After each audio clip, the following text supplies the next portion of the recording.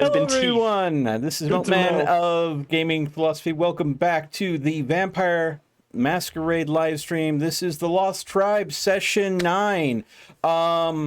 We are a little late, folks. I apologize. Try to let you know on the Discord. We ran into some technical difficulties. Thankfully, everything went wrong. Yes, well, Murphy's Law. Anyways, but we are up and running now. We do have one member that will be joining us soon. And that would be E.T. Laserbeam, who plays Lynn, our Everyone's wonderful... favorite Bruja. Yeah, well, I don't know about that. I don't want to play favorites amongst the Brujas. No. Can't hear you, Taylor. You might not... She's the punchy one. Oh, she is the punchy one. I have had to intercept a punch or two. For your sake, Mrs. Amala Samash. That's fine. My father hits harder. I don't think that's actually true. Emotionally, maybe, but physically, no. Violet.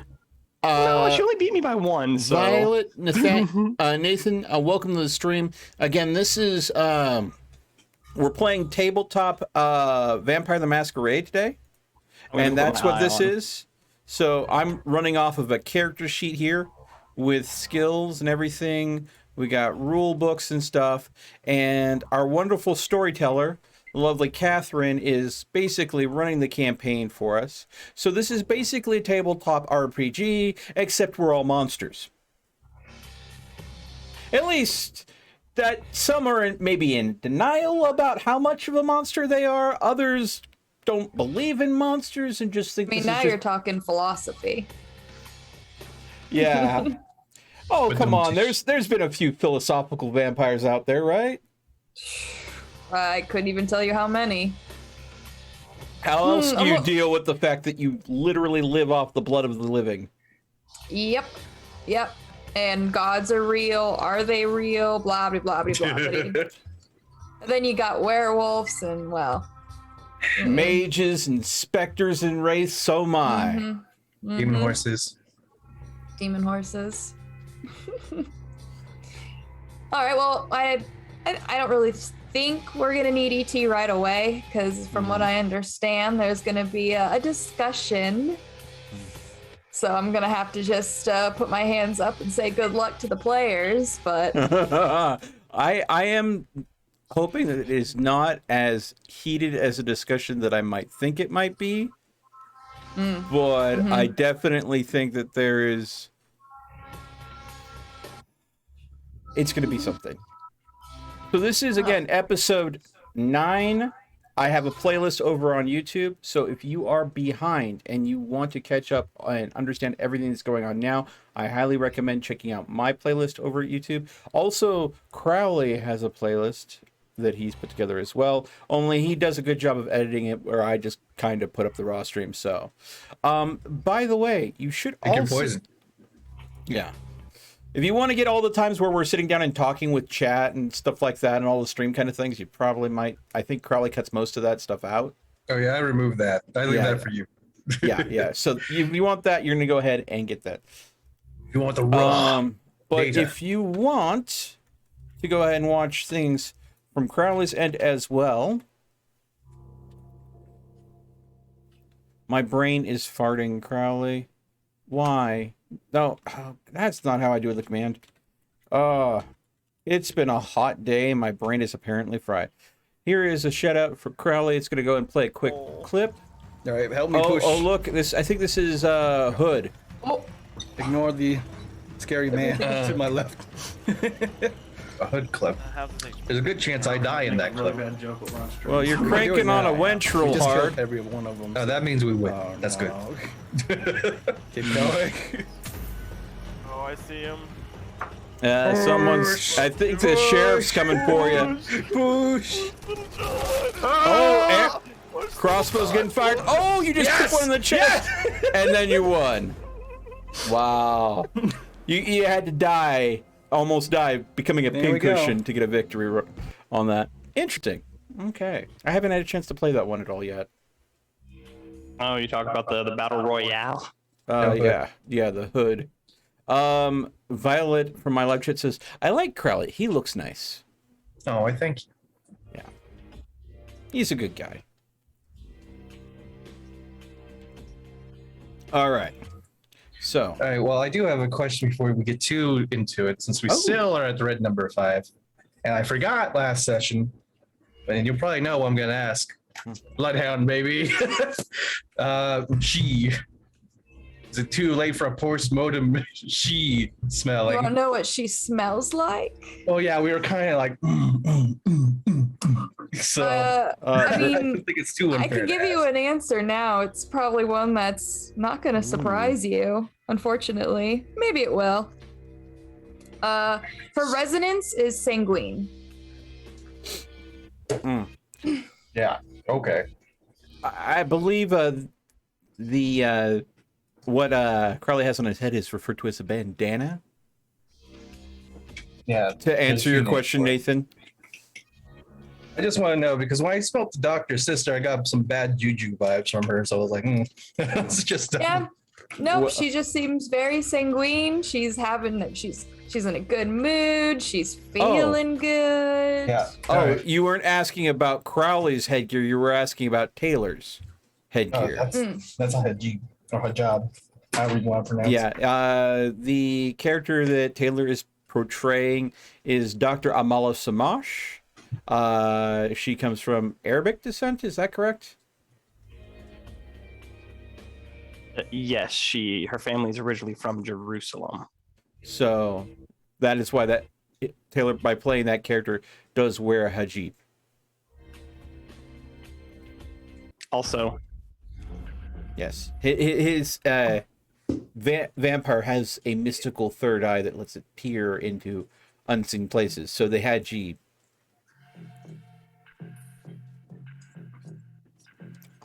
I've had a couple people ask to join in the Vampire Masquerade. At this point, we had one other person playing with us, but he couldn't keep playing because he had other obligations. So I think somewhat we've kind of hit a good group now with just the 4 players and the storyteller. I don't think we're going to be adding any new players this late in the game because we've got enough chaos to deal with as it is. So I apologize. I don't think there's going to be any adding of new people at this point. The only way that I know that we would be looking to add new people to the game is if they had a conversation with Catherine and Catherine felt like they would be a good blend to the group and they would be able to commit to coming every other Saturday, because that's kind of the schedule we're running. Commitment is key. Yeah. Unfortunately, and that's always tough. Work, school, I get it. My biggest gaming group that I've ever was a part of was 11 players and 1 DM, and it was absolute insanity. Yeah, there's no way. Yeah, literally. No thanks. Initiative never stopped. Like literally the entire session, you had a rolling queue for people that got to talk to the DM. Yeah, exactly. No thanks. That's not fun. I did see an interesting over and over. I did see an interesting house rule for D&D recently, where you do initiative at the very start of the session, and then you worry about whatever combat comes around. That is free interesting. Yeah. Now, as the game does get started and we do get involved with the storytelling, I will not be readily responding to chat. When we get to stopping points, I will go ahead and talk to chat, but I have to go ahead and at most points stay focused on what's going on in the game and staying in character for the sake of the role play.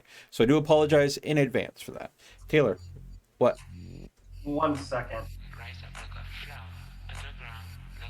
On Crowley's screen, I am very heavily shifted to the right. All right, that's I was doing the left and right to figure out which that's direction why there's an ET in here.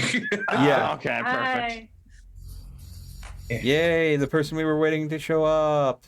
Sorry. It's okay. Work is like that.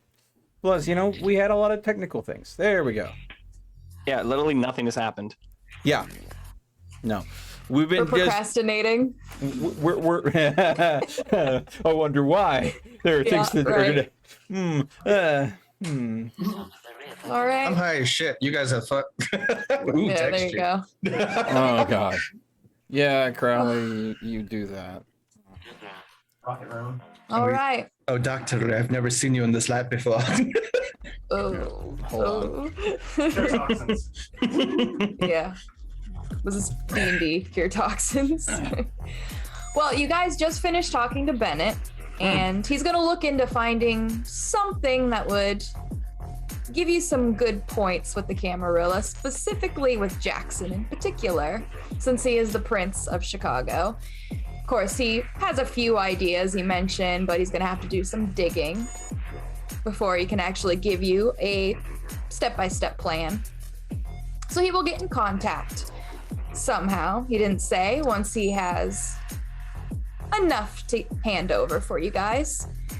You have left Bennett.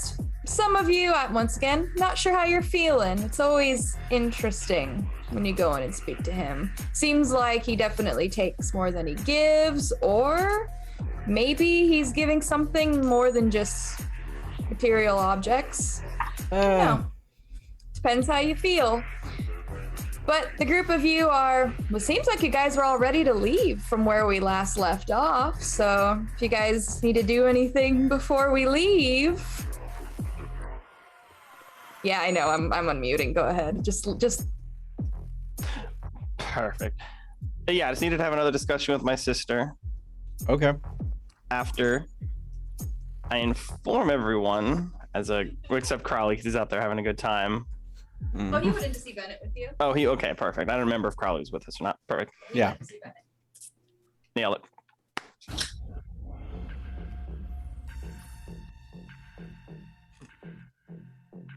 Okay. I'm going to let everyone know that unfortunately I am on a bit of a time limit, and I very much need to take my sister to see the Doma. So I'm going to talk to my sister, convince her to come. Shouldn't be too hard. She's my sister, and I know her pretty good. We shall see for. Go ahead. Oh, no. I wasn't aware that was the game plan when we came here today. I thought it was just a visit, and then we were going back to the Haven to lay low. What happened? I'll let you know. Unfortunately, my sister is acting worse. How? So, if Psychological issues that were minor before are starting to bubble to the surface in disturbing ways, affecting her speech patterns. Her actions are erratic.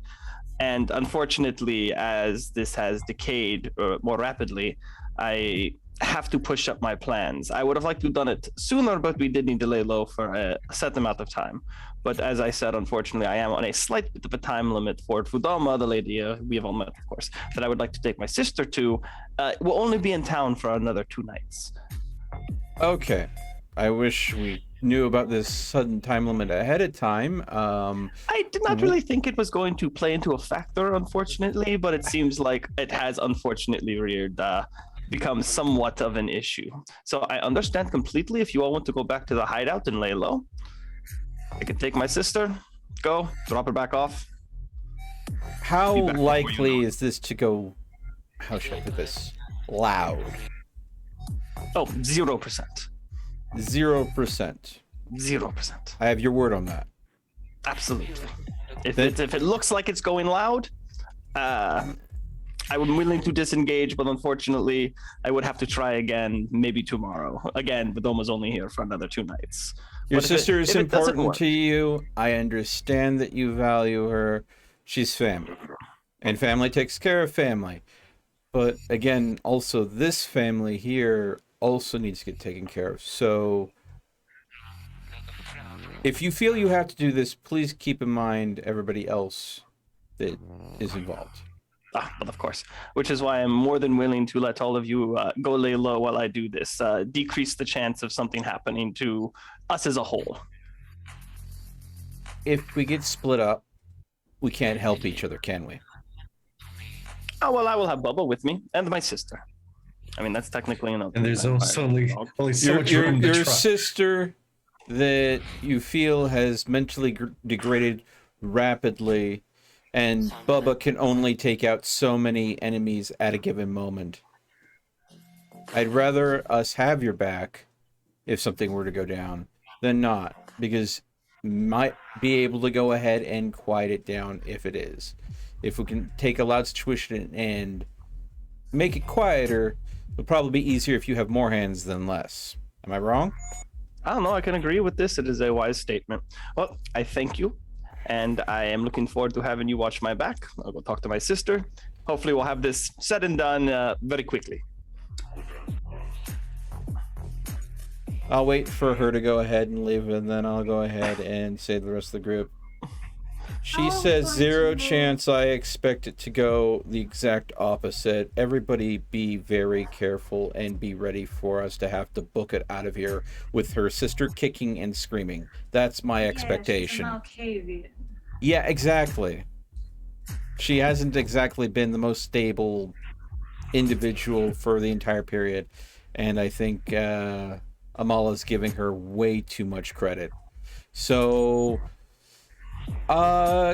Crowley, do you... Theo, that's a very nice shirt you have there. I was about to ask Crowley to go ahead and go out and start the truck, but Lynn, do you mind go ahead and driving? I would be fine with doing so.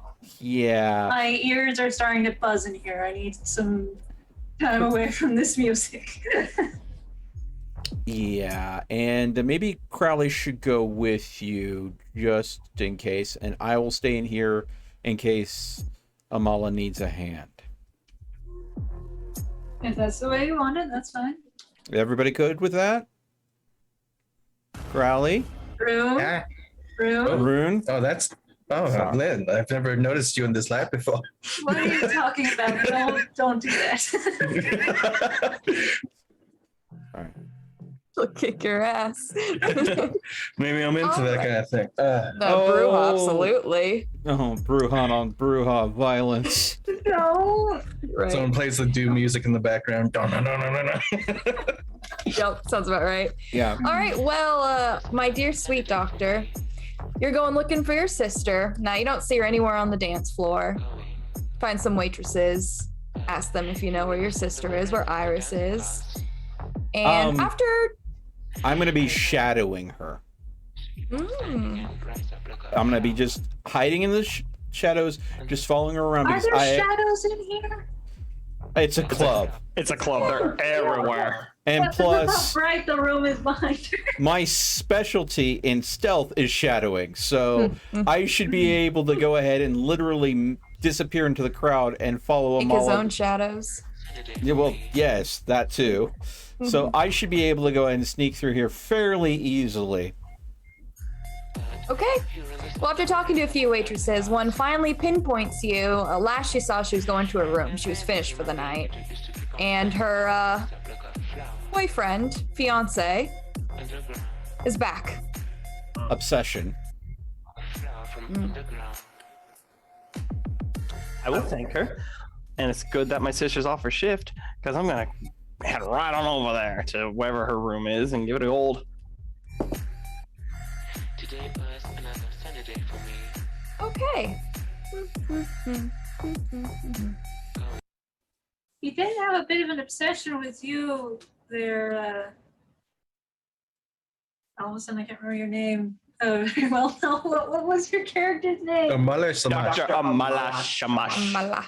No, Melts. What Theo. was it? Theo. Theo. Yeah, see, you don't feel you did bad have because I obsession. was You calling... all are awful today. Yeah, I know. It's been too long since we played. I was calling Yeah. Crowley. Yeah, that is true. I was calling Crowley instead of calling him his character's name Rune. So I am sorry for that, by the way. You can call me Al. Just don't call you Shirley. Yeah. All right. You give a few knocks on the door. You can hear. It sounds like crying. I mean, there's really... You recognize it. You've heard your sister cry a few times, especially after your father's drunken benders. Door is unlocked. Going in, Chief. All right. You open up the door slowly as you take a peek. And you can see that your sister is by her bed. It looks like she's been tied up, like her hands are tied up, her feet are tied up. She's in like almost like a fetal position.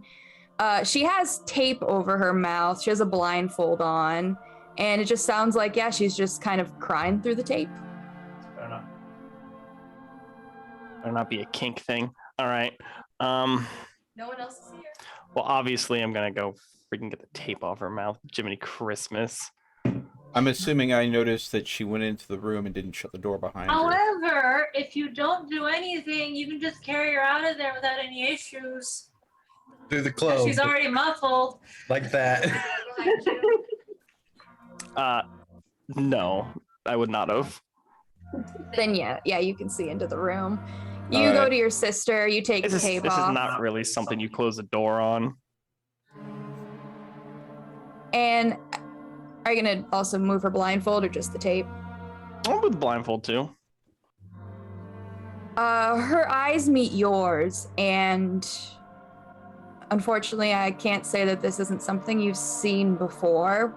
Once again, like I said earlier, just her eyes are very reminiscent to when she was a little girl. Your father had a bad day at work. Then she's looking at you, she's shaking, and she's going to point, almost as if a child trying to point at the monster under their bed. But she's not pointing at the bed where she's hiding. No, she's pointing at a desk. Is there anyone or anything over on or around that desk? Because if the strangler, I might have to kick his ass. No, there's no one here in the room. I mean, the desk has what looks to be magazines, specifically ones that have references to the red number 5. People have done stories on it. There's, pens, paper, makeup that's on there. There's a trash can also that has, some just paper that's been thrown away. I'm going to finish untying my sister first and foremost. That's a little bit more important than whatever's on the desk. As soon as she's untied, she quickly just grabs hold of you, crying. And I'm not a good fake crier. You don't want to hear me fake cry, but through her muffles, you can hear that she's saying that she's a monster.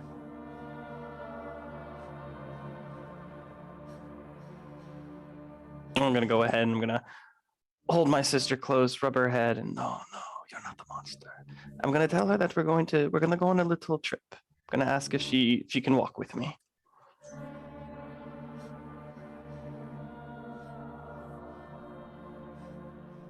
She tells you to kill it. She's pointing back at the desk.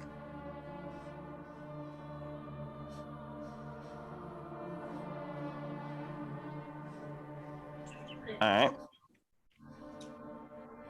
Well, a couple things I know. This guy likes to jump through shadows, so I'm not going to leave my sister alone behind me. That'd be silly.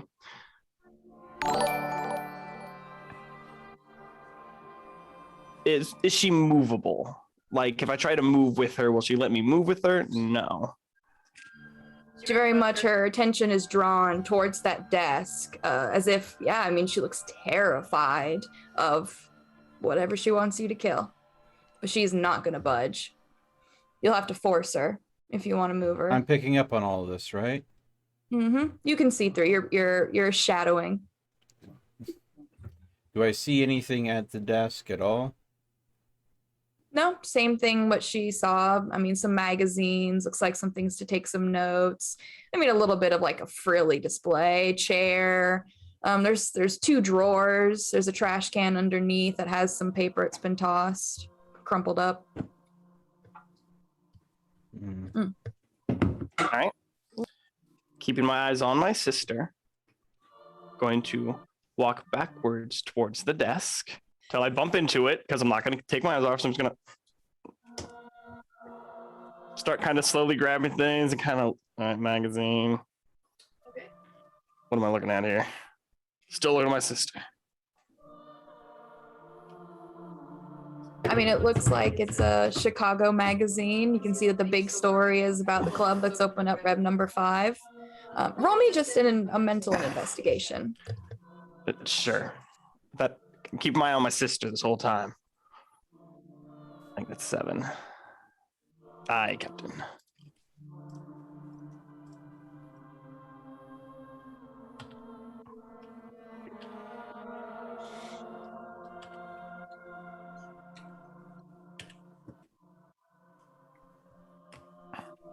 4 successes, one of them being a 10.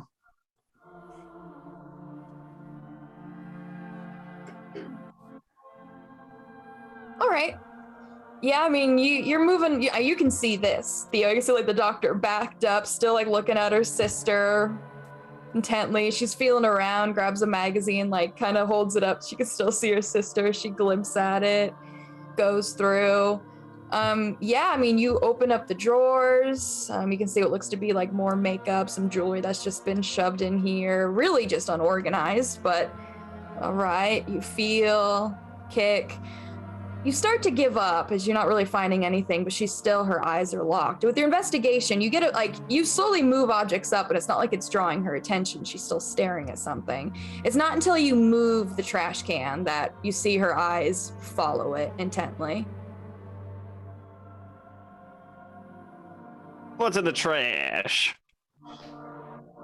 All right, I mean, you're seeing a lot of like scrapped menus. You will learn that it seems like the red number 5 has new menus almost every night, but they have a menu and a menu.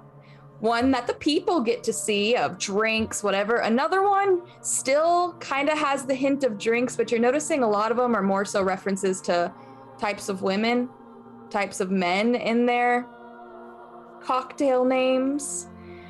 You also find something else. Catch.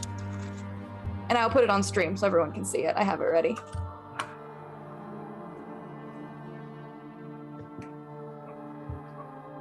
Oh, jeez. There you go.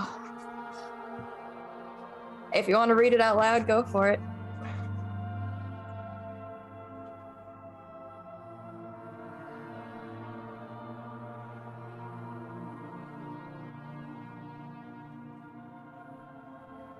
Can't hear you, Taylor. I was still muted. Oh, well, I thought you would have been. No, I didn't figure everyone needed to hear me uncrumple that piece of paper. That took a little. No, but that's for the immersion. Fine, I'm gonna have to do it. All right.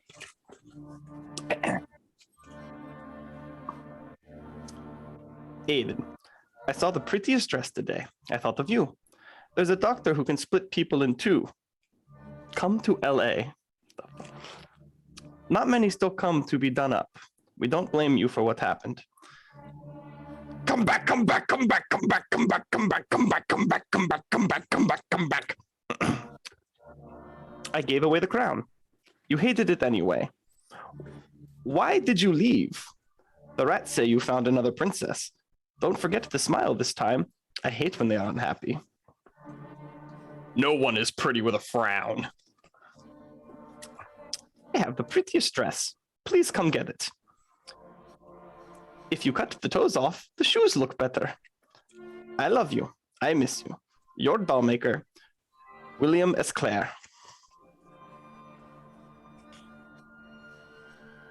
Ooh. That was beautiful. That was what I hoped it would be and more, so thank you. You're welcome. Yeah, I mean, you read it, and once again, I mean, her eyes follow it, and she even, like, crawls back. She seems to be, I guess, terrified of a letter. Okay.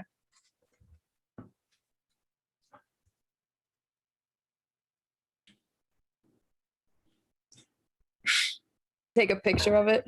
Yeah. Click. You're going to destroy it right in front of it, right? Oh, 100%. No. Method acting. And are you gonna rip it up? What you thinking? No, I need to burn it. Did I find a lighter while I was rooting around all this nonsense? Yeah, your sister was a smoker. I'd say you could find a lighter, probably within the drawers as you rumble through. Was the Perfect. trash can made out of metal? It is.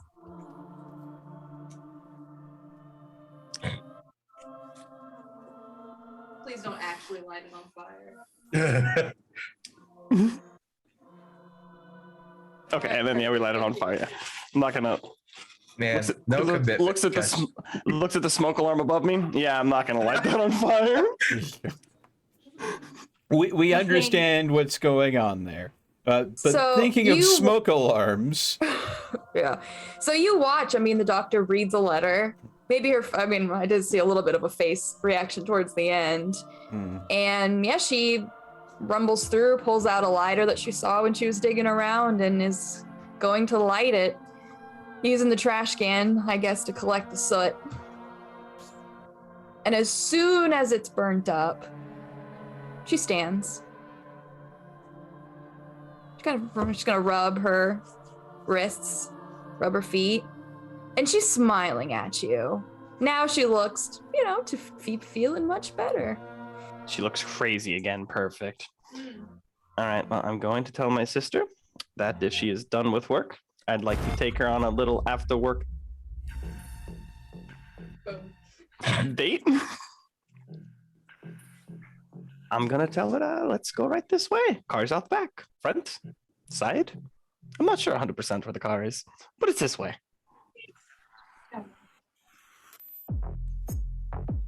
She says it's only fair. She's gonna get up. She's gonna start heading out. She'll take your hand. Absolutely. Well, that was remarkably easy. 0%.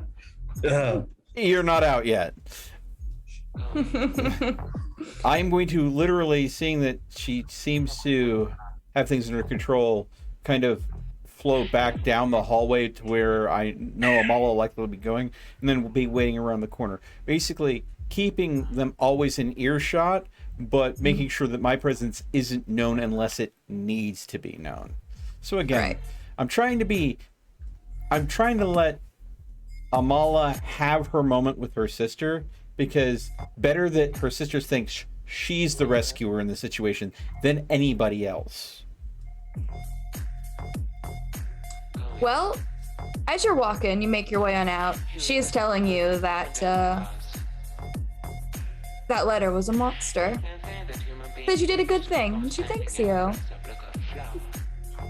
I let her know that it's just one of many monsters I'm going to slay for her. Well, she says that if you want, she would really appreciate if you slayed the one who sent the letter. Then he'll never get angry ever again. Oh, I'll ask who sent the letter. She says she's never met the man, but she knows he's a bad man. An evil man. He does bad things. Does this bad man have a name by chance? Or maybe a title? Well, my prince always calls him father. So that's what I know him by.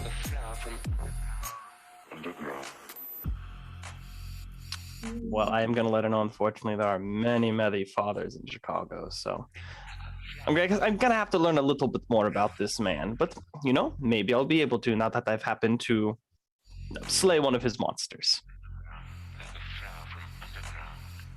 Well, he's gonna send many more, so we're gonna have to cut the head off at the source. I think we could do it, the two of us. And then we could finally be happily ever after. Well, any plan is worth doing right. So let's take it slow. Let's make sure all of their ducks are in a row, and we will see how it will go. I'll tell him you did it for him too. I know he'll appreciate it. Well, of course, he is going to be my brother-in-law soon, is he not? I'm thinking we should have the wedding tomorrow. What do you think? Have it here. Well, I mean, in all fairness, don't want to invite our parents and maybe a few other people. I think we need a little bit more time than 2 nights. And I'm not. She's going to squeeze your hand and she's going to say no. At least Mom. I'll think about it. We'll see. But I don't have a dress yet. I definitely need a dress. I'm thinking red. What do you think? Well, I say you always look better in the lavender, but it is your day, not mine. I think red would be lovely.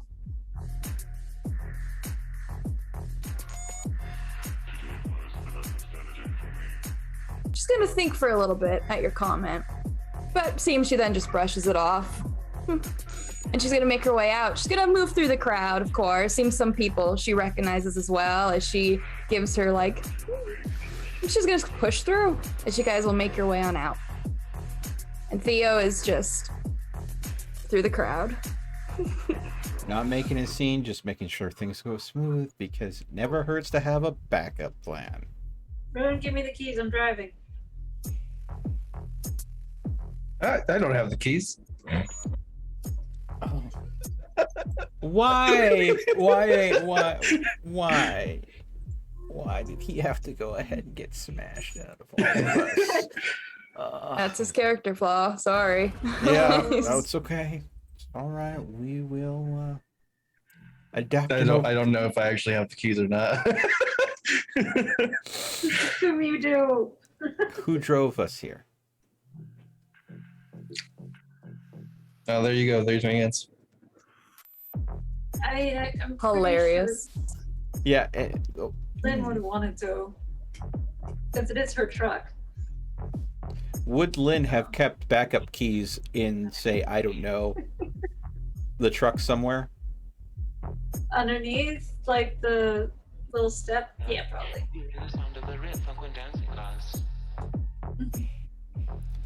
It's like in a little metallic box, like it's magnetic to the top. Oh, okay. Kat has one of those on her car. And the one time she forgot her key and I had to climb under and get it, took like 20 minutes. Her dad hid that thing so freaking well. Yeah. But hey, you know, it never hurts to have a backup key. Last time I need my keys. One time I did actually lock keys in the car, and I had to learn the joys of coat hangers through cracked open windows. I tried that, but I didn't get it to work. So I had to call a locksmith. No, I had a buddy that was a pro that I had to call, and I couldn't get to work either. But he's jimmied a few locks in his day, so, you know, it's always good to have friends with skills. Yeah. I said... All right. Well, you guys are going to load up in the car, and looks like she got her sister to come without any problems. Her sister is going to yell shotgun. I will go ahead and happily climb into the bed of the truck. So I'm assuming who's driving? Is Lynn driving? So, yeah, it's one of those like couch seats, almost. You know how there's back in the old days, there's no hump. It's just a flat seat across all the way. Yeah, it's one of those old time trucks. Okay, so you could probably get your Lynn, Amala, so the boys are hanging out in the bed of the truck. Yeah, Okay. yeah. So it's like Amala sits in the middle to make sure, like, if your sister tries to get at the wheel at all, you're not gonna let her, right? Of course. As we're heading out, I'm gonna say, "Auf Wiedersehen, Dominique." No. I'm kidding. Punch. No, I'm kidding. Freaking Crowley's gonna go ahead and have a regular lady friend at the red number 5. I don't know about that yet. Well, an ally, maybe, hopefully. I mean, if all it takes is a little bit, great. Okay, Jesus, Crowley. Yeah, come on. Just Everyone has to have recreational I'm willing to sell my hobbies. body. Men. Good lord. All right, well, you guys are heading to Vedoma's. You all have been there at least once. Someone, I think, has been there at least twice. Except for your sister. This will be her first time. She's going to mess with the radio. So she's going to find something she wants to listen to. And I'm sorry, Lynn, but it's going to be kind of more of just club music that she's going to play. If it makes Lynn feel better, I clearly don't like it either. But your sister's giving me a headache. Well, I mean, she seems like she's having a good time. She seems pretty excited. I don't know if she gets out often, but use the headache. I'm pretty sure she doesn't ever get out. And I'm pretty sure that we're probably going to have someone go to her room, notice she's not where she was left, and come looking for her. Yeah. Do it. Keep his ass. well, That's the rifle in the bed of the truck. The rifle's in the bed of the truck, where Yes, me it's and in a Crowley nice is. case. It's in a nice case. Okay. Me And and me and Rune, who is very much touchy-feely I'm right having now. a great time. Yeah. And Bubba. Well, okay, yeah, but Bubba can't use a rifle now, can he? You don't know that. That'll poking be an Tito like, hey. amazing feat to go ahead and see a freaking dog somehow fire a freaking rifle. I know, I've seen a really old animation where a dog did successfully shoot a man in the face with a gun.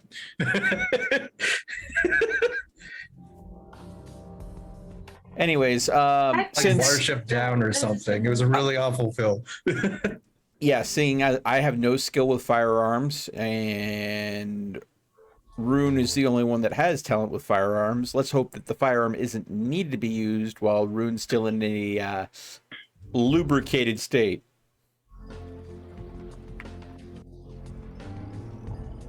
Muted. It's gonna be pretty uneventful. Thankfully, Excellent. I mean, you guys make your way out. Thankfully, you're in downtown where the red number 5 is, so you just have to head immediately west to make your way out. Head towards Countryside, which used to be one of Bowman's hiding spots. Used to be. Go a little bit further, deeper in, until you see a lone caravan. Lights out front. Says fortune teller. It's quiet. Big tree in the center. No one else is here. Well, the It's eerie. gypsies moved on, apparently. You guys park your car. Pile out. I mean, Bubba's like the first one to leap out, even before the car is fully stopped. He's gonna, jump out. He's gonna head towards the caravan, and he's gonna sit right in front. His tail's wagging. Your sister's gonna ask if this is it. She says this doesn't look much like a party. I tell her the fun is inside. I tell her right this way. Oh, she's gonna jump out. She's gonna, brush herself up a bit. Once again, she rubs her wrist where you could still see some burns. And she's gonna follow you. Oh, I'll call the Iris. Enjoy. I mean, her head snaps towards you, and she gives a smile. Eerie. It's mostly the eyes that are just so void as she looks at you. She catches up to the doctor. You head up. The door's closed. I'll hop out of the truck bed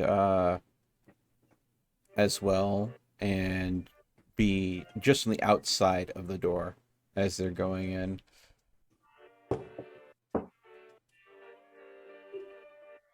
A few moments pass. You hear, "Come in." Well, I'm going to lead my sister inside to meet Vadoma. She tells you, "Iris only."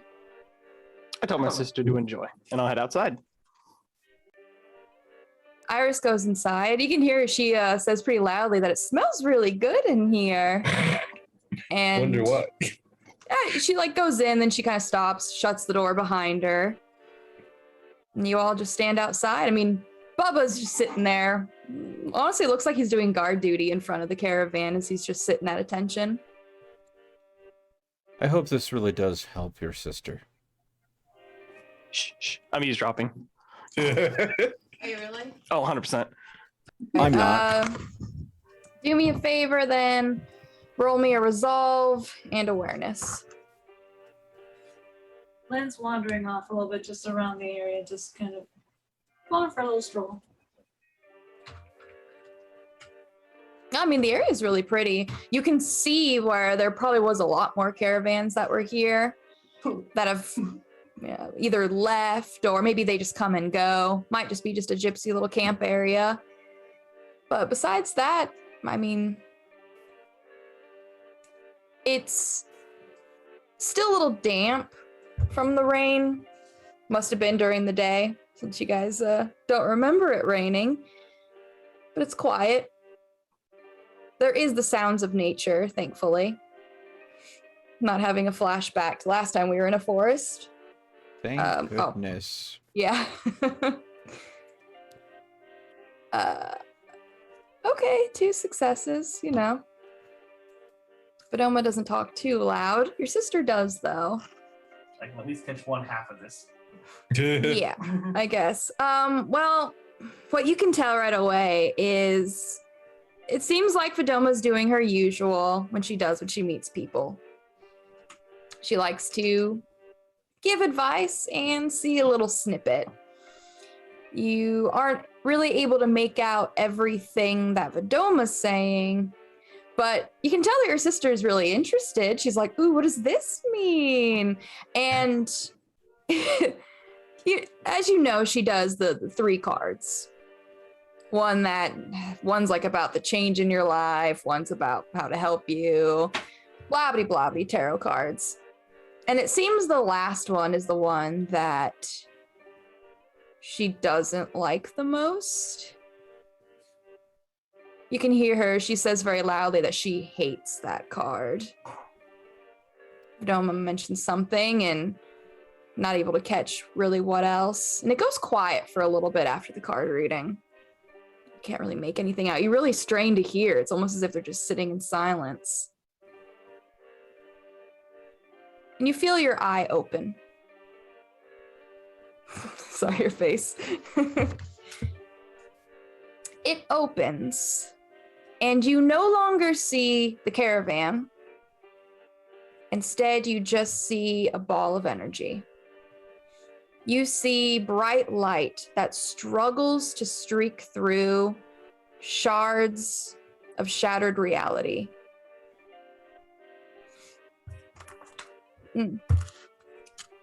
Excuse me. And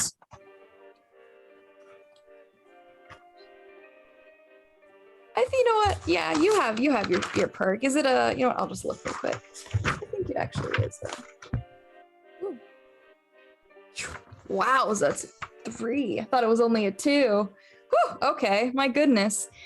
I paid money. Yes, this bright light is encompassed by this shattered reality. It looks very like glass-like, and sometimes you can see the light streaks through, but it's just encompassed by all of it. It reflects, bounces back, and slowly the pieces begin to shift and rise until there is a path that is created that releases light that has been strangled within the center. And your eye closes. No blood, not even a trickle.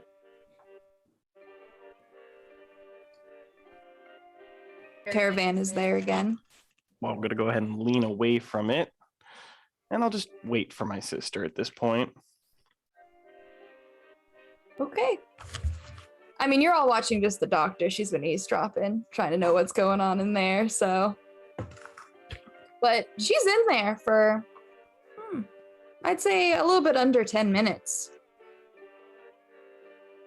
Until she'll finally be making her way out.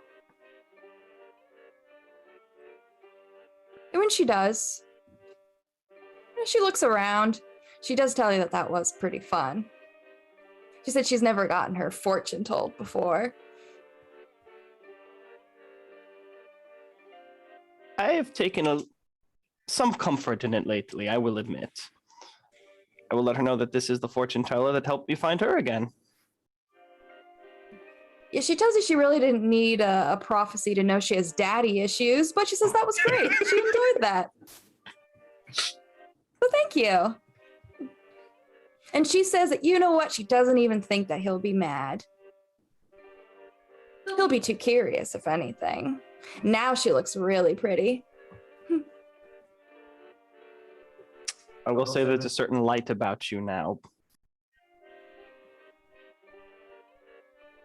She says to you that she thinks we're one and the same.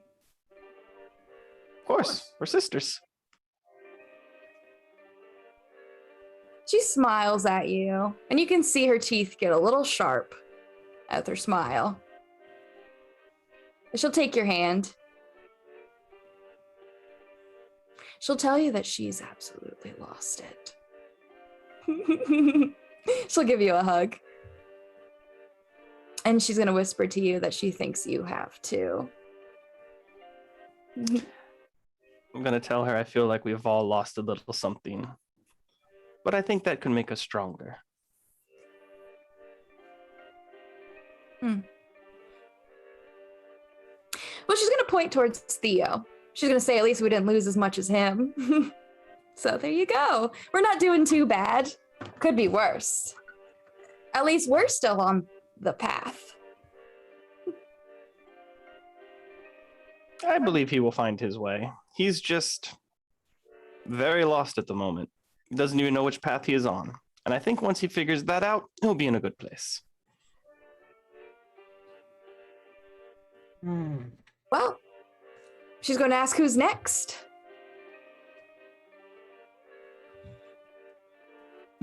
Well, did she tell you to send anybody in, or? Oh, I thought that's why we were here. We're all getting our fortunes told. Isn't that the whole point? Absolutely, I'll go. Okay. You head inside. Fidoma's sitting there. And as soon as you come in, she holds out her hand, and you can see that she's slowly standing up, looking like she's looking for help to get up. 100% I'll help her up. She asks, "How are you, dear?" I tell her that I'm doing very good. I will thank her for what she did for my sister. I tell her I got a small glimpse of what I believe you helped her with. She tells you that is good. That is very good. It means you are still on the path, if you can see. Well, she tells you, dear, that her time is coming towards an end. I tell her that I know her time here is very limited now. She tells you that I will tell you this. I am going. It is time. The Monitor of Chicago is going to be aiding me with my final trial. It is time for my suspire. If I succeed, I reach enlightenment. If I fail, I will be lost forever. I'm not sure how long it takes. It seems to be different for everybody. But I know that you still, without being there, will help me get through this. You are a very good girl. You just want the best. And that's all that she can ask for. That's all that it takes. Just don't fall off that while she's gone.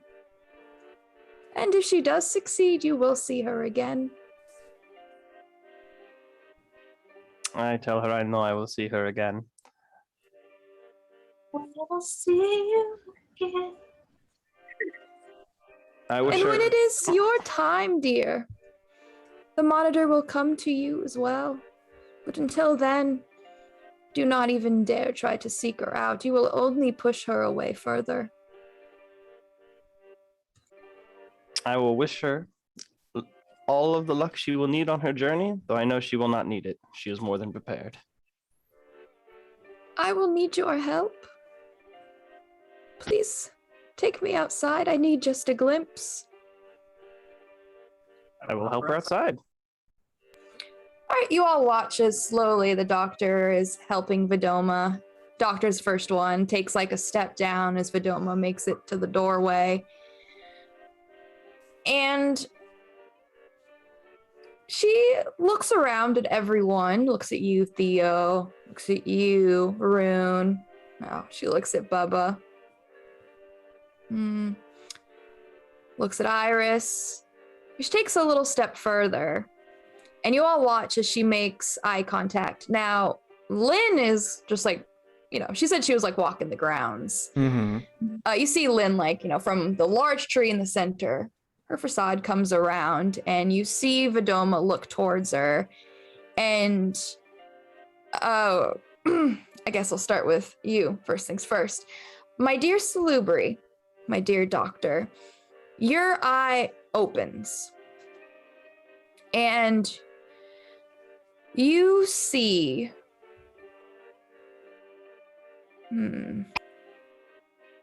Okay. I have to keep mine's a 3-pointer. It's crazy high. You see Vidoma, but you see her essence. It's really hard to say in this vision. But as soon as she makes eye contact with Lynn, it's almost as if there is a whip that shoots out. And it's not a whip from Vidoma, it's a whip from Lynn that just directs towards her, kind of given like a whoosh of energy that just shoots out. You see Vidoma take a step back as she holds onto the caravan, and you actually have to hold on to her as she starts to fall back. You all watch as if as soon as she just looks up, she grows weak in the knees, and blood begins to pour down Vidoma's face. She has like her gypsy band on, but you just see it get soaked as blood just fills her face. Does anyone have any hunger? I don't think so. No. I don't believe so. We've been doing I good. didn't know. I ate before we came here. Good. Rune, you're not hungry, but even still, you know, French fries smell good, cookies smell good. You could definitely still go for one, whether you're hungry or not. I mean, you watch it pour down her face like chocolate fondue, of blood. It's not your stomach, but something within you growls. That resonance, there is no resonance to describe what you're smelling. I punched myself. Well, what a disaster. Vidoma's about to pass out. Blood. Crowley punches himself. Yeah. All right. But yeah, you hold her as she then steps back, and she's going to go back inside and just take a seat nearby as she tells you, since you're the one that was helping her, Doctor, that it is worse than she thought. Oh, she tells you, dear, this is bad. This is very bad. I don't think she's going to make it. Oh no. Going to ask if she knows what ails her, and if this pariah might be able to know anything. She tells you she knows of many pariahs. She's not sure which one you speak of. She tells you are asking for an outcast. Well, there are many. In fact, you could even include her. But she tells you she doesn't know. She tells you she is not alone in there. Something shares that body. Something bad. Something hungry. And it will consume her.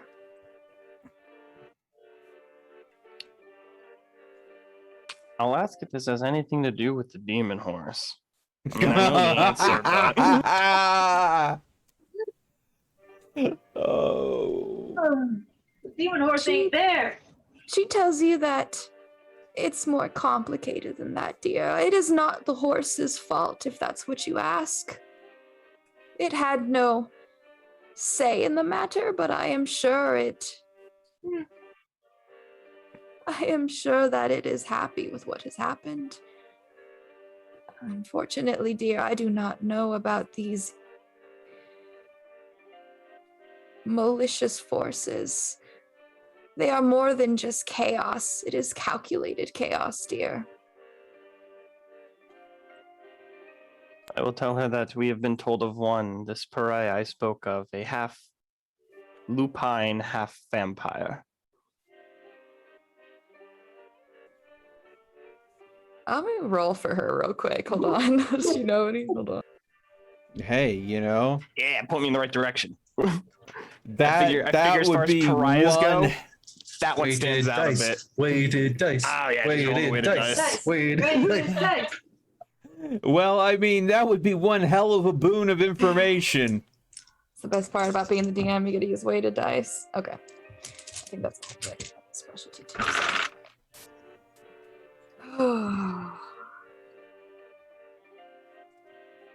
Okay.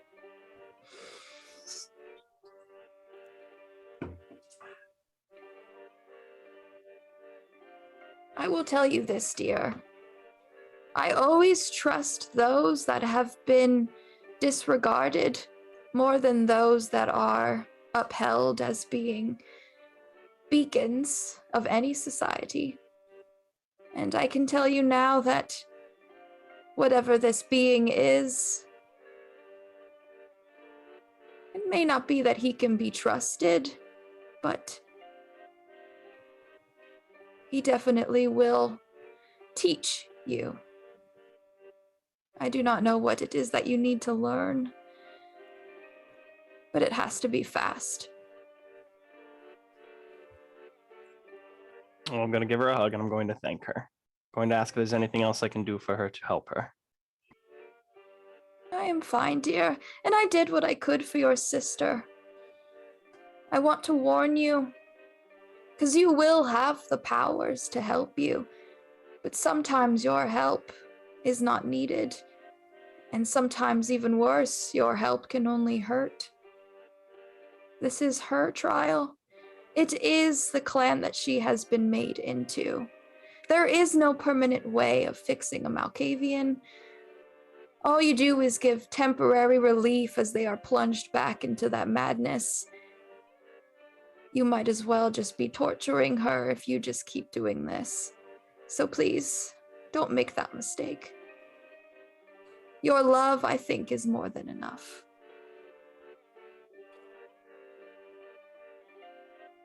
Well, as soon as I helped this prince of hers, hopefully he'll be the one to help her.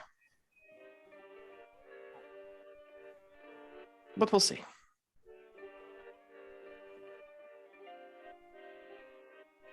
Please watch out for Lynn. She must learn to trust herself, and she can't be trusted.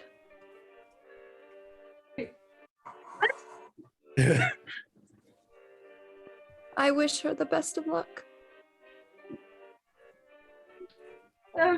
I thank Badoma for this information, and I tell her we'll begin searching for this outcast immediately.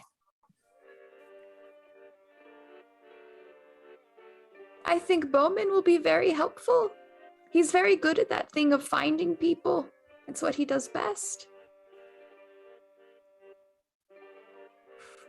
Sorry, Bowman. Yeah.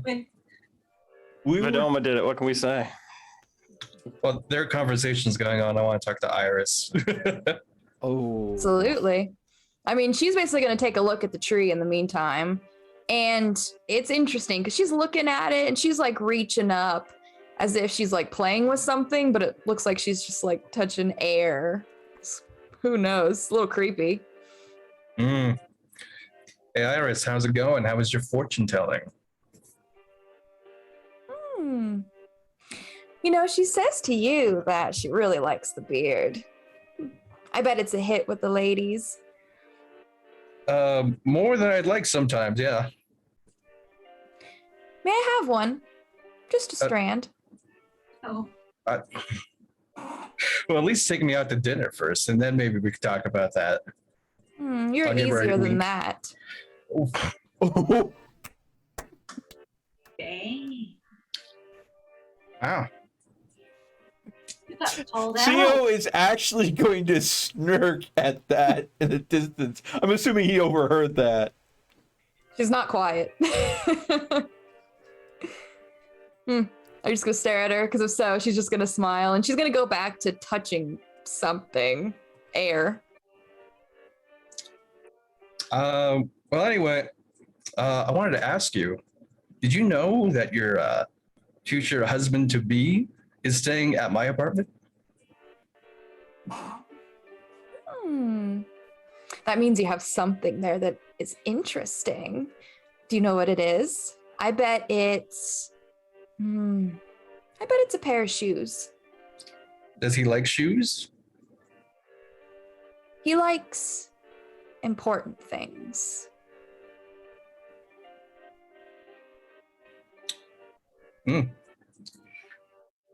That's Who knows? Maybe interesting. it's you. Maybe you're the important thing.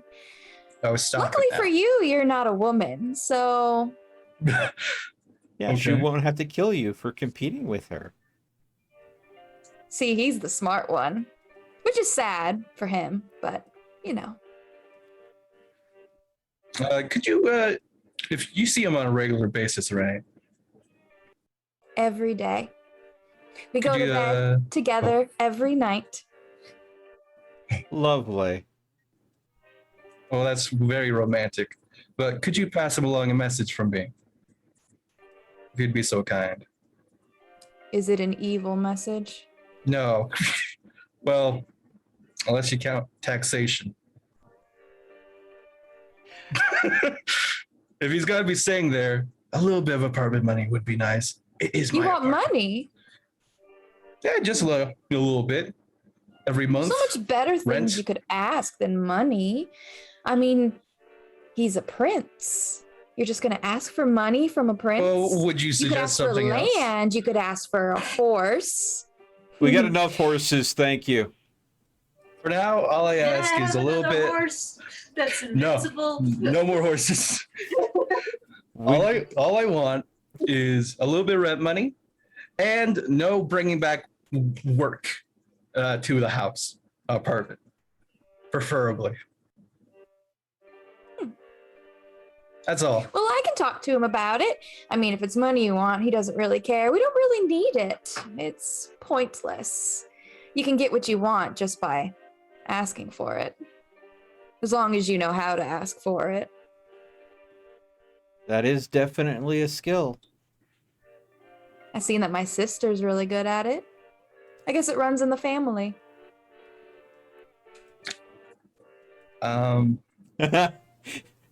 You did talk us out here on that fortune-telling trip when it wasn't the plan tonight, so I think you're absolutely on the money with that one. Well, the plan tonight was he was to come here originally. That was my Yeah, point, anyway, Rune. so- Yes.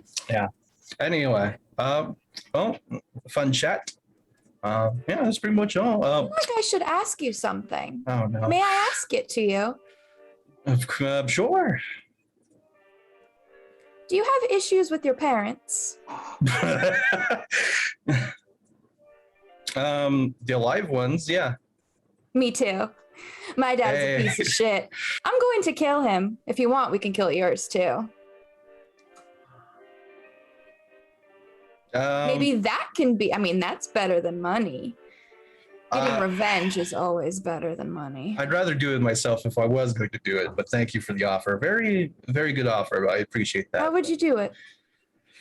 Oh, I haven't really thought about that. Really? I've thought about it since I was a little girl.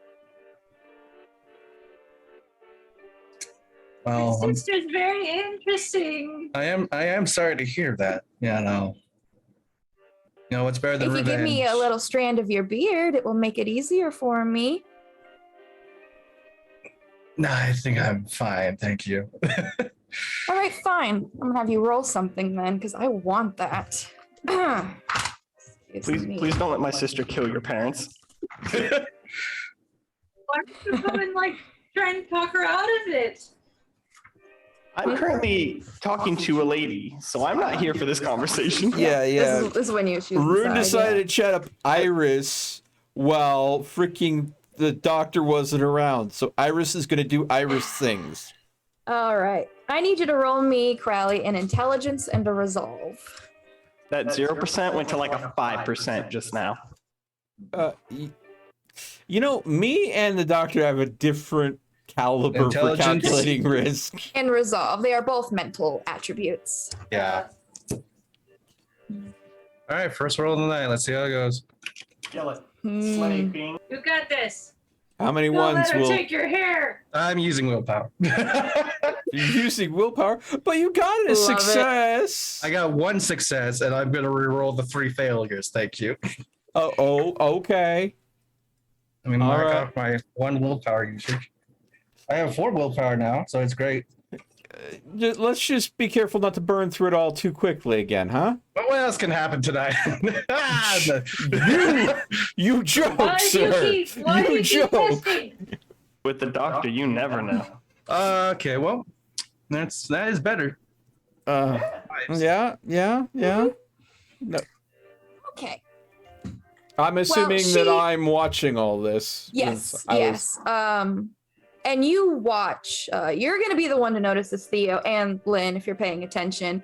She adjusts her body. She puts one hand on her hip. You see, like, it perks out, showing her bootylicious curvature. Displaying her asset. She's leaning down now, so she's like looking up at you. And I mean, she's got like big cat-like eyes. And she says to you, Rune, that she just needs one little strand. And I mean, you're staring at her. Her eyes draw you in, and it feels just like a void that you get lost in. And you come to. Everyone else, you see as she, leans over. He even leans down to look at her, and she just plucks out a beard hair. Did I have any inkling on what was going on during any of that? Would I have had any chance to intercede? I'll see what you got, but My character's busy listening to what the old lady has to say, since, well, it has a lot to do with her.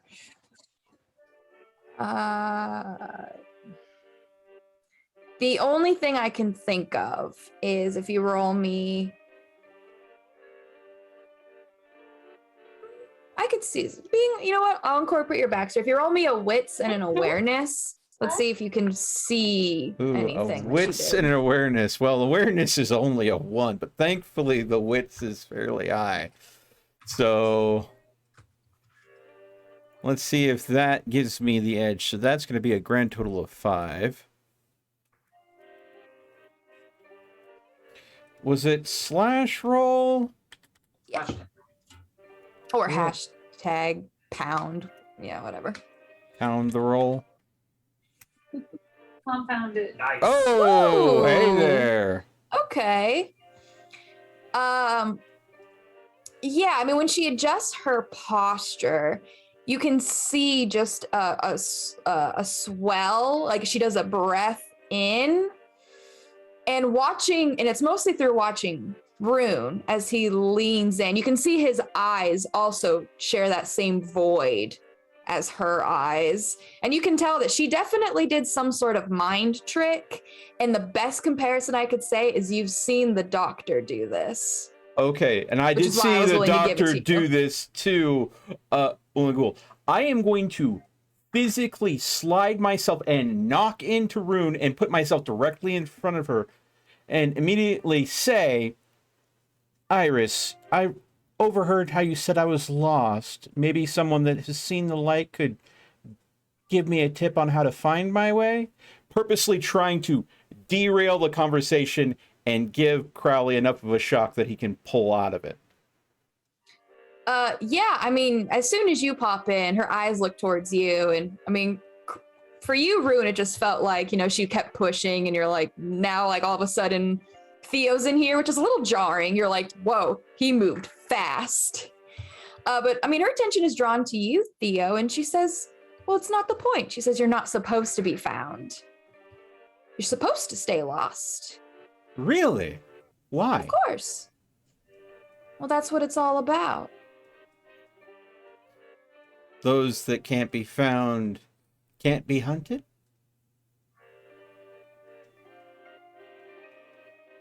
She says that it's not that you can't be found. Something will always find you.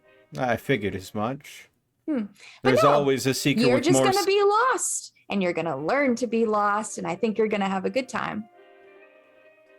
And you know what? I think we are kindred in that regard. I do agree with you in some point, but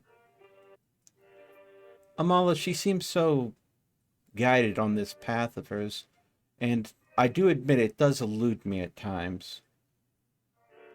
She's looking at you. She kind of leans in. You get a little nervous after what she did to Rune. And she's going to ask you, have you drank your own blood? And Theo's going to think to himself, he's like, did I get knocked or anything? Bite my lip? Well, Doctor, you're coming out. And you can see that it looks like Iris is having a conversation with both Rune and Theo. And she's leaned in into Theo. Question, was Theo able to interrupt the hair pulling? Let's hope. Fuck. Hard to say. I Oh, did looks like my they're best to getting save your overran. butt cheeks there, Rune. I did my best. Well, I mean, if they die, I mean, it's really of no consequence anyway. Wow. Big Okay, heart on then. this dude. Not If Lynn that heard I that, recall, possibly accidentally, but why would one drink their own blood? what am I walking into? He's. She shrugs and she's gonna, lean back and she's gonna look over towards you, Doctor. Well, she's gonna say, and she's looking over at Bubba as she says it. I mean, she looks at you, she looks down. But she's gonna ask if that's it. Is that it? Is that why we're here? Just for that? I mean, she says it was fun, but she says usually it's not a party until at least someone gets punched. Who volunteers? Oh, I'll immediately just punch Ruin over there. Sorry, what? All of a sudden, Rune gets sideways punched by freaking Linton.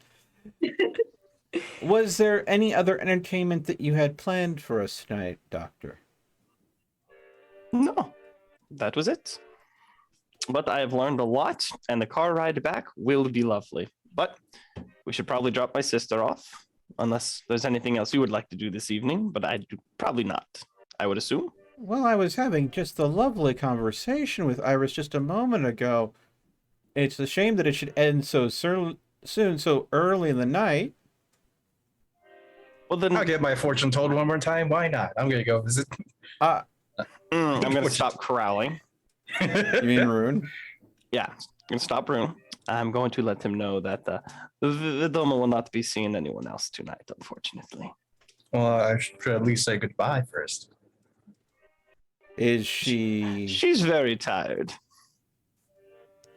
I see.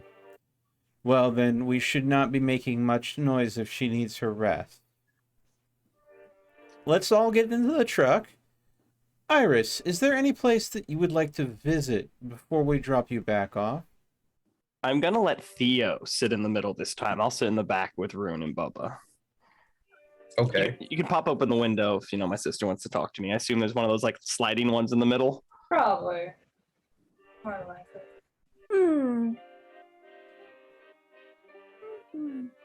There's a lot of places I can think of, but food tastes so bad now. Tastes like...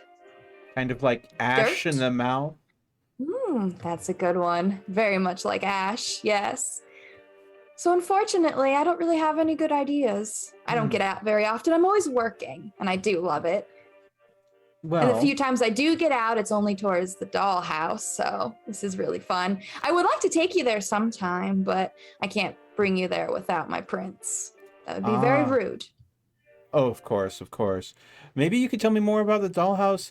We'll head to red number 5, and, if you ever do want to go out sometime, you have Amala's phone number. Just give her a call. Maybe we'll all have a group night out sometime. Oh, I'm not allowed to have a phone. But there are phones at the club, right? I'm not allowed to use them. I don't like this at all.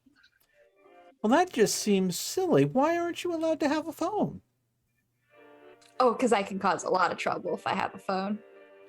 Oh, really? What kind of trouble? Well, I guess there's some bad guys that like to kill us, and they're really good with keywords. And sometimes things just come out of my mouth and I don't know why. So I don't really want to get in trouble. You know what? That's maybe safer that way. I understand. I have to be hard about that too, because I was told I need to be careful with my phone too. They're always listening. Everywhere. Not just here. Everywhere. Well, maybe they should not be so damn nosy. They're obsessed with us. I can't tell if it's because they want to be us, they're scared of us. Jealousy? I'm not sure. I think so. Well, if I ever have a chance. But I would love to tell you about the dollhouse, and she's going to get in the car. Okay, so I'm going to sit there and I'm going to let her tell me all about the dollhouse. Yeah, I mean, you all can. If you have the slot open, then you're going to be able to hear her through the whole trip. So, I know you're too nosy, my dear sweet doctor. Yeah. Have it cracked, probably. I'm figuring, you know, if she's talkative and she's going to give us information, that it might be useful, and the doctor will be appreciative of getting.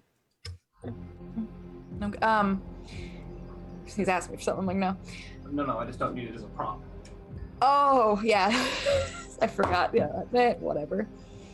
So on the trip, she's going to talk about the dollhouse. Well, the dollhouse apparently is in an abandoned candy factory.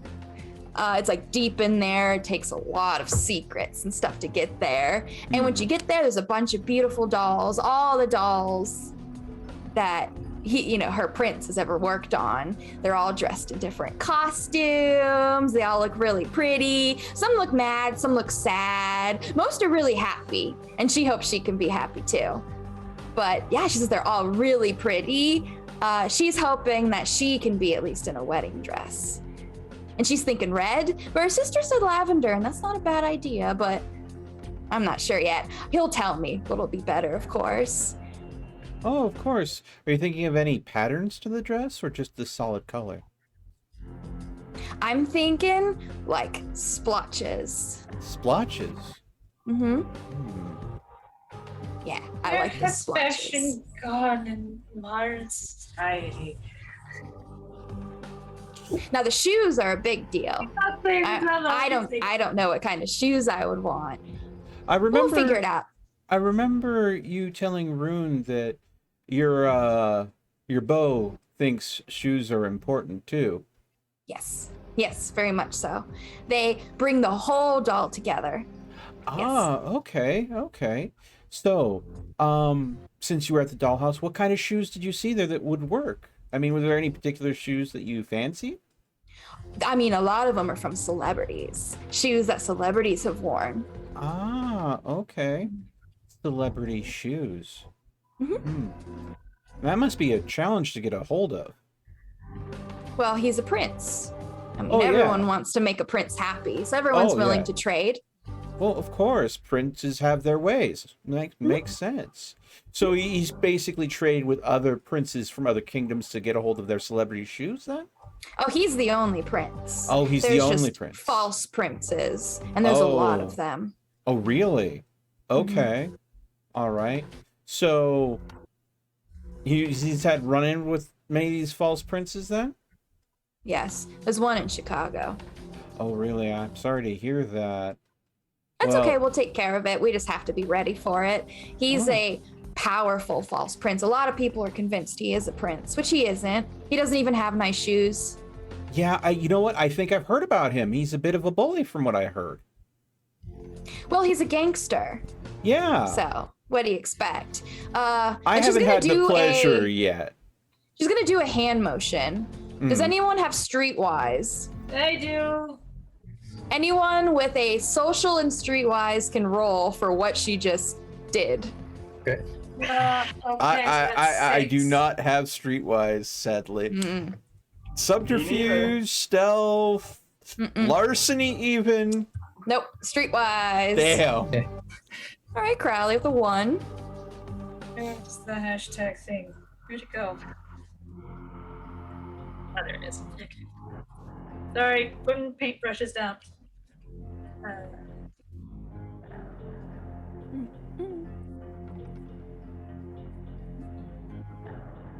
Jesus. E.T. All right, Lynn.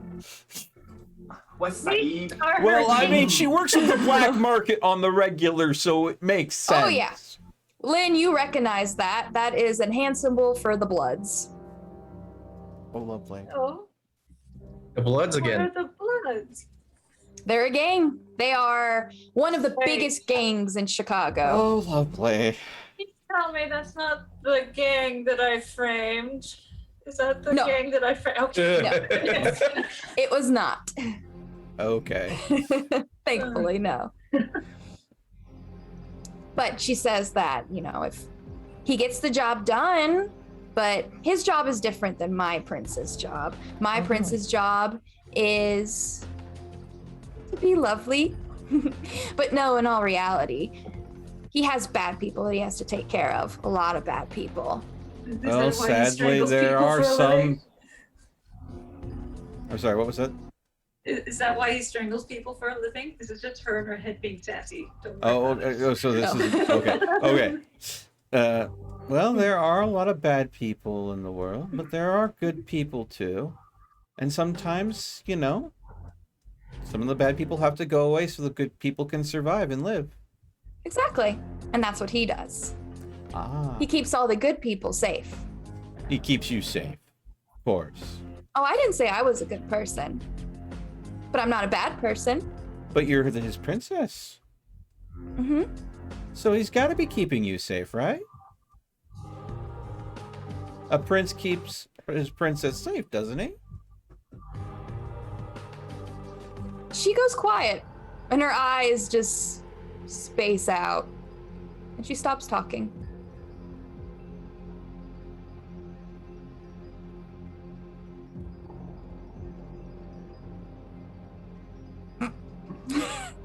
Well, just so you know, if there's anything we can do to keep you safe, if there's any way you can reach out to Amala, let us know.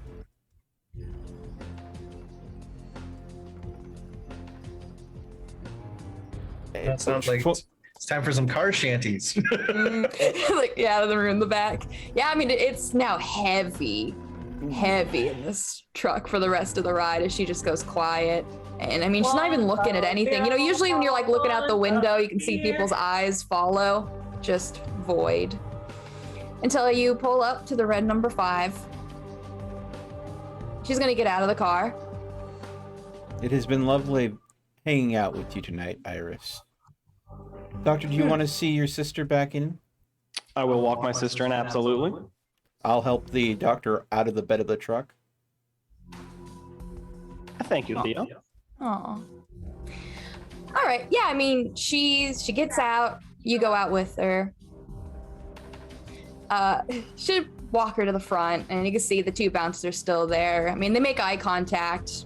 I mean, they instantly recognize Iris. So they pay no mind. She's going to give you a hug.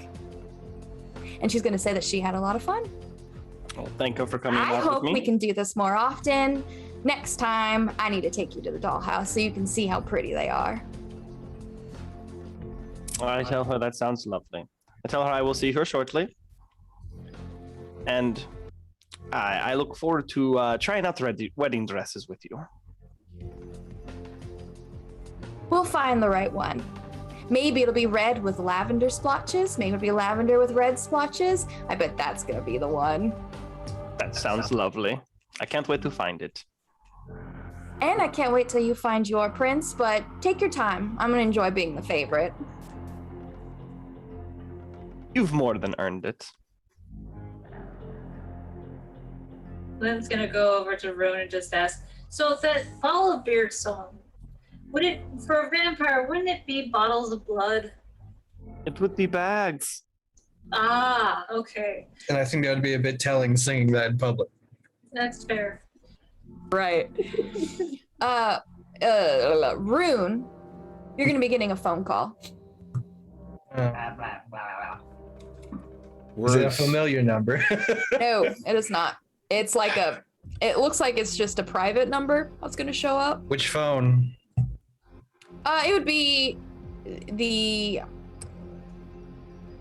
one that has the chip from Bowman, or not the one that has the chip from Bowman? it'll be the one that the chip would be the smartphone. Because Lynn has the burner phone, if I'm not mistaken. Yeah. Well, I also have my own. I have a burner phone as well. There you go. Yeah. Yeah, No, it'll be your smartphone. Oh, I guess I'll answer it. Hello. You hear a voice that comes through. It says that you have 5 seconds to live. 4. 3. Okay, I'm dodging. I'm getting under the truck. I mean, because you guys are gonna watch. It looks like Rune's just, I guess, gonna Rune, get out. What did you hear? Rune? You're gonna watch Rune. He's jumping out. You're getting underneath the car. Take over. Oh, you are gonna hear a laugh through the phone. And Bowman's gonna finally, you can hear his voice now. Is he gonna tell you that was hilarious? No, seriously, You are a though. fucking dick. He tells me fuck you too. No, he's got some good news, and you know what? He deserved that for what he had to go through. That's fair, but Jesus fucking Christ. I was shit my fucking teeth on the goddamn cement. Hey, does he good? He tells you that he got you an interview. Yes, grovel at his feet. He deserves it. No, he doesn't. You don't understand. He tells you that you don't get interviews with Critias.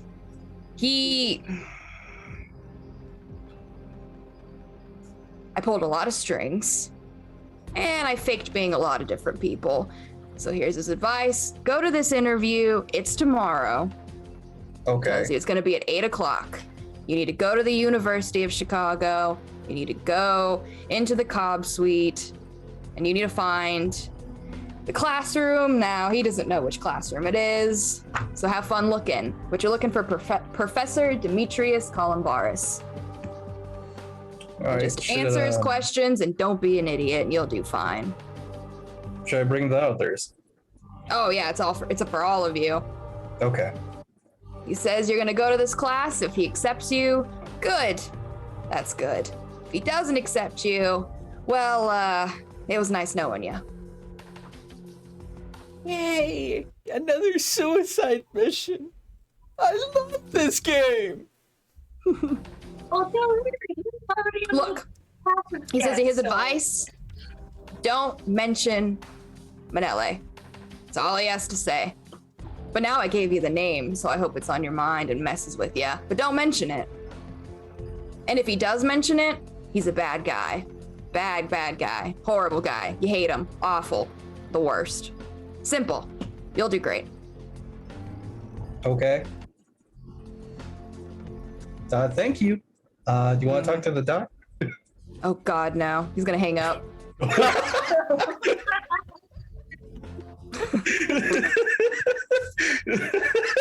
Considering the doctor's probably going to be calling him shortly after that interaction with Fedoma, I don't think Bowman's saving himself much by avoiding the doctor. You can try. Jesus. I wonder Okay. how many times that Bowman's going to let the phone ring before he picks it up when he sees the doctor. I don't recognize this number. I'll start crawling out from underneath the truck. So that was Bowman. I could tell. Really? So what did he say to get you to scatter underneath the truck so quickly? Well, he said he was going to kill me in 5 seconds. So, a very funny joke. I would assume that if he was going to kill you, it would be by the phone exploding. So running under the truck probably would not have helped. I've seen Hollywood movies. Okay, snipers everywhere. Look at these buildings. So you were afraid Bowman had a sniper on a rooftop. I thought it was either a sniper or the truck was going to blow up. It was one of the two. I took my bet. You didn't even consider that he could have used that thing that he did to your phone to make it a bomb. If that blew up, I mean, there's only so much C4 you can pack into one of these things. Anyway, good news. We got a interview with the person, Kritis, that we were wanting to meet. Who? It's tomorrow. What? Yeah, remember the Ruha? Oh, Imogen? okay. I'm pretty sure. Kritis. So, Yes. Okay, I got thumbs up. Excellent. Not you. We have an interview. Well, you're invited to come. Yes. This isn't the royal we. This is the. What? Never mind. It's okay. Anyway, we're going tomorrow. It's at the university, and we need to find out where he So is. much for having a quiet night to spend at home and lay low. So, Well, we need to do this. So, okay, I guess. anyway, tomorrow at the university. His name is Dr. Is everybody okay? Let me put it this way. I haven't been to school in Professor. 20 some odd years. Okay, this night was Amala's night for what we need to do. Tomorrow is going to be your night for what we need to do. When it becomes my night for what we need to do, we need to stay home. We've been staying home a lot. So We did that 5 nights in a row. That means the rest of us get 4 more, except Lynn. She still gets all 5, right? What? Anyway, it's great news. He did mention a name not to bring up, so I'm just not going to tell you it. And if he does bring it up, I'm just going to say it's a very bad person that I've heard about, not very much of. Can I try to guess? With Lynn's knowledge of vampires, being a vampire for 60 years. Yeah, it would have to be a politics and a mental. Okay. She does have one politics. Hey, So there you go. that's 5.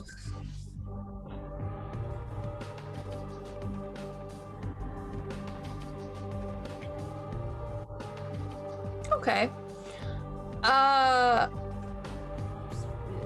Okay. So, a name not to bring up. I mean, from what you know about Critias, is yes, he is the Bruja Primogen. He's the one that's in charge of. He takes in fledglings, and he's even taking in like Duskborn, caitiffs, which is unheard of. Usually they just instantly get, but he's actually taken in all kinds of vampires and giving them a chance to see if they can exist in Camarilla society. If you go through his class, perfect, you pass, you are now accepted by the Camarilla. Can't really think of anyone that he would hate in particular, but it's probably like some Anarch, if you had to guess. I mean, Camarilla, Anarch, maybe it's a Sabbat. I mean, that's kind of what hits within your mind, but no specific name. Okay. It is interesting. I would say with the 2, Great. yeah, I would say that you know that for a while he stopped teaching and just went off the radar. There's a lot of theories to why. You even might have heard rumors of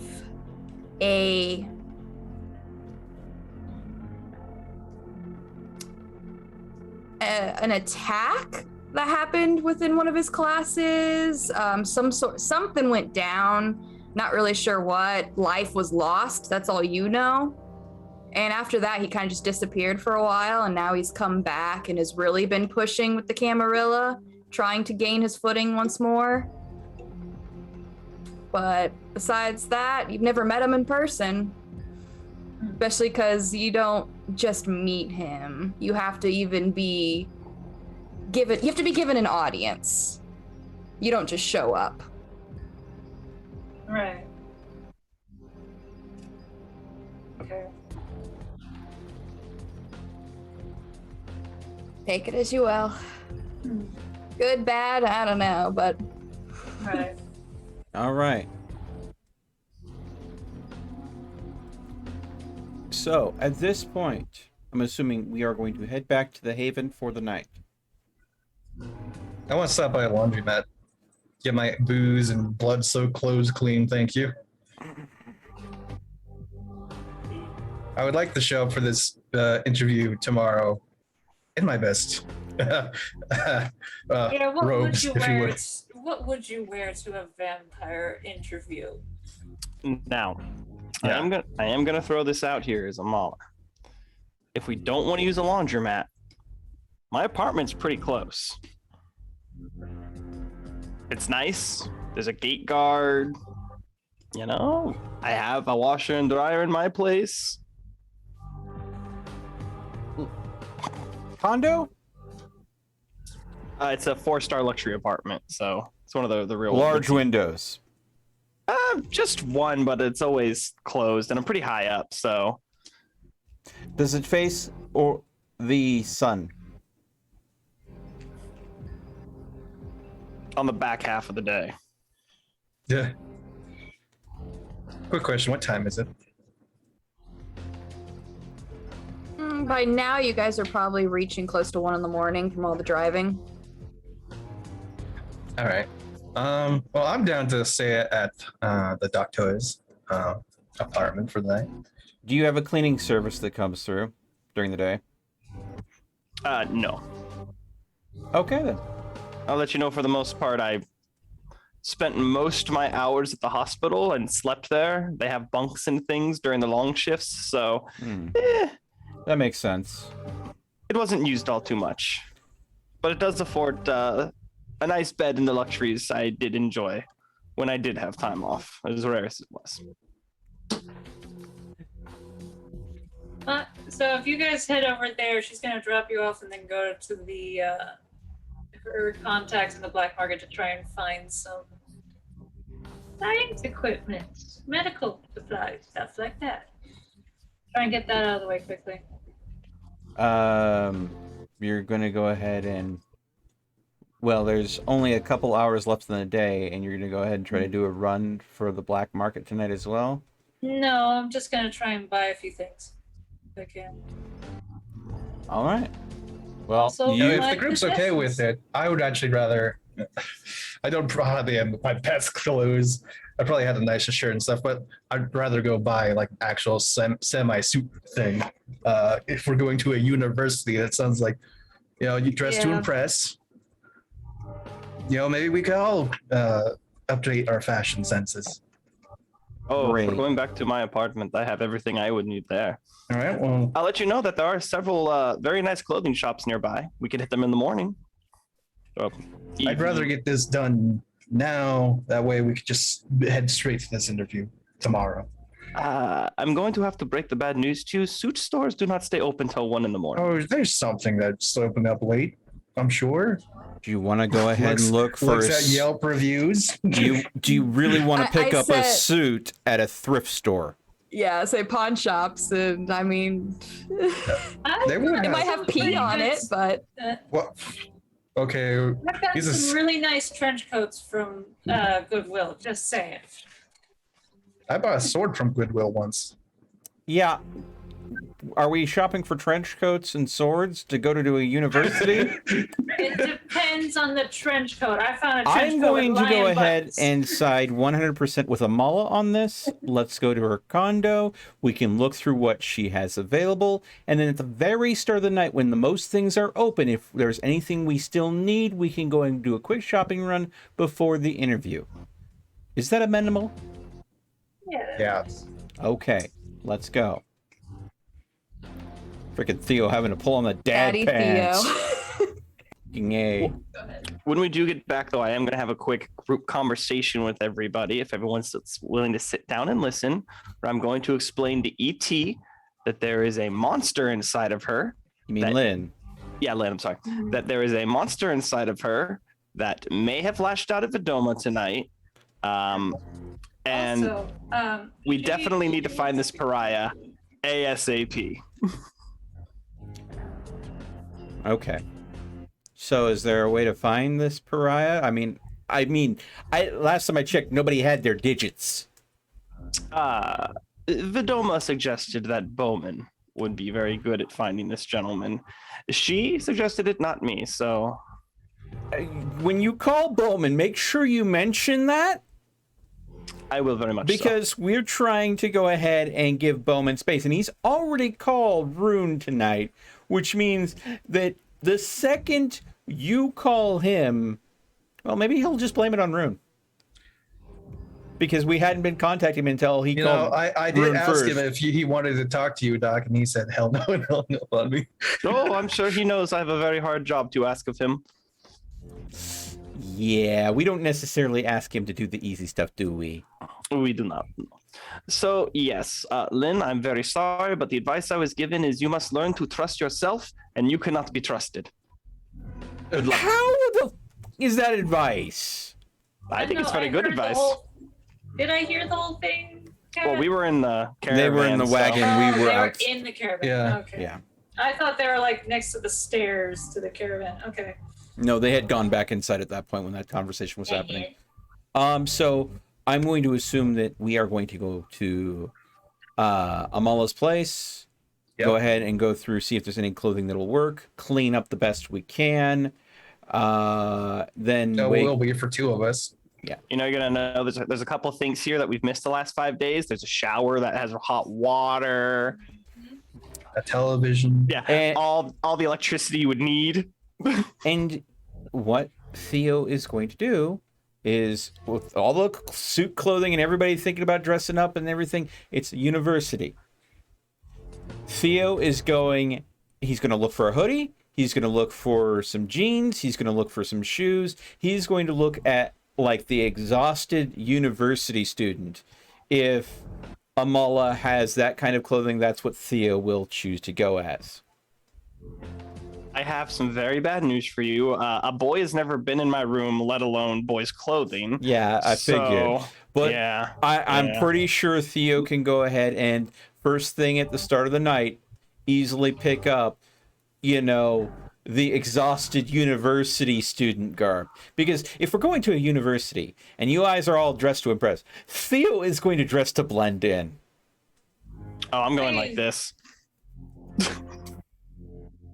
Mike, Lynn would probably go like intermediate. She would go like a little bit nicer than just, you know, her normal work clothes that she does around the farm.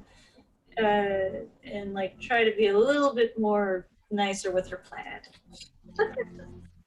I have concept art for this outfit I have planned, but it's not done yet.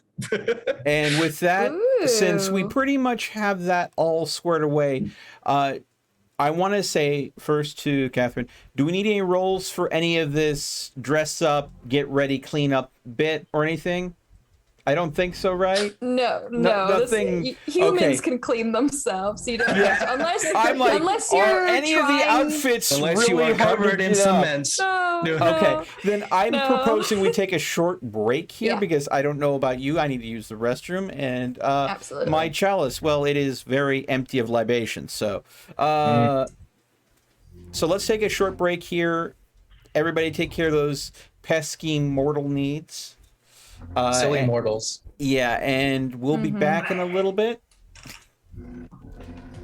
All right. Well, see you guys in a bit. We'll call it a night. Do our morning rolls and get the show on the road. Let's get the Camarilla off our tush a little bit. Just bit. a wee bit. Make Will sure help. everybody brushes up on their traditions before we go to this interview. Oh yeah, I've been memorizing that vampire note. I will absolutely call Bowman because I do need information. We can streamline it. I just want to call him, let him know that The sooner we have him looking for the pariah, the better.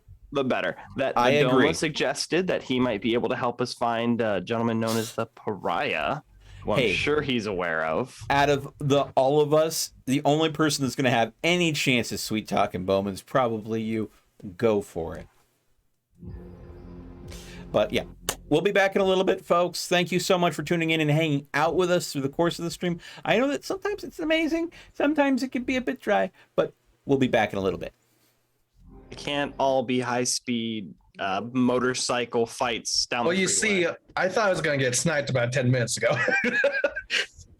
Dagger, no. Dagger, no one wants your big blue pill. All right? Thank you so much for telling me to ask them that, but I'm pretty sure no one has need of it. Is it a suppository? Oh my. Don't encourage Dagger, okay, Taylor? Jesus. All right, we'll be back in a bit, folks.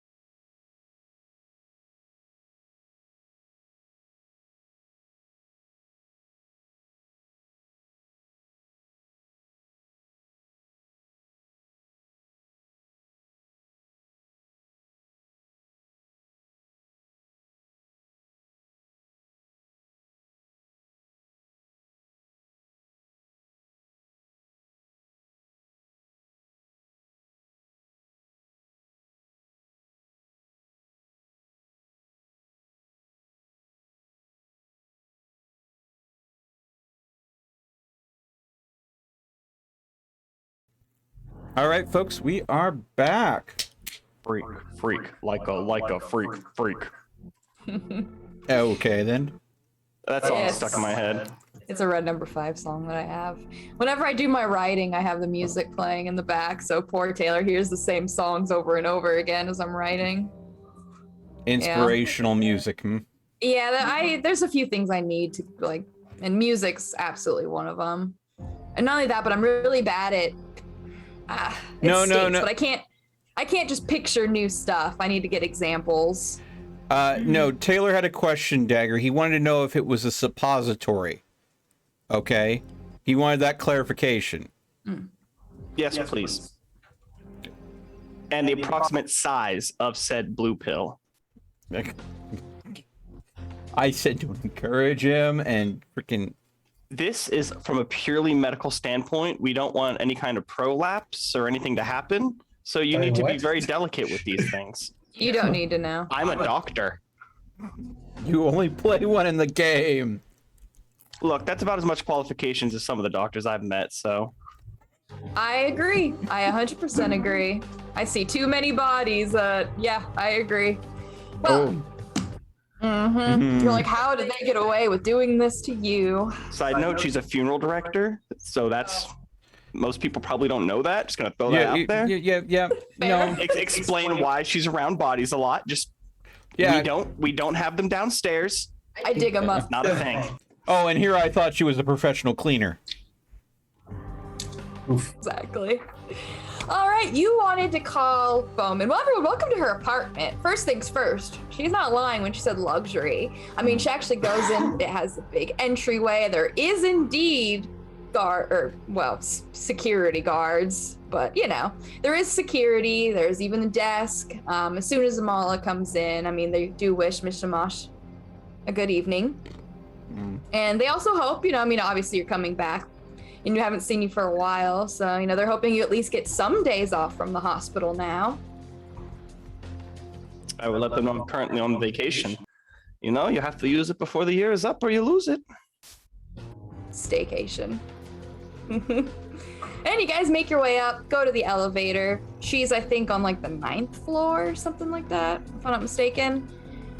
And open up the door. I mean, it has, heavy locks on it, sure, but you can tell this is like a nice, clean corridor, big spaces between these departments. Opens up the door, and what's beautiful in here? I mean, she's definitely one to home decorate. She has like a whole wall with books that is basically just like medical journals, psychology, some even just history, a lot of just educational stuff.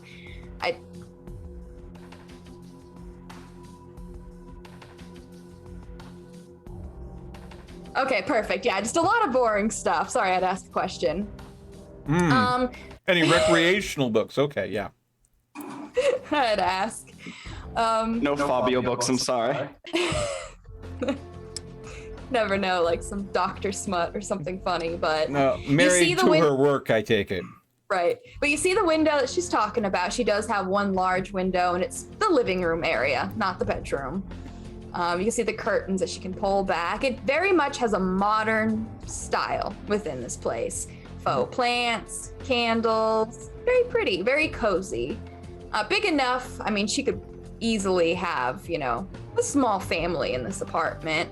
She has it all to herself. Question, when I look at the curtains, are we talking stylized, pristine, fancy, thin curtains, or are we talking full-on blackout curtains here? I don't know, you tell me, doctor. Now, that depends on what time of day you're asking for, because it's one of the ones where it's the double. It's got the one sheet you can pull over, then the heavy sheet. So you can, set it as a two-piece. Okay. So, yeah. Before Theo turns in for the night, he will make sure that both curtains are clearly closed. There's going to be hooks that'll let you, hook it up so it doesn't open up if you don't want it to. Okay. There we go. All right. Well, you're just looking for some nice clothes. She's got plenty of clothes for women. No clothes for men. Not one to have men over. And I know you said, my dear sweet doctor, that you wanted to call Bowman. Oh, lovely. All right. Well, I wonder if I'm gonna have different dreams tonight. you use a number that you have for Bowman, as it rings a few times, and it goes straight to voicemail. It's not even like a voice one. It's just like, after the tone, please leave a message for, and then it gives just the listed number, as it then beep. I'm just going to simply ask that I had seen Vidoma tonight, and she had something she'd like me to pass on to you. So if you'd be so kind as to give me a call, I am looking forward to it. I'm kind of surprised he doesn't have the. This line has been disconnected. I had that tonight when I was making a phone call to a potential client at my work. That was an interesting thing. So I got a quick question. What time do we wake up?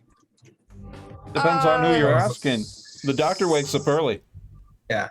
Yeah, so I mean, no one wakes up at a specific time, but the earliest that vampires usually wake up is like sundown, 6 o'clock, depending on the time of year. Okay, well, I'll inform everyone we need to be there before 8.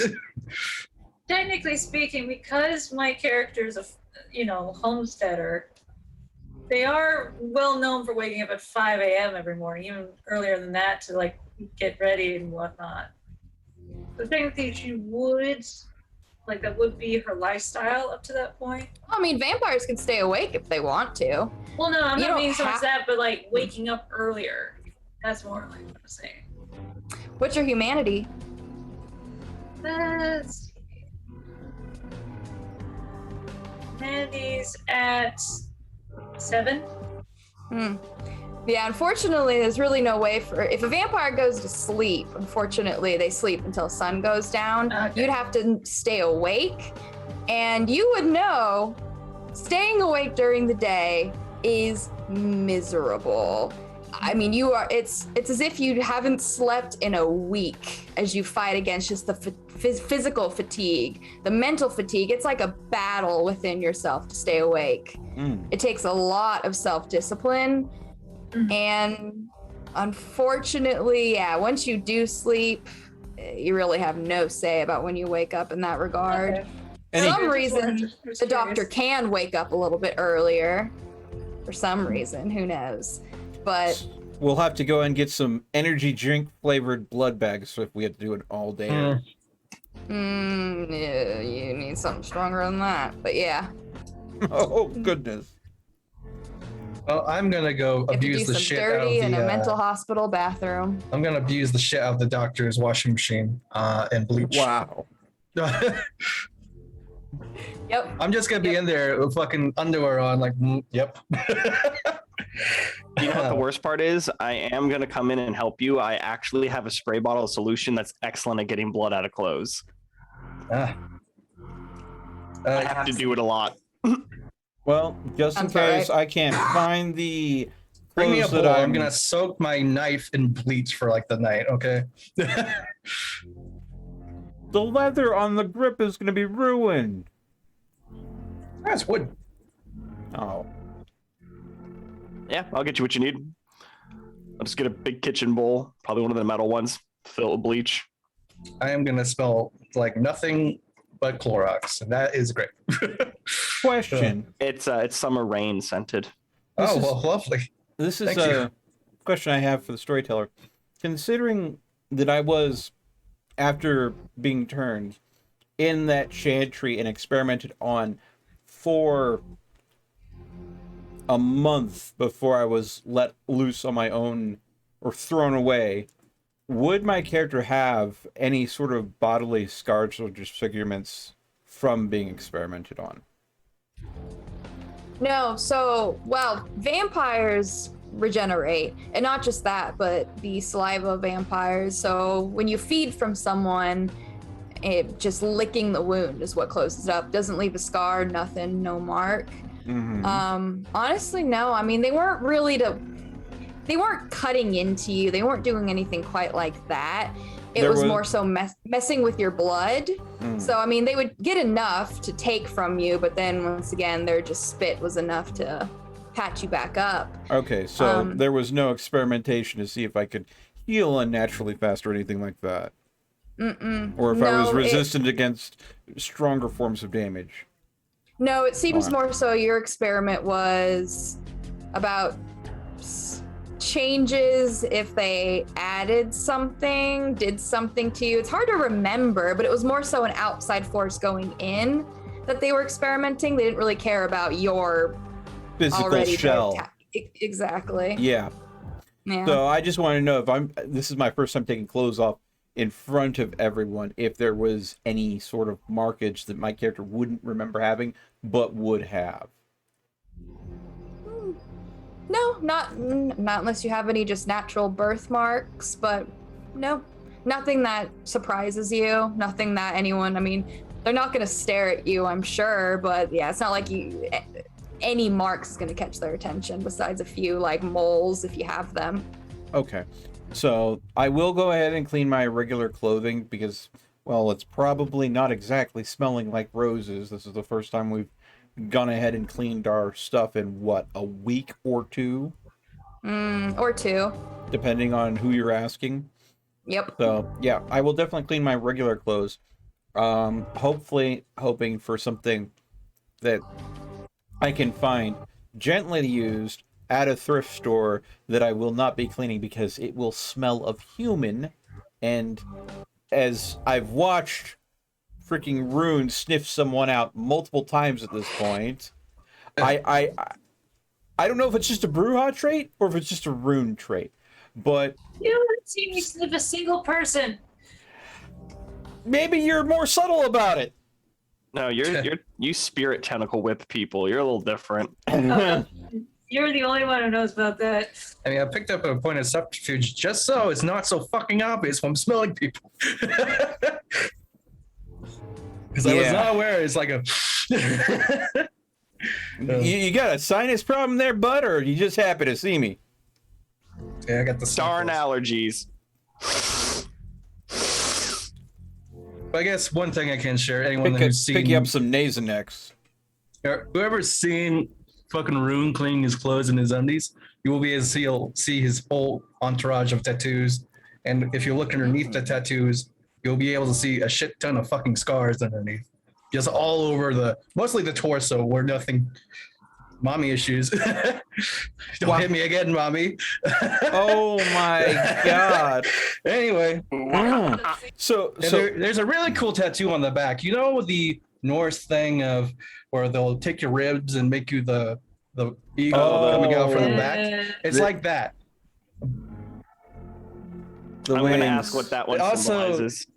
Also, it's done in a way so it accentuates some of the beating scars. There you go.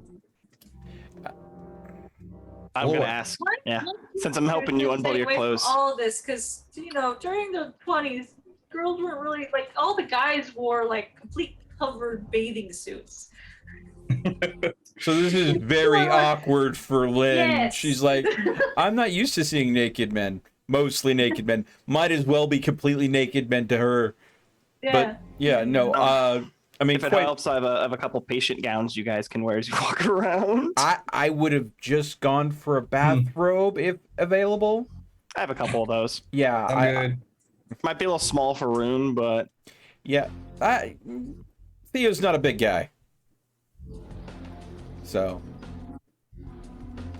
hey, Catherine, I'm just letting you guys play dress up. Oh, thanks. Anyway, I have the feeling we're not going to be able to do any shopping tomorrow, so I'm just going to get the best I got.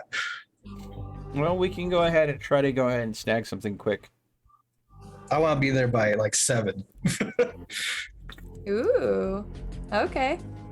Because I don't know. I know he's in the cab suite, or the cobweb, the Cobb suite or something. What's his full name? Professor Dominius. I didn't write it all down. Oh yeah, Demetrius. It's totally English. Demetrius Columbaris. Demetrius Columbaris. Yeah, okay.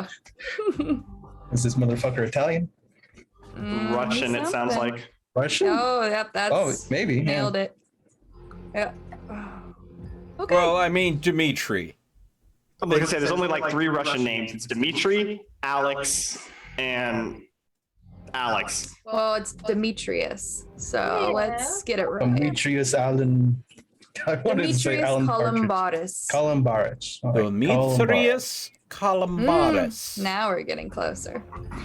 Okay, well, after getting yourselves cleaned up, women, you're able to get some clothes.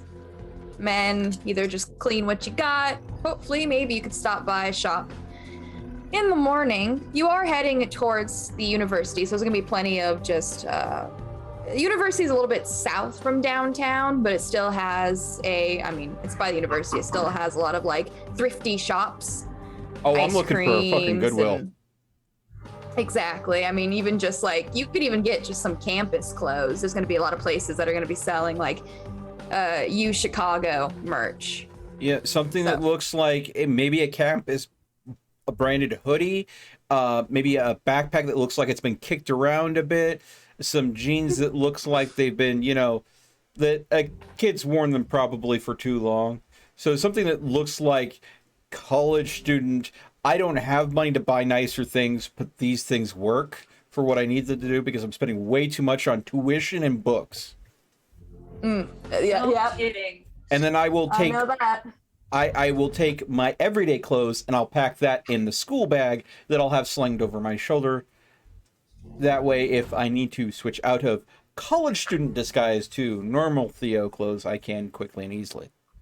In case I need to find a phone booth and pull a Superman.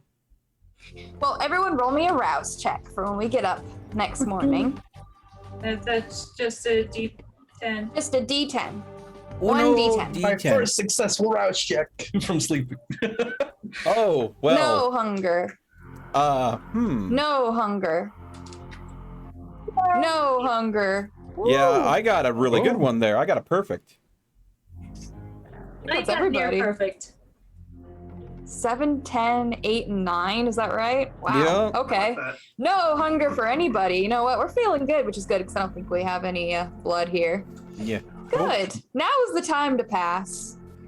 All right. I'll just make it quiet. Now, Quiet. mental note: we do not knows what happened to Calamity. She's currently missing in action at this point, right? Calamity was left back at the what do I want to call it? Haven. Warehouse. Yeah, the Haven, the haunted warehouse, whatever you want to call it. The somber ritual site, whatever. That place that apparently has horrible things underneath it. Yeah. A face worse than death. The place that is what it's not is, but it appears to be something else entirely. All right. Well, for you, Theo, and you go to sleep. Oh, great. I knew this was going to happen. Well, thankfully, this is familiar. It's dark, a little claustrophobic. You can sense movement in the shadows. Mm-hmm. And you've had dreams like this, especially a lot recently, where once again you have control of yourself.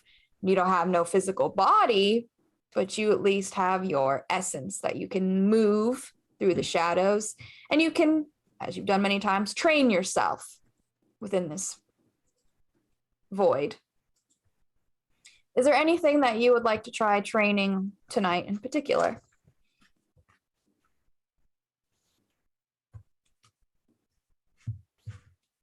It's a whole lot of nothing around you. I am going to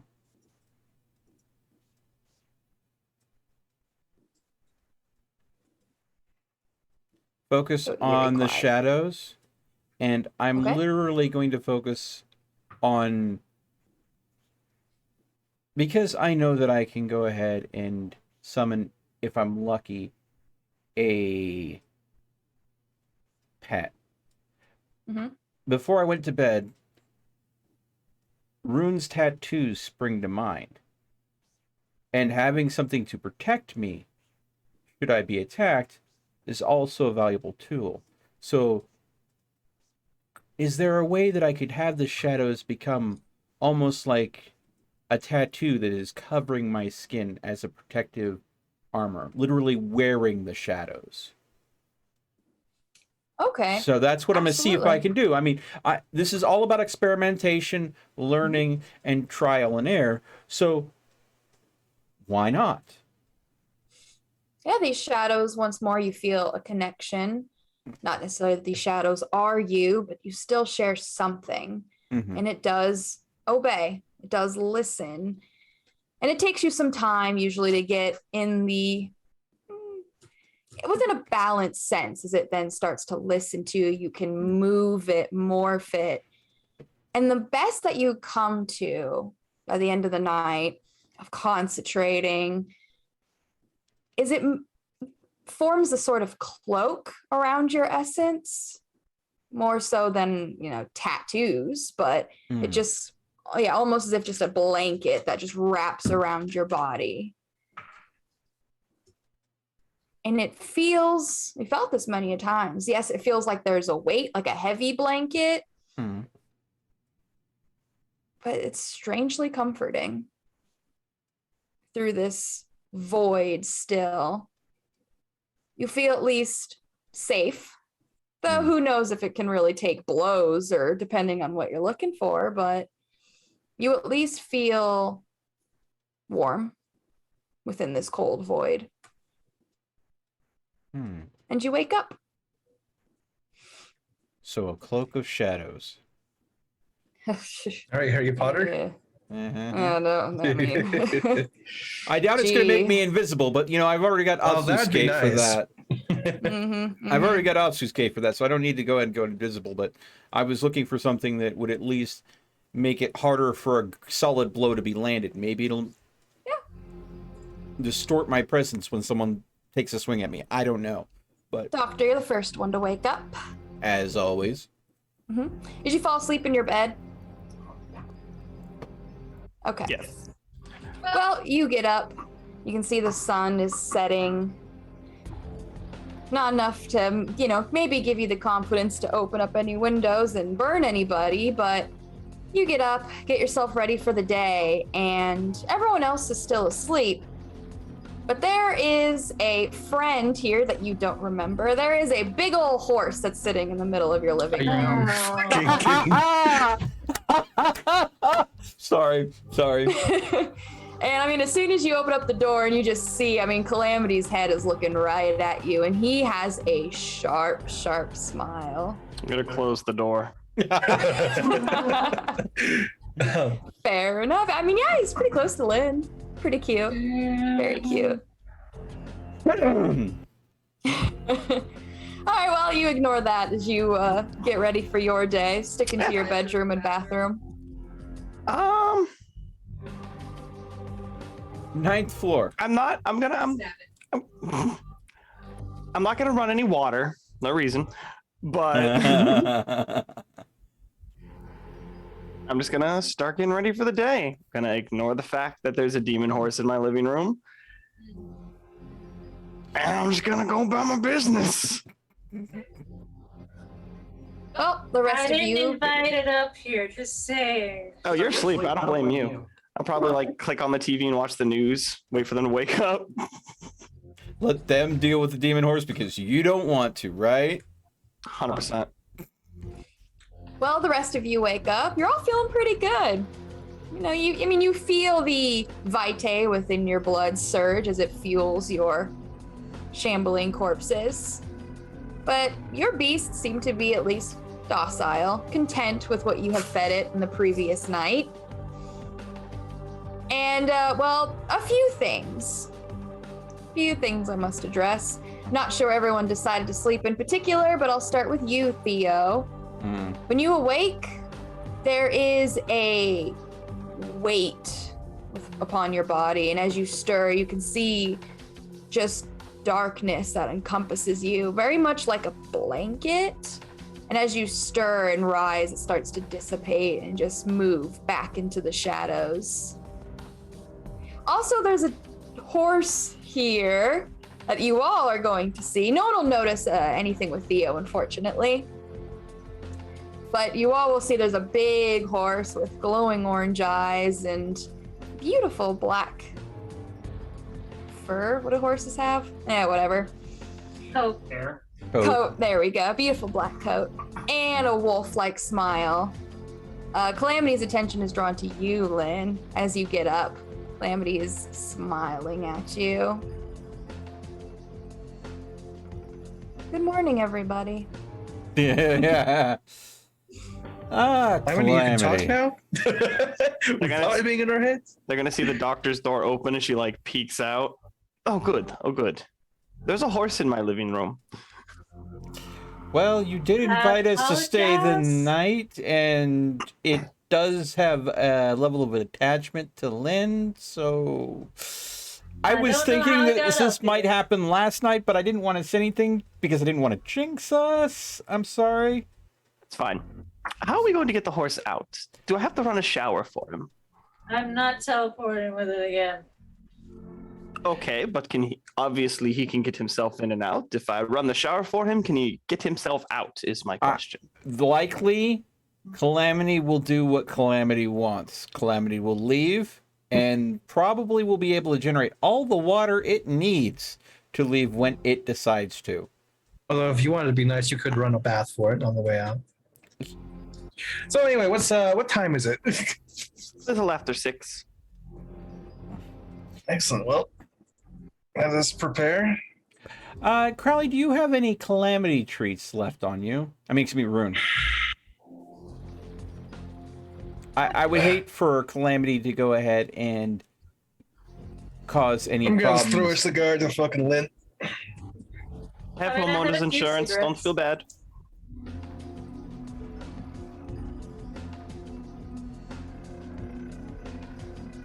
Sorry, he asked me a question, so I'm getting him an answer real quick. Oh, okay. I just asked if there was anything interesting on the news. Yeah, all of them. Sudden, I'm imagining Crowley throwing a cigar at Lynn for a Calamity treat, and Calamity not letting it get that far. Oh, I mean, if you want to feed him, Ooh. Oh no. Uh-oh. absolutely. He likes to just chew on it. For your news, yes, there is something a little interesting. Apparently, protests in France turned into a deadly stampede in a concert. So that's interesting. That happened not too long ago. And not only that, but it Stampede. seems, yeah, there's been a lot of tension in the UK. Unfortunately, a lot of, oh, jeez, this is Twitch. I'm going to keep it broad. Just, there's been some terroristic Some trucks activities. apiece. Terroristic activities in London, and it seems like London has finally got control of the situation. I'll leave it at that. Keep in mind, folks, this is placed time-wise back in 2018. So Soon to be 2019 in like a week. A yeah, little bit. so do keep in mind that we try to play pretty close to the lore and what would have been going on at the time. Use your own imaginations. Wait, did Or Christmas already Google happen? foo. Not yet, no. Okay, good. Yeah, I think it's the 20th today or the 19th, something like that. I Okay. think it's the 20th. I know it's a Thursday. But yeah, so that's what you saw in the news. London's getting their stuff together and they're cracking down on these, just gonna say battle terrorists. I don't want to, point any fingers. And yeah, then there was a protest in France. So, all right. Well, you guys get ready for the day. I mean, Calamity just seems to be watching. And unfortunately, this might be a change of pace, but besides, whenever Lynn moves, Calamity gives a glance, but mostly the attention of the horse is drawn to the sweet doctor. Horse seems very interested in you today. Okay. But seems like it is content with where it is. Oh, sorry, go ahead. I'm mad dogging the horse. I mean, it doesn't seem to bother it. In fact, it seems to enjoy it, so. Sure. Oh, I'm sure it does, because right now it's in the doctor's territory. It got there without a direct invitation, so it's trying to see if the doctor is going to assert the Doctor's dominance over its territory, or if the Doctor is going to be another weak-willed prey animal to be munched on later. Pray. Well, first off, I ain't gonna do no mumbo jumbo to the horse. That's just bad news. That will not end well in a multitude of ways. Not until we meet this pariah folk. So, that's the next step. That's why the horse is looking at me. The horse knows that I know that it knows that I know.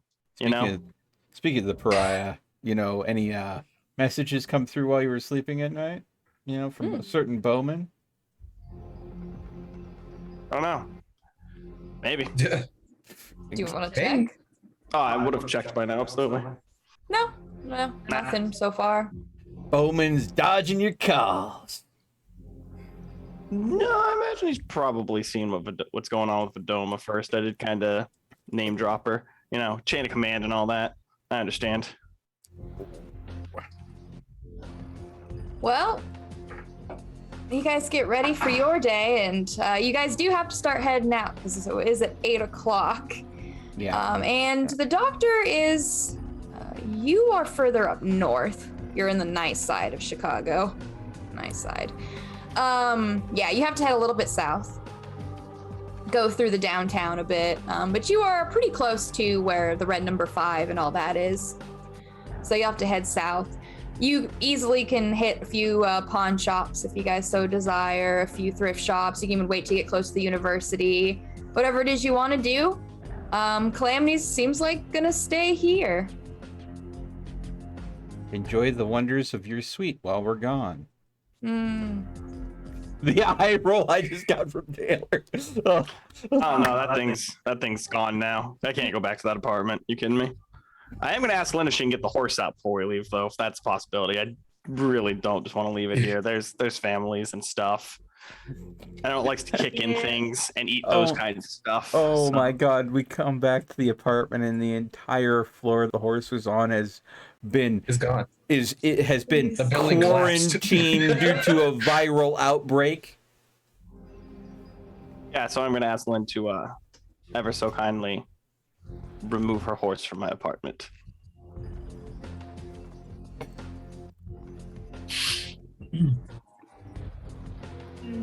Okay. Shoot, Calamity, go on. Yeah, shoot.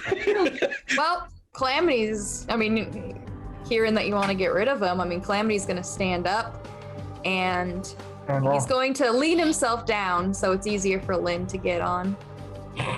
Ooh. E.T., you can't shirk away from your webcam. We still know that you're there. You are holding up the picture still, unfortunately.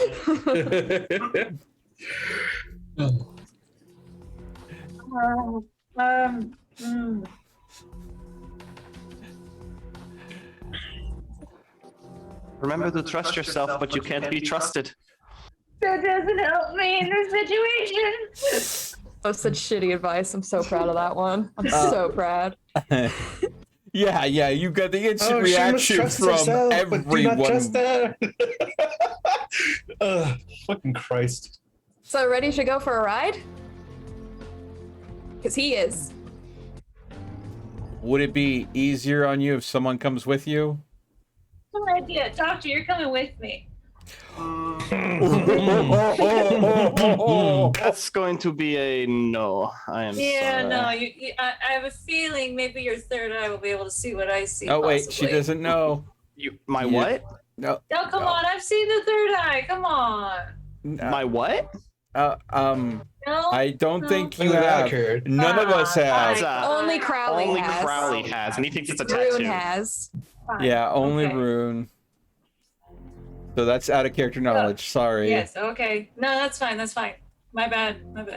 I thought I'd seen it. Okay. I think it's a 2-2, yes, but I've also seen you bleed from the head up before.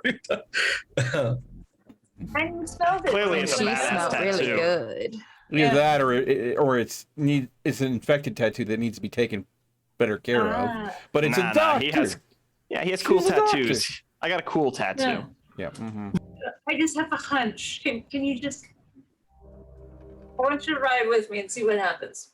Oh boy. I am going to have to pass. Well, once again, as I reiterated last night, there's something inside of you that struck out at Vidoma.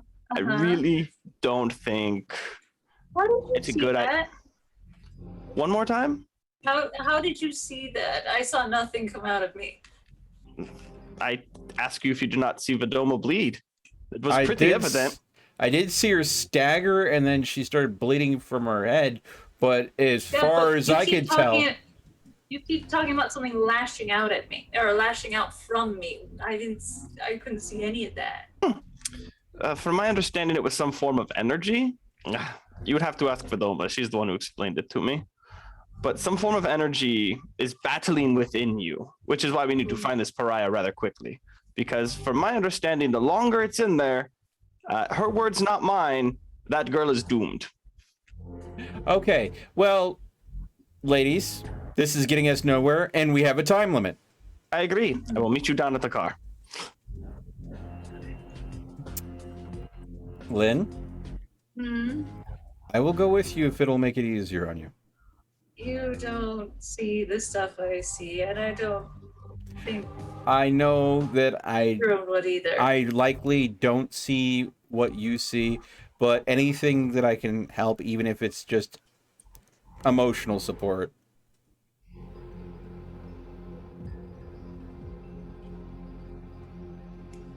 But we need to get moving. I'm Okay. sorry. Yeah. No. I'm sorry. Yeah. How about you come with me just in case something were to happen? Okay. Because every time it happens, something my B sacks out. So Catherine? I know this may sound crazy. I'm just gonna throw it out there. Why don't you have him leave without you riding him? Is that not the possibility? It seems like everyone's he forgetting that came that's here an option. specifically to hang out with me. Why else would he be here? I don't know. Did you ask him? My understanding is he can communicate. You want to ask him? Why are you here? You gonna turn the scope on? Well, I mean, he can hear what it said, but sure. So within your mind, Doctor, since you did ask the question, Yeah, see. you're going to hear in many different voices, very, very monstrous. And if the scope is on, you all will hear it too. Yep. To learn.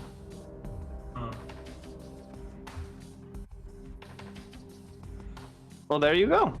Well, there you go. I just wants to read some of your books, Doctor. Now, can we just fucking go? Because we have time limit, and I'm going there with or without you people. Oh, I'm already out the door at this point. Getting my keys. I'm asking Lynn if she would just like to meet Calamity outside, which I think would be a wonderful idea. You seem apprehensive about riding him through his means of transportation. I do not blame you. And as far as I understand, no one's saying you have to do it. So, Question is, though, if I don't go with him, what's to stop him from murdering some group of people that we don't know about and then reappearing when we get back? I would have to say the exact same thing that has stopped him all the way up until this moment. Absolutely nothing. Oh, that's the thing. You didn't seem too worried about that last night. We had a lot of pressing things to deal with. We still have apparently. We Pressing. have pressing things to deal with. And I'm nodding. also, I did try to give it some exercise beforehand. Yeah, we did. I did do that. We don't have time for that right now. Yeah. You have 5 minutes to get downstairs. Bye. I leave. But my suggestion is, I am sure the University of Chicago has a lovely fountain. I mean, apparently we're going to a vampire class. Fuck it. Let the vampires see him for all I care. Just not the humans. No. I'm not here to hear that. Hard no. If we are taking Calamity out of there, I would ask you guys swing back our place, and that me and Lynn will drop Calamity off at the Haven, and then we will go from there. That's the only way I see that working, if we're not leaving the lovely horse here. Oh, I'm glad we're in agreement that people can no longer see this thing. Excellent. So Why so you you'd do... Doctor, you're so vexing sometimes. Lynn, it's your call. What do you want to do? You have to make a call on this one. I can't force I you know. to... No, I You're, know. you're That's hearing what the I'm front saying. door lock as me and Rude leave. Yeah. Oh, I've that's already fine. gone. I'm about ready to Yeah. start calling an Uber. No. I threw the keys to Rue before he left. Oh, okay. Calamity's leaning down. Yeah, just stop it. Yeah, Catherine? What I'm going to try to do is, if at all, I can call that cloak of protection back, the shadows, I'm going to try to have it in case me and Lynn, and hopefully protect her from any harmful visions during the trip. I don't know if it'll work, but the only way I'll know is if I try. Okay. Oh, sorry. Go ahead, Taylor. I'll look something up. I'm just gonna ask Rune as we're in the elevator. Why is not riding the horse an option? Oh, I thought we went over this. She was, if I'm not mistaken, she was getting some bad vibes from the whole transportation through demon. That's my understanding too. So why is she riding the horse again? My understanding is it's teleporting, doesn't seem to bother the horse. As you said, it is a demon. So maybe humans shouldn't be going through the demon places? I don't know. That's really all I'm getting from this. But why is not riding the horse not an option? Why does she have to ride the horse? It seems so silly to me. Listen, I'm fine with just leaving it here and letting it teleport away eventually. Although it'd probably wreck your. For Theo, Yes. you want to try to do this again? I'm gonna need a resolve and an occult, not blood magic. Okay, so 6. All right, let's try this. It's not my apartment I'm worried after. It's my neighbor's, really.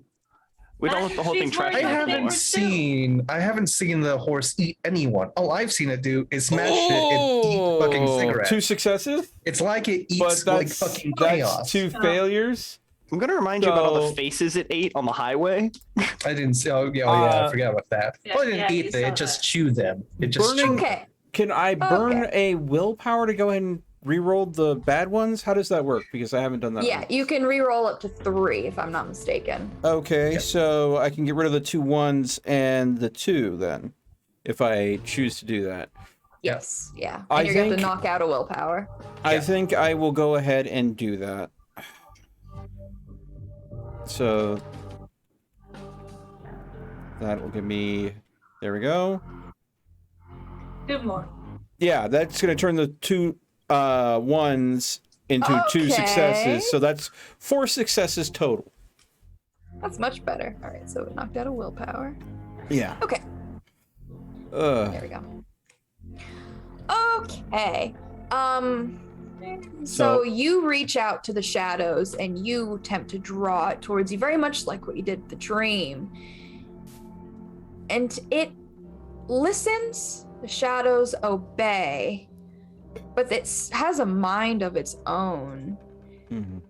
And it's not necessarily that it cloaks around you, but it seems more like you have a tug of war relationship with it as you try to pull and it pulls. You're not able to get it to wrap around you, unfortunately, Mm. but you feel that at least before you did get a 10 in there. I'll say you do feel that it understands what you want, just isn't doing it.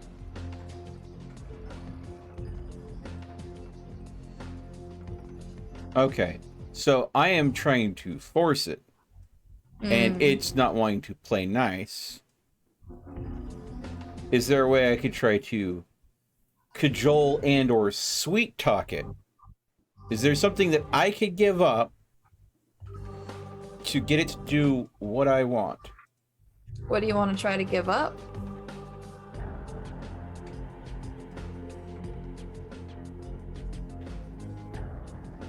Sorry, I can't help but get an evil smile sometimes.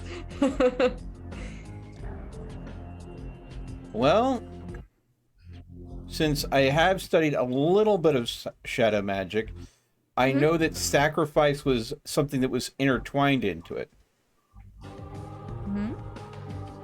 Yeah, So- you have edict memory.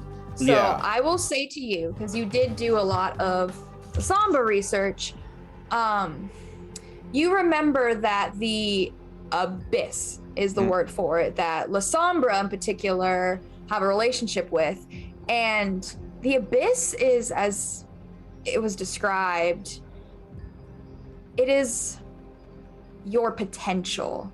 That's the abyss. A lot of people use it as training grounds. The abyss is a La Sombra. Some people think that their natural gifts is the void. Very strange, yes, and maybe hard to understand in a book. It's definitely the skill of the abyss is much more a willpower, mental power than usual what you're used to, blood magic, which is a lot more ritual. No, this is a lot more internal. So it's really hard, just your usual skill of reading it from a book like that. Yeah, so to give up something, it's not like blood, for example, will work. Yeah, Which is so what your first instinct is. My first instinct as, someone that was brought up by the Tremere is, a sacrifice of blood, maybe doing some sigils, something like that to cajole it to do what I want. But it's mostly a mental, and it's about unlocking my own potential. So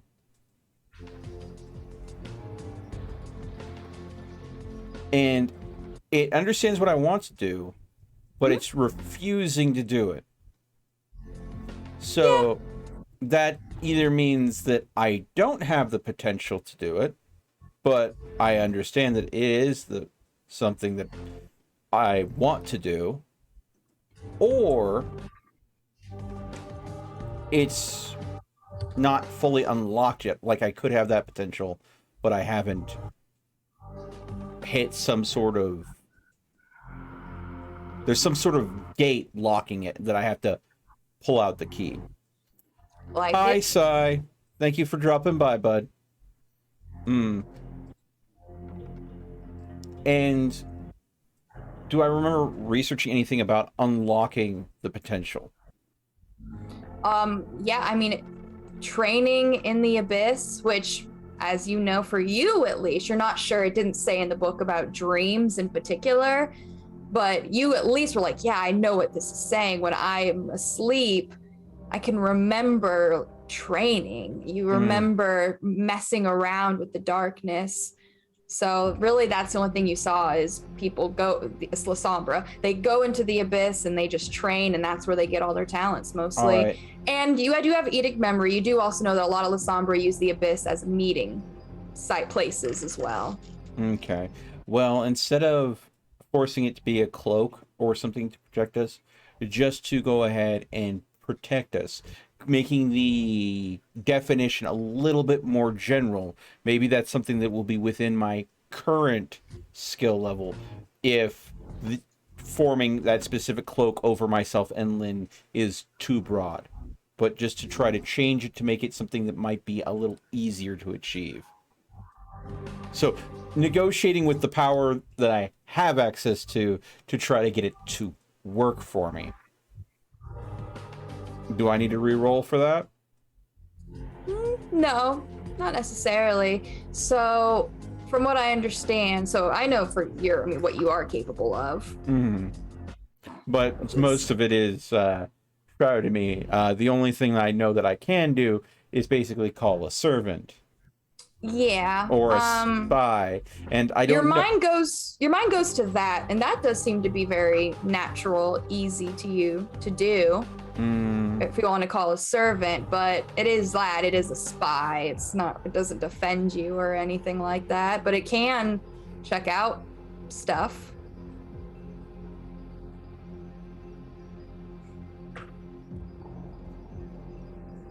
Okay then, well, shoot, I think I just burnt a willpower point for something that's not going to be consequential in the slightest. Great! It happens. Never can't meta. Gotta try. Since I can't really use it to protect, but I can use it as a scout or spy, I will change the request to literally have it go out and scout the canvas that the university that we're going to. Okay. Discreetly go ahead and scout it out and make me aware of any hostile threats, things that would be ways that we could be spotted, things that would go ahead, things that would break the masquerade if we got caught doing something we shouldn't in, say, this area. So, like, knowing where the security cameras might be useful information, Oh, yeah, kind of course. Yeah, Lynn, you're going to see Theo seems to be concentrating and even straining a bit as he looks towards the shadows. Maybe turn it into a raven so it's a little stealthier. A bird would be able... Yeah, you can actually turn it into whatever you want, so if that's what you seek. A black raven would probably be, a shadow raven. Yeah, you'll see from the shadows, Lynn, it pulls and it goes from, I guess you could say, 2D to 3D as now the shadows pull, morph, as it doesn't really have distinguishing features, but you can see it makes the shape of at least some sort of bird, a large bird. And as soon as you pull it out, you give that command, and shadow goes right through the window, out into the darkness, gone. Well, not exactly. Was that the cat from earlier? Yes and no. Okay. It's complicated. I was trying to see if there was something I could do to protect you from the visions that you might experience on the ride. Unfortunately, I haven't mastered this skill just yet. So I used the energy that I had built up to at least scout out the university for us ahead of time. Hopefully, if there's any hostile threats there, we'll know before they know we know, if that makes sense. But for now, would you like me to get on Calamity first? That's not necessary. I do appreciate the gesture about the... I mean, Calamity's ready. I said that I'm getting on, but I just said, like, I appreciate you trying to do that. If it helps one of us, it'll help all of us, but...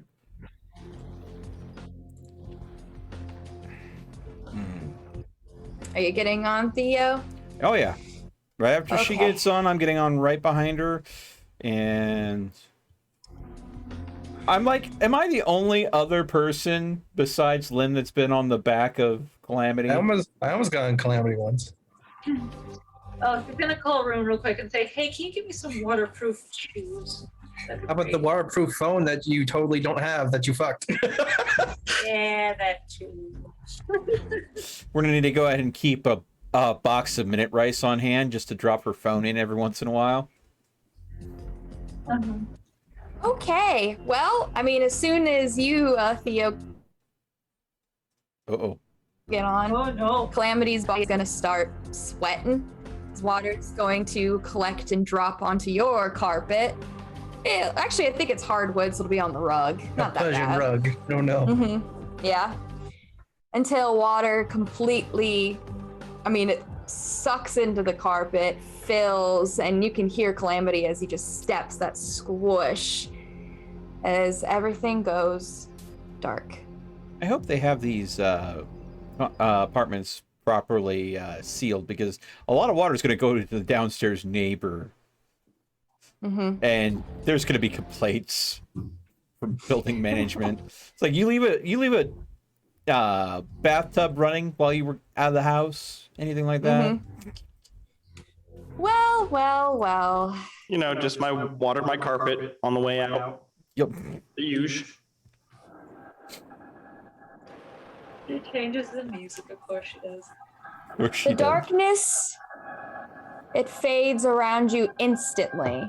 And you and Calamity, just the two of you, are surrounded by a crushing force of all that has been.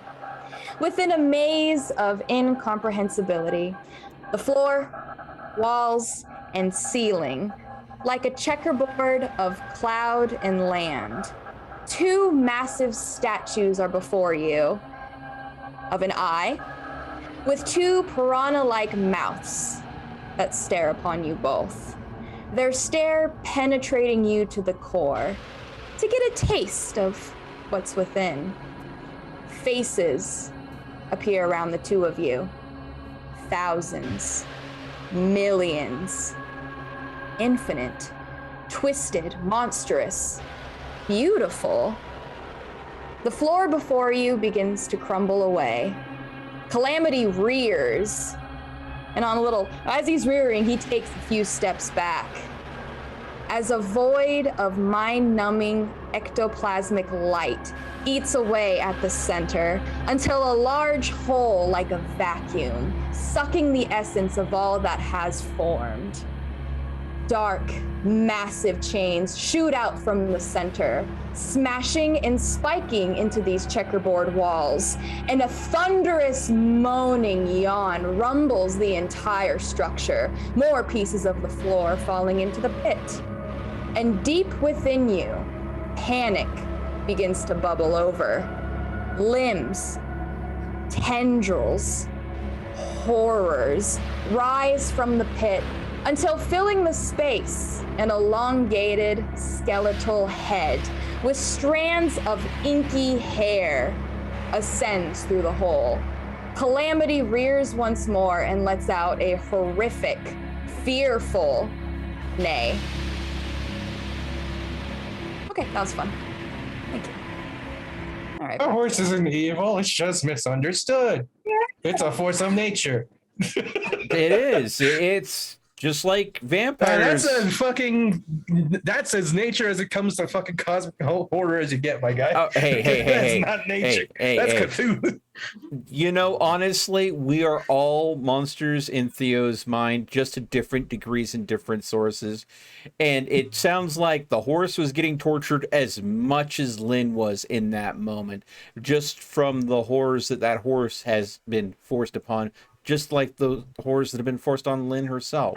The thing we need to do is remove this problem at the source. It's not the horse's fault. It's not Lynn's fault. Let's just kill Cthulhu, Eater of Worlds, the sleeping one. Yeah, excellent idea. I love it. We can survive with one less elder god, right? Okay, well, you two, my dear sweet doctor and Rune, you guys already left together, which is so sweet. Oh, very sweet. First things first, Is Bubba with us? I was gonna say, I think Bubba would probably come along for this. It's probably for the best. Yeah, just in He could be a case. negotiator. Exactly. So he's gonna get in shotgun. Well, there's enough room in there for 3, so yes, it's gonna be fine. All right, well, I you just guys wanna realized do- something. Me and Lynn's clothes are going to be soaking wet. Yep. All right. So you guys want to do any shopping?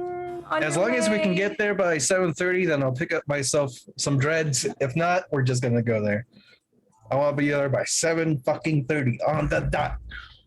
It was 30 minutes to find the goddamn room. Okay.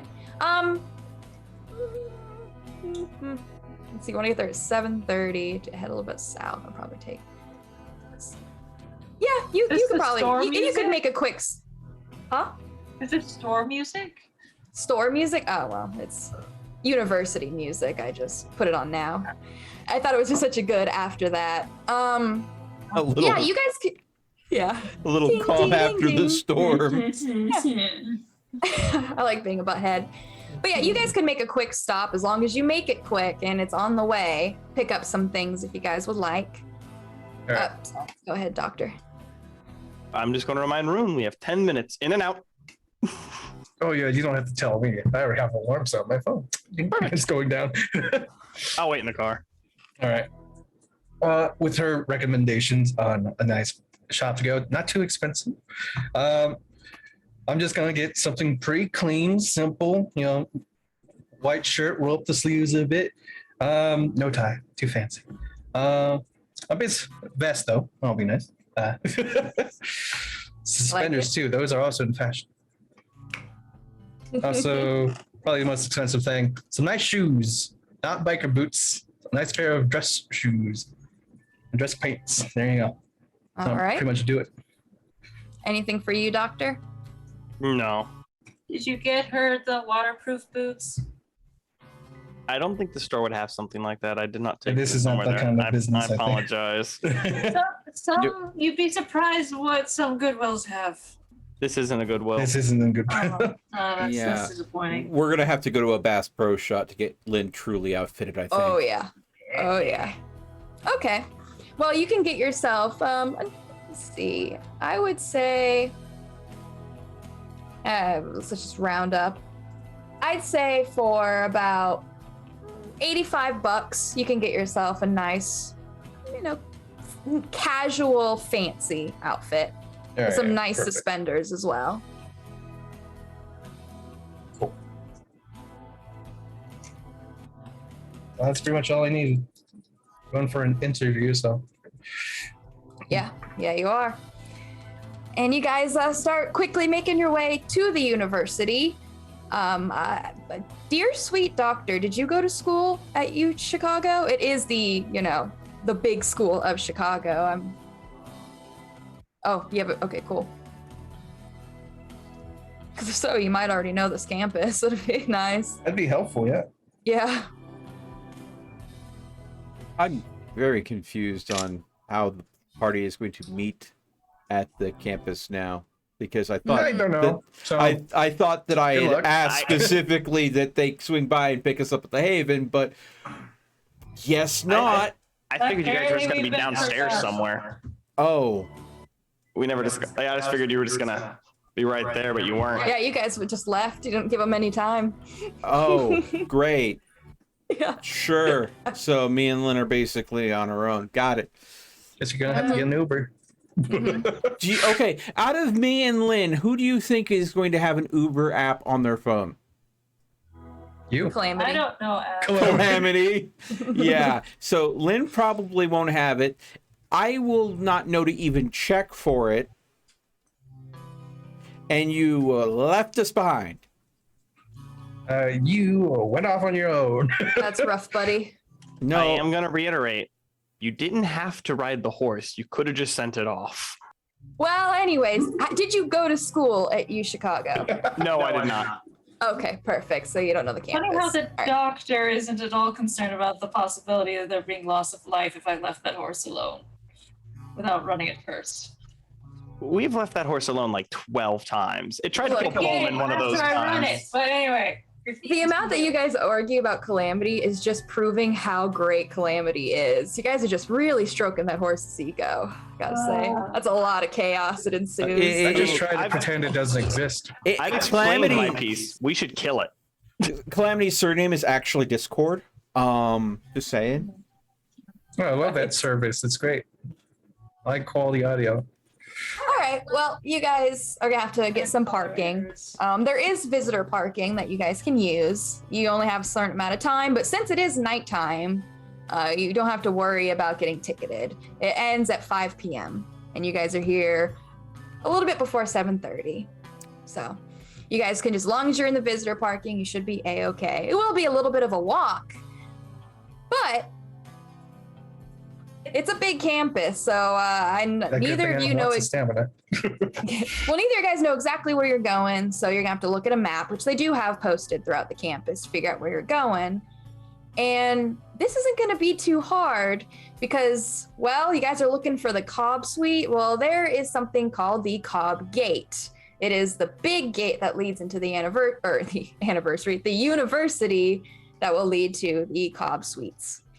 And I actually have a picture of it. I've obviously never been to U Chicago, but I thought it's beautiful. And it's Christmas time too. The picture's great.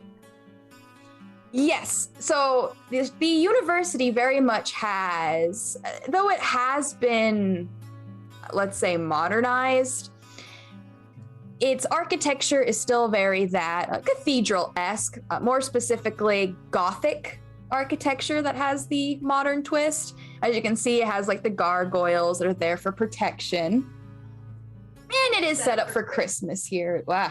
It is set up for Christmas here as well. So, they have the lights on the trees. They even have just banners for Christmas. And these banners, of course, are for all the different holidays. Christmas, Kwanzaa, Hanukkah, blah blah blah blah. And of course they're all sponsored. yeah. And it's pretty still busy here. I mean, there's a lot of students that are, walking around. It's a Thursday. People are still going to classes. Majority looks like people who are just hanging out, talking, having a good time. There is a smell of, I'll say ganja as you guys walk through. And well, you guys can find what are the Cobb Suites. Now, you're not sure on what the classroom is, so I can say just go ahead and roll me a mental and investigation, mental and persuasion. I don't know, however you guys want to go about finding this classroom, talking to people. Yeah, I'd probably ask the students. So mental and persuasion, I guess. Okay, let's see if anyone does want to talk to you. I rolled a 1. I rolled a 1. I am going to attempt to call. I'm going to attempt to call both of them if the first one doesn't pick up at some point. Try to figure out where they are on campus since it's getting close to go time. Sounds good. So I would call. I know I have Theo's numbers. I'm going to call Theo first. Okay. Thank you very much. I'll just keep the music. It's fine. Well, yes. You know what? I'll just go to this for now. I like my black background for this. So this trip got a little messed up. I'll put it that way. So I'll do quiet. For you, Theo, it was just once more like a wave of darkness as you you hear the waves crashing. And you are dripping wet. You too, Lynn. You are dripping wet. You guys are right off the coast. You came out of the beach. And when you come in, Calamity is rearing, letting out this aggressive, violent neigh, even gives a few kicks until Calamity splashes down in the water. And Calamity's going to buck both of you off. If you want to try to stay on, you'll have to roll. Otherwise, if you're okay with getting it, huh? Can I roll my animal can with it? Yeah, absolutely. And I'm assuming I'm rolling a dexterity and athletics. If you want to hold on, it's going to be a strength. If you want to fall off gracefully, dexterity. Okay. And yeah, athletics. All right. I'm going to go ahead and try to definitely get off the horse without becoming injured. And letting Lynn have control of the animal the best she can, because it's better if I'm not in the way at this point. Let's see. So should I roll athletics too? Well, are you just wanting to try to hang on? Or are you trying to calm Calamity down? What's your strategy? Well, first you would just try to hold on, and then you would try to calm. It would be strength and athletics. Okay. Yeah, because animal can isn't. Yeah. So that's 2 successes for me to get off with hopefully sustaining as little injury as possible. Nice. That's pretty good. Well, okay. 3 10s over here. Yeah, I'm sorry. Cowboy. Does it matter how 3 10s hard and a that 9. horse bucks? Yeah. She going nowhere. She raced horses. She knows how to hold on to one. Yeah, choke it. All right. Well, Choke it Theo, you're getting bucked off, and you just give a roll as you're going to be landing in water. You're already sodden, so the fall you don't know. You just kind of plop down. You're able to at least catch yourself. Going to be on all fours, perhaps, as you just splash in the water, and the water is going to be up to your knees. I'm going to go and quickly. And Lynn is holding on strong. Well, she knows horses, so I trust that she's going to be able to go ahead and get control of the situation. I'm going to quickly try to get my bearings. This is nowhere near where we were supposed to be, so obviously something went wrong. I'm assuming that I've passed the university before in the past, so if I can go ahead and edict memory, try to remember where it is in relation to where we are at all. Try to just get our bearings as much as possible. Okay. Yeah. Well, no matter what, it's definitely going to easy. You don't have to guess this just because there's only one side to the ocean. It's going to be west of some sort, but from there, south, north, you have no idea. So if you want, you're going to have to check out what beach you're even on. You, Lynn, you hold on strong. You see, I mean, Theo just rolls off. He's not even going to try. And Calamity just gives a few more kicks, does bucks attempting to get you off. And you know animals, you don't have to roll for it. You have more than double. Calamity is panicked. This is a scared horse. Now, do you want to try to calm Calamity down? That will be an animal kin. Otherwise, if you just want to hold on and ride it out, which, you know, sometimes you got to do, it's up to you. But you're going to hold on no matter what, apparently. Jeez. All right. Eyes of steel. Yeah. So Yeah, buns and buys.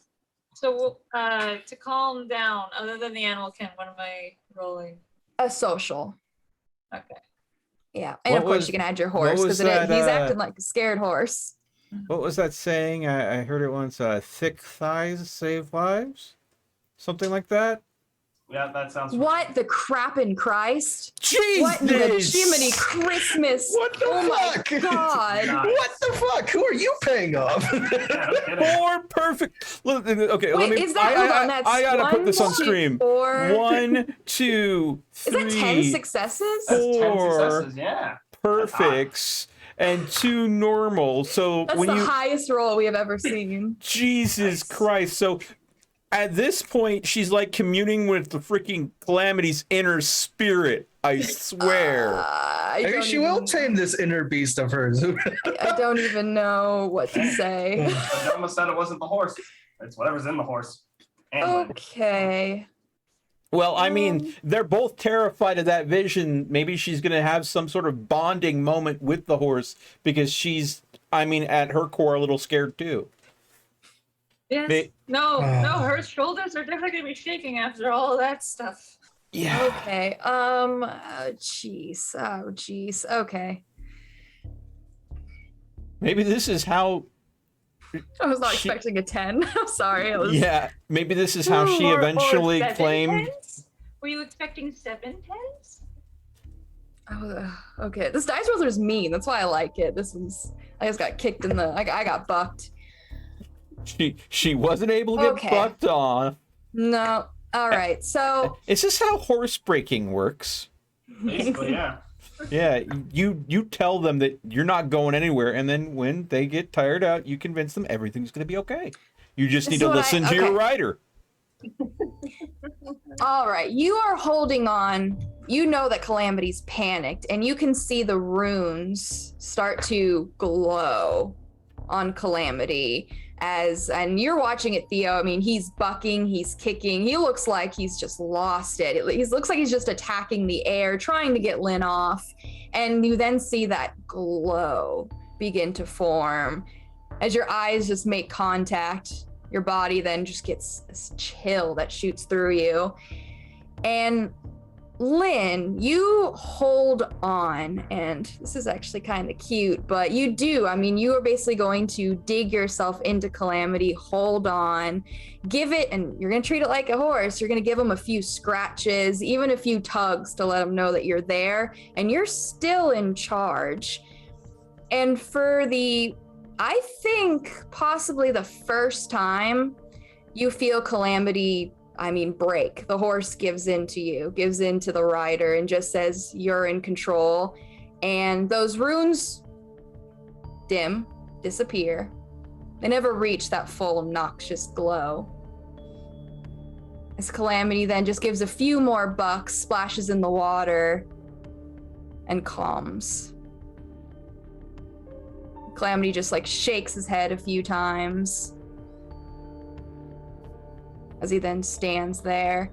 And he does not have a sharp smile right now. His eyes look very pained, is the best way to say it. Theo, your phone is going to ring. Check who it is. Well, first thing you notice is the time. Usually teleporting is instant, but it wasn't this time. A lot of time has passed, closer to almost 30 minutes. You guys are supposed, I mean, according to what Rune was wanting, you guys should be there now. Well, this isn't convenient at all. Something might have gone wrong, like you were saying. This Yeah, is weird. yeah. Go ahead and answer the phone. Oh, yeah, sorry, go ahead. Ah, perfect. We're waiting outside the big gate. About how far off are you two? We just came out of the transportation just now. Well, good timing. Where to kick you out? Well, we seem to be on the beach. Rune, the beach isn't close to here, right? Why are you asking me that question, Doctor? No, of course the beach isn't anywhere close to here. Rune is Why are you informing- asking me that question? Rune is informing me the beach is not very close to here. Do we need to stall for you? I will find some way to get there. Heaven help me, but yes. We can stall. I'll go ahead and see when I can. Hit the end button. Is there like an icon that looks like a map or anything on the phone? I mean, there's I'm assuming that they're like the Google Maps. there's an app that says map, so it makes it easy. I'm gonna go ahead and press that button, see what it can pop up. Are you sure Okay. you want our location on there? We are 30 minutes away from, and this That's actually is not too a far. Bowman protected phone.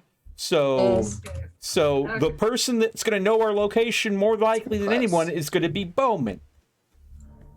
all right. So Okay, here we go. So, dun, dun, dun, dun, dun.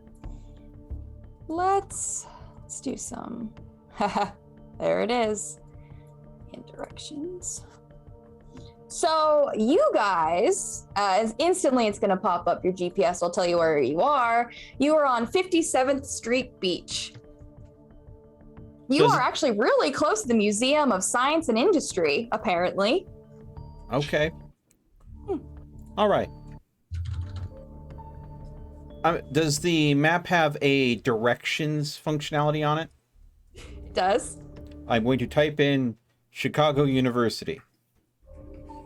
Oh, yeah. So from 57th Street Beach, it says if you are in a car, you are about 5 to 6 minutes away. It is 1.1 miles or 2.1 miles. Okay. I'm going to, while Lynn is calming the horse down, I'm going to climb up to the beach to where the road is. I'm going to see what cars are lined up.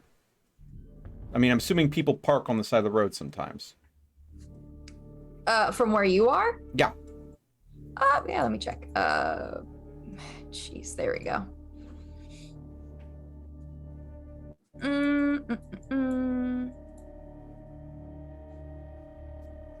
All right, so you're not seeing any cars parked, but you're seeing, so there is, not too far from you guys, there is a building that's in between. It looks like it's some sort of like restaurant of some sort. There's, cars that are parked there in the parking lot, but besides that, there is a street that's, right behind the building that cars are driving by, but yeah. Looks So like the the restaurant's only called park- Z-Berry, excuse me. So the only cars available out and about are the ones parked at a restaurant. Mhm. Okay.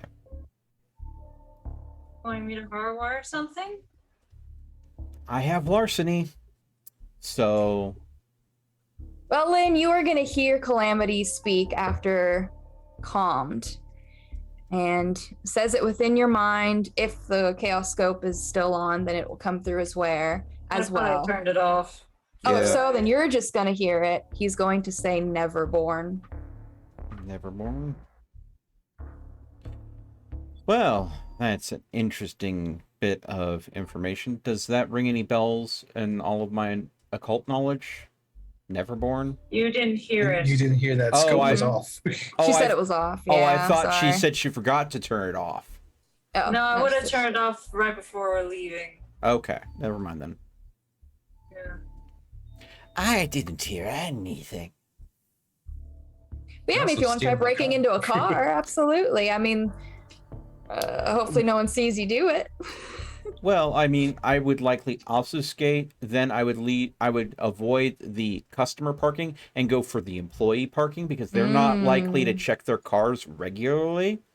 It's the douchey thing to do, mind you. And then I would be looking for the cheap car that would not likely have a car alarm. And then using obfuscate again to maintain undetected, I would check to see if someone left their car unlocked. Okay. I always forget if unseen passage requires a rouse check. It's the one I always forget. You do it all the time, Sid, does it? Cloak of Shadows does it, but unseen passage does it. The moving one. I think it does. That's only think if it I'm does being too. observed, though, right? I think he'd vanish. Yeah, vanish is if you're You observed. can't. So Cloak of Shadows is if, as long as you're still, you're invisible. Mhm. But unseen passage is you can move and still be invisible, Yeah, but yeah, it takes yeah. a rouse Let me check just- because it's the higher level. Let me just pull it up, just to be Yeah, sure. make sure, but I'm pretty sure that's Let's see here. As for obfuscate, for the most part, Yeah. everything tacks on. pretty Yeah, cool. that's why it's a useful thing if you don't want to be discovered and you want to do stuff that's naughty sometimes. Nosferatu. Yep. Nosferatu. No. Unseen passage. That's Cost 1 rouse check. Okay, so go ahead and So- roll me a d10 Okay. if you're using it. I mean, Nosferatu was pretty overpowered in Bloodhunt. Fuck me. Yeah, Hmm. Nosferatu are, I wouldn't say they're overpowered in 5e, How many but they're tens fun. is No, I'm Milk talking about the gonna video get? game because I could go invisible, Well, shotgun someone in I the ass, only and they would get instantly one die, so Yep. Hopefully one. Hey! a 10. Well, that's a pretty good one die. Yeah. All right. I I mean, can't roll better like- than that. yeah, like a blanket. I mean, you feel it. You just like now it's not wrapping around you. It's more so like you become one with the shadows and darkness as you just slip into it. It doesn't feel like your abyss practices. No, it just seems more like your physical form takes on this dark shade. I am the shadow. And you don't need to roll me a stealth check since you're invisible. But you will have to roll me a larceny if you want to break into a car. So would that And there be... is employee parking in the back, so you can avoid at least being seen. There are cameras, but I do see that you have ghosts in the machine, so you're a-okay. Yeah, they're literally, the cameras are just going to stop working for a bit while I go ahead and, again, looking for a fairly cheap car that avoiding the alarm. Meme.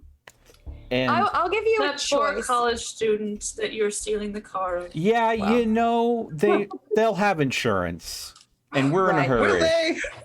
Go They- for a nicer Well- car if you want to have insurance. Well, I can see you doing a wits for Yeah. your larceny. If you're using I'm doing sure, thank being you. smart about it. yeah, you're So- trying to pick the right car. So I can give you a wits and a larceny. All right, so that's going to be 6. Now this is where my luck is going to go ahead and fail me. You say That's that. not bad. Never That's not mind. bad at all. Never mind. See, don't doubt yourself. Well, Not as good as the 3 or the 4 tens, but All right. still good. Yeah. so Good I, time though. All right. Well, you can find what looks to be, I mean, probably a 2001 Camry, Toyota Camry. If you had to guess, I mean, I'm not a car person. I think that's right. I think it is Toyota. Yeah. And what's best is this car has a shattered window. And it has like someone put like a shirt, from what you can tell, like so I don't over it even have just- to break the window. No, it All doesn't right. seem so. I feel sorry for the person who I'm just lifting their car, but I mean, Do you? yeah, a little bit. Me personally, Theo, he could care less. I mean, he's not. It's not a situation where he's like, ends justify the means. This needs to happen because I don't have any other choice, and I don't want things to get worse than they already are. So yeah. All right. Well, you're gonna larceny that car. Get it? You're gonna break into it. It's the same roll, larceny, breaking into it. So do I need to roll it again or no? Nope, just that. And Lynn, you finally calm down Calamity. He says the word Neverborn to you. And he'll get out of the water, go back onto the beach. And he is going to lean down so you can climb off him.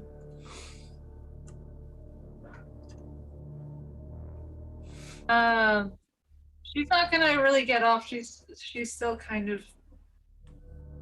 getting control of her own self after what she just saw. Well, once you don't get off, Calamity's just gonna then lay down in the beach. She is going to ask Calamity, what was that? You're gonna hear once more, Neverborn.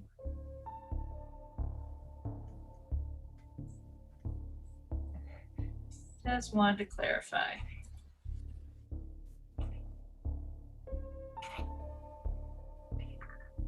And, well, Calamity's just gonna shake his head, very much like a horse, just roughing out its manes. Its mane, yeah, that's right. And you, dear sweet Theo, you get in there, no alarm, nothing like that. It even looks like they don't have a radio, like someone probably broke into their car and took out their radio, which is why they have a shattered window. They're probably in the middle of processing their insurance claim. Mm-hmm. And I'm just going to make that claim so much more complicated for them. Yep. They're going to think they're getting fraud, fraud charges. Yep. Well, hey, there's cameras, so they will have pictures of the car being parked there, and then they will have pictures of the camera freaking out for a while, and then the car being gone. And the employee will be at their job working the whole time. So what's the insurance going to claim stole the car? A person or a ghost? Because a gang. Yeah. Yeah, well. All right.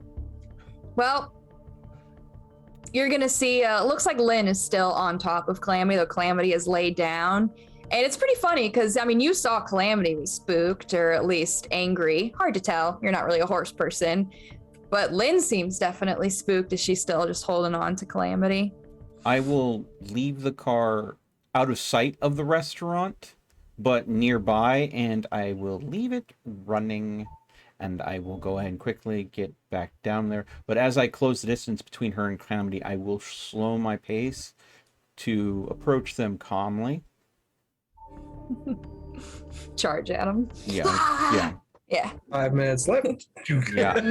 No. We have half an hour. It's a 5-minute drive. I've got a vehicle. We can do this. You can do it. Like I told the doctor, I will find a way. Very fortunate you're only 5 minutes away by car. Yes. Very fortunate. Well, okay. Yeah, actually it's close to the beach. At which point I will approach Lynn and Clemmy. Lynn?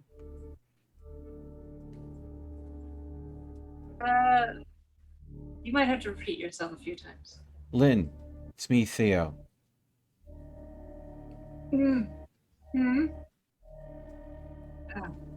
Right. Yeah. College thing. Yeah. We lost time.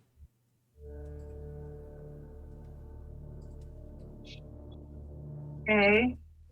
How much time? It's 7:30, maybe 7:35 by now. The appointment's at 8. I have hot-wired a car. It's a 5-minute drive. You don't have to write Calamity anymore today.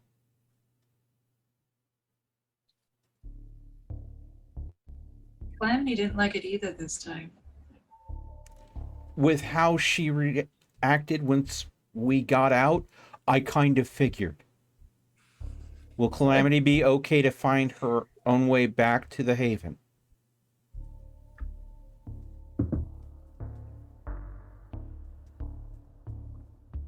Or do you want... She would ask Calamity, would it be easier to teleport without me?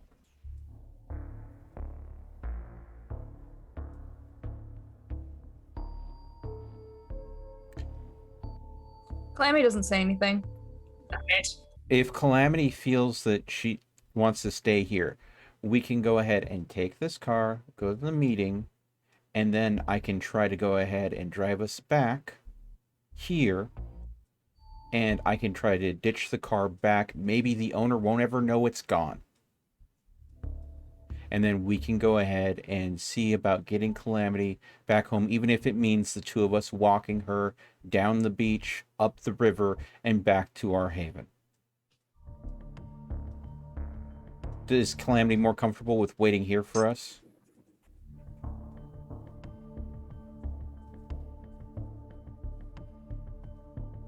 $7.40.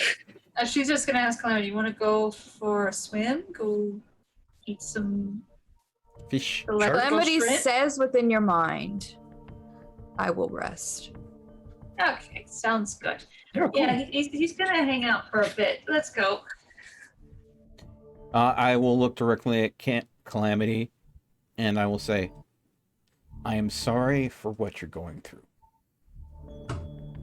I do need to take Lynn now, but I will bring her back. She is going to pat the horse's side, kind of comforting on the shoulder, and then you're gonna hear something inside your mind, Theo. It has awoken. Well, I'll see if I can get it some nice. sleeping pills, because it waking up doesn't seem to be doing either you or Lynn any good. After a few pats, Calamity will get up and start going into the water.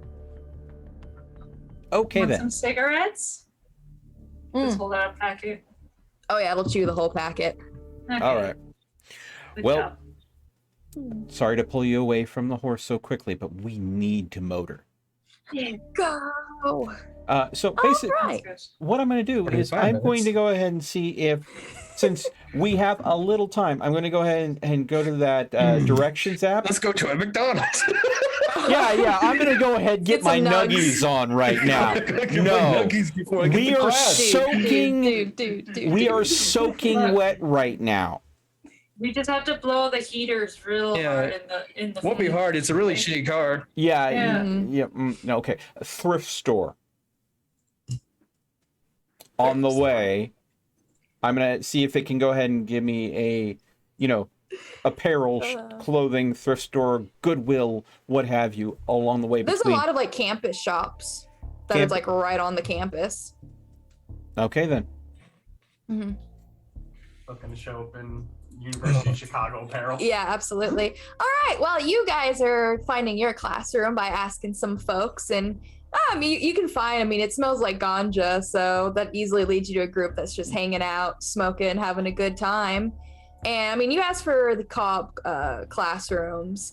You asked for the professor, and yeah, they don't really seem to recognize the professor's name at all. But if they had to guess, since you're going to the Cobb classrooms, it's probably the philosophy classes that you want, and they're gonna point to the building. Play's gonna be somewhere in that one. They say try the second floor. All right, excellent. Thank you, guys. Enjoy the ganja. Oh, they're gonna laugh at that and give you like a what? We're clearly not. What? What are you saying? Big biker guy, enjoy the drugs, kids. Oh God, that's like a dare skit if I've ever heard one, right? I'm around their age. I'm college age still. What am I? 24, 23? What did I put? What did I put? Sorry. Nice. What did I put on my fake ID? I'm 23. Oh yeah, my character looks like she's 20. She's really 80 though. Yeah. It's really 80 though. 3. Yeah. Okay. I'm sorry. Switch. Okay. Well, you guys are making your way. You go to where they lead you. You go into the building, one of the co-op suites. You go to the second floor. You guys start heading, and you hear music. Sounds like a bass, specifically. A nice little bass tune. It's pretty catchy, pretty groovy. And following the noise, there's someone that is leaned outside a classroom. They're like right up against the wall.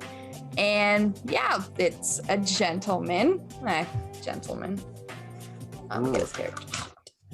Probably cool. The coolest. The cool Yeah. professor.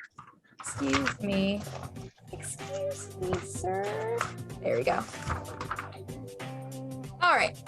It is a young man with very strong chiseled features, and he has wild, curled, permed hair like that from the 80s. Like He a has punch dark perm? haze. Oh, like, yeah, I mean, yeah, the 80s style, like hairband perm, so it's like super big, bushy. He has dark hazel eyes, and his hair is burgundy. You can see like in the light, it has like a little bit of like a purplish red. He has a band shirt that you can tell that was like a t-shirt, but the sleeves have been cut to make it tank top. And he has ripped, faded up jeans, and his shirt says Cryptic Short. And well, he has a cigarette in his mouth that is indeed lit. And he has, well, a guitar. And I mean, as soon as you approach, his eyes, he makes contact. And I mean, he gets a pretty big smile. And he's going to ask, and look at that, I made a little fake cigarette. So it's clear, it's fake. So Twitch knows it's fake. He is going to ask if you guys are here for the night class. I believe so, yeah. Sent you a picture that might work for his profile, just in case you want to use it.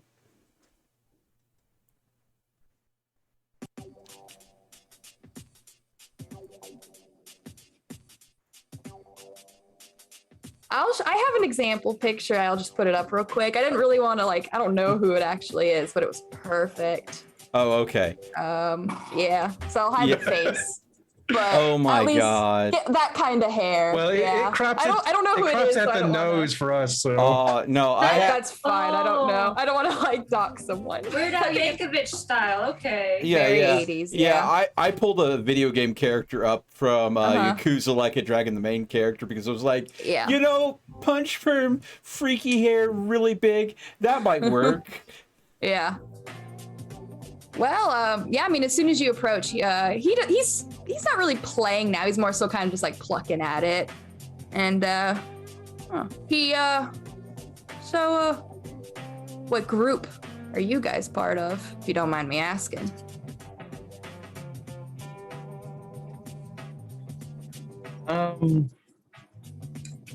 Look over the doctor.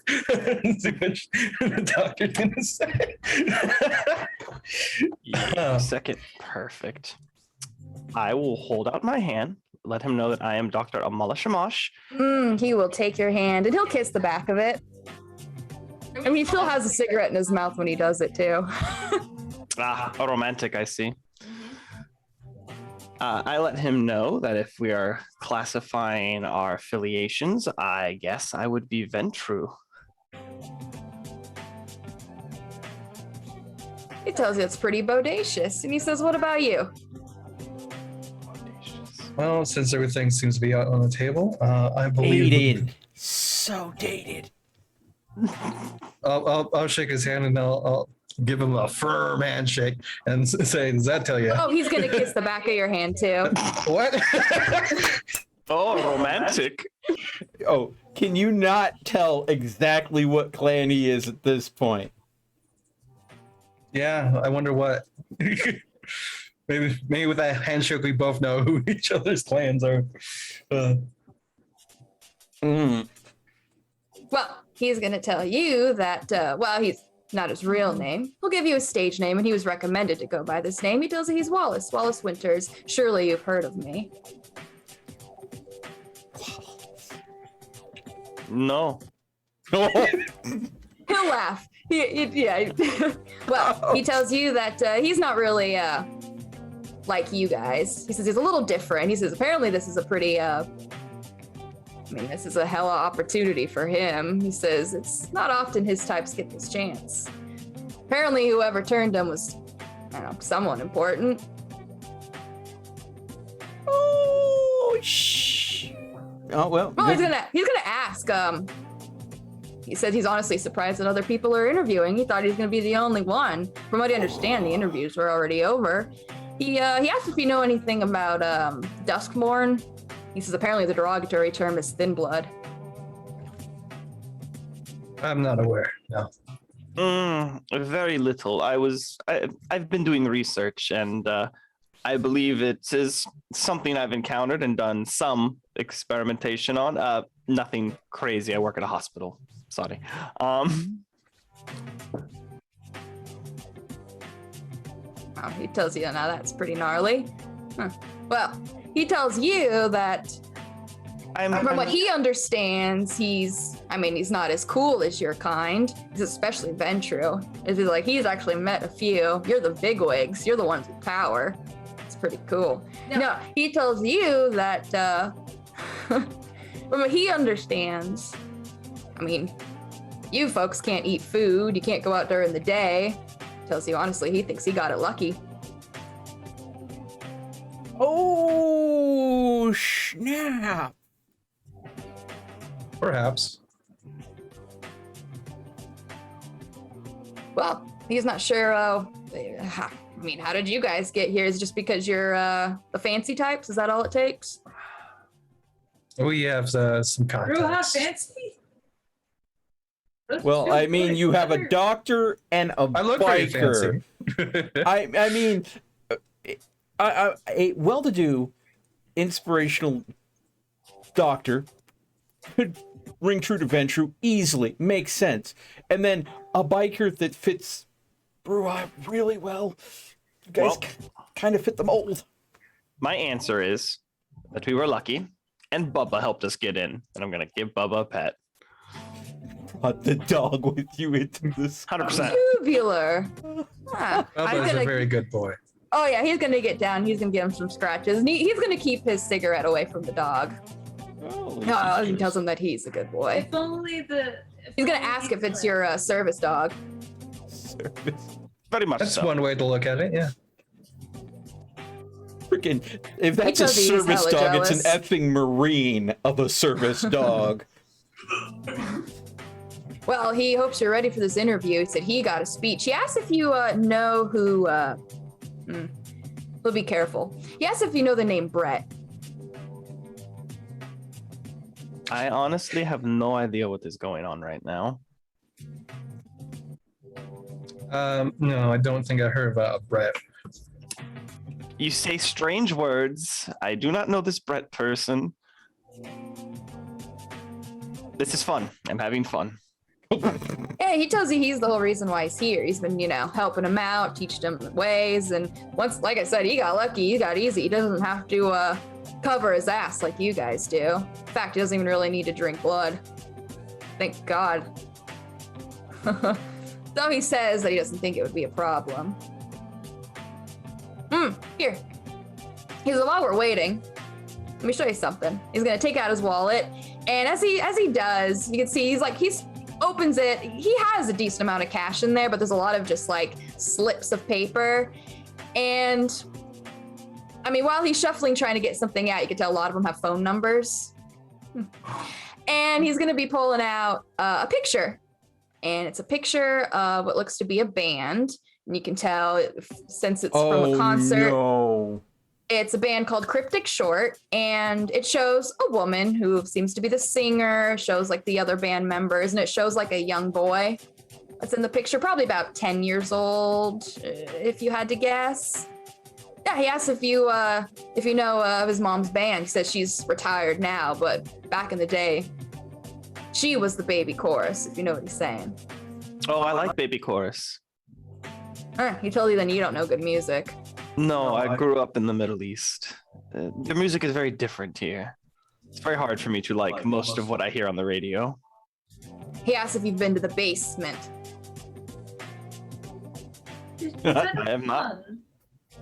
He totally that's the club that he usually performs in. He says he's tried bands, didn't go very well, which is why he had to rebrand himself as Wallace. Now he's just a single show. And yeah, he says that's where he was when everything changed. He doesn't even remember what happened. He was he says it was a good concert. Oh, he's gonna ask if the two of you are. No. No. Well, he's gonna look at you, Doctor, and he's gonna nod. Well, he's gonna say that he actually has been set up with a dorm here. If you're interested, after this interview, he can show it to you. I'm sorry. Are you hitting on me right now? He says it depends. He's Is the also answer working. yes? Not very well. No, I will have to admit. Well, then he'll say no. He just knows that you folks can't be up very late if you ever need a place to crash. He can keep an eye on you. Oh, well, I appreciate that. That's very nice of you. It's always nice to have more friends. Yeah, I'll give him my business card. It'll be nice to let him know if he ever Get hit by a car. if he ever needs to call us for anything. Yeah, you can give us a call. He says, "Here, let him give you your card. Let him give you his card." And he's going to go into what looks to be, it's a bag for a guitar, an instrument. He's going to open it up. He's going to pull out a picture of himself, and he's going to flip it on the back. He's going to write something on there, and he'll hand it to you, Doctor. Oh, perfect. I'm just gonna rip it in half and take the part with a number and put the other half in my pocket. Oh, perfect. Thank you.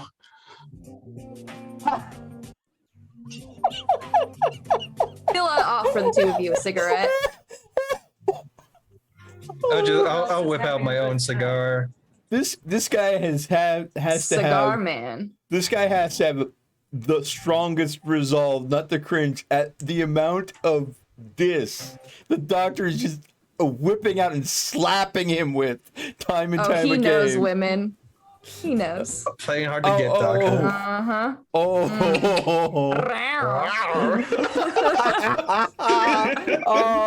Oh my God, this is just hilarious. Great minds think alike. Well, I know the rest of you are going to be making your way. So he is going to make just some small talk. So yes, his mother was in the band Cryptic Short. Her name is Riley Winters. And he's been a huge fan for a long time. For the longest time, he was just touring. He was living in his 1966 VW bus, which is white and blue. And he would love to show you, Doctor. I'm sure he would. If you ever have the time. Yeah, he wants to take you to the Bang Bus. Yeah. But only recently, in fact, it was in the beginning of the month, things changed. He had a successful concert, got a little intoxicated. There were a few ladies that were celebrating their 21st birthday. They had a little bit of fun. He remembers someone. And so he strains, but he kind of shrugs it off. Says that really he woke up and he felt different, better, honestly. He says he didn't even really know what was going on. He just thought, had a really good night. He honestly just thought that things were turning around for him. He tells you his music came easier to him. That's what he really noticed. He just could draw people's attention and people began to flock to him. And he says, I guess that drew attention, and that's how this all started. And he said if it wasn't for Brett, he probably would have been dead. But from what he can get, and he hasn't gotten the name of... he can't remember what they call it, but the one that made this happen. No one's willing to tell him who it was, but he knows it must have been someone important, because they didn't just chop his head off. He shrugs. If you ever hear anything, let him know. He'd appreciate it. Oh, will do. I'm in a bit of a similar predicament as well. Yeah, it's just from what he understands, it's pretty common. People just inflicting others. Like I said, he feels bad for you guys. Everything for him's been better. Now he's going to school and actually getting some music education, which he tells he doesn't really need that, but he'll admit running a band is not as easy as he thought. He says if it's not personality conflicts, it's scheduling conflicts. He hopes to learn how to do it better. In fact, he even hopes to maybe make his own baby chorus. Ask I if either of dabble you know with how the to play strings a it. bit myself. Yes, what you play? Guitar. Yeah. He tells you tubular. He says he can play the guitar. He prefers the bass. I mean, he says if you're ever interested, he'd like to see you shred. Well, maybe we'll hang out sometime. Yeah. He's gonna look over at you, Doctor, and ask if your hands are any good. Those hands are good for something, ain't they? No, I don't say that. Stitches. I will let him know that I never was one to practice an instrument outside of school. I tell him that my hands is mostly used for blood work. Not that kind of blood work.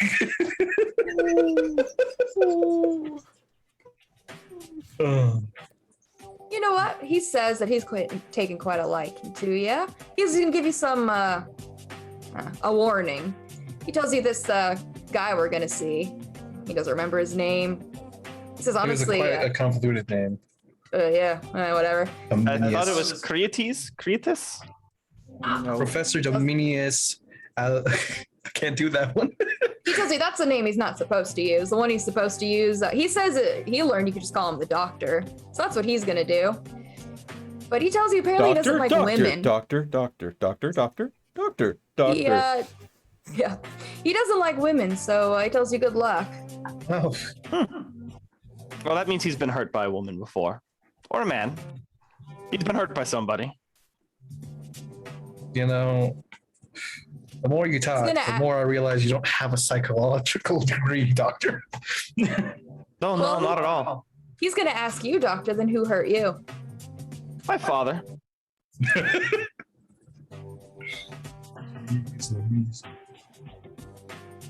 Yeah, I mean, he'll get a smile at that. He tells you can see it. It's all over your face. Well, and in your attitude.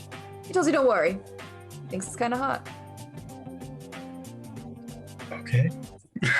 And so, how far are we getting to the that store? This shit? We have to go. I am going to ask Rune, why do people keep hitting on me all of a sudden? I mean, you You're a have a woman. very magnetic personality, Doctor. Women! All right. That and you have the air of the unattainable. This is also the first time you RP'd as a woman, so. It is. I was excited when he said he wanted, because I wanted him to play a lady for so long, because I like to play guy characters. So, heck yeah. All right. Quick question. It is 2:07. How late are we going? I know Taylor works in the morning. I don't know about anyone else. So I want to give a glasses are crooked. Well, you know me, I can go for another 4 hours. Yeah, But there's basically no point in asking me or Melt. yeah, Yeah, because good. yeah. So It's only 11 here. yeah, same. I'm going to go for another hour, but then unfortunately I will have to go to bed so I can get at least 6 hours of sleep before work. Yeah. Right. Okay. So But I mean, that should be more than enough. Okay, I just have to ask. Okay. Well, you guys want to stop by a shop, one of the shops that are off the campus, near the campus, and you're looking for new clothes because you are sopping wet. wet. Yeah. Something that'll help us blend in, but something that doesn't look like we're the chic university scum of the world. You know, the ones that blow all their money at the shop because they want to, you know, represent with pride. But Yep. something Oh, yeah. that's reasonable and not too expensive. And unfortunately, Lynn, will you be able to cover it? I didn't bring money with me.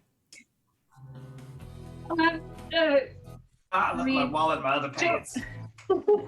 Yeah, I well, I just mean, carry Theo around doesn't the have a lot of 4K? money. Like, do I just carry the 4K around with me everywhere? That's the question, isn't it? 5K. You're the one that generates most of the money for the entire group. Right. Mhm. I think, okay, for her pay change, she might bring around maybe 100 pieces. Majority of So it that's ends enough for up with- 2 shirts at university. Basically, yeah. So unless we are going ahead and tricking some people into giving us their clothes for that 100, yeah, we're There's some going in. high guys. You might have luck with that. We might end up having to go ahead and go in sopping wet then. Because I mean, I doubt that Theo has more than a 20 bill on him. We just play off that like, oh my gosh, it's raining. It's so Question: What's the weather? Question: What's the weather been like in Chicago on this lovely day? It's. I mean, Isn't there it's supposed to be a snowstorm coming up? You know, there's a snowstorm coming up, though it hasn't come quite yet. End of the week. I think rather than saying the weather, there's, I'm assuming, a pool on campus, right? Mm-hmm. We just simply have to say that we had a mishap at the pool. Please let it not be drained at this time, because that will be very awkward. It is winter. The pool's drained at winter, isn't it? Over. No, they wouldn't let a campus pool freeze over. It's either heated or it's drained. Mm. Mm. Is it an interior pool or exterior pool? That's the You question. guys have no idea. Nope. Where is all that intel I asked for? You wanna call your shadow? Well, I assume that it would be coming to me to deliver that information to me. You have to give like a, oh gosh, a call, a beckon, because you want it to look for anything threatening. If it notices anything threatening, it'll come to you. But if you want just like a recap, yeah, you can try to call it. Okay, so there's nothing threatening. Okay, then if that's the case, I'll just leave it be until it makes me aware. Basically, use it as a spidey sense, only a raven sense. Okay.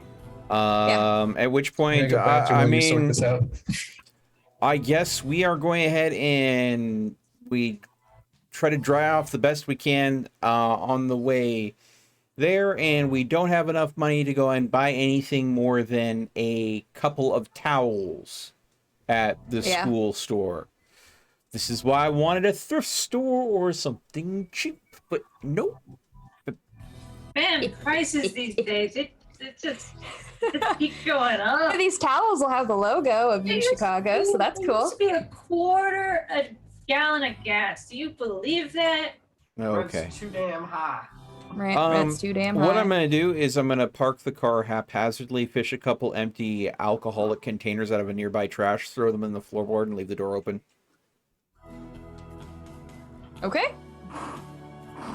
Works for me.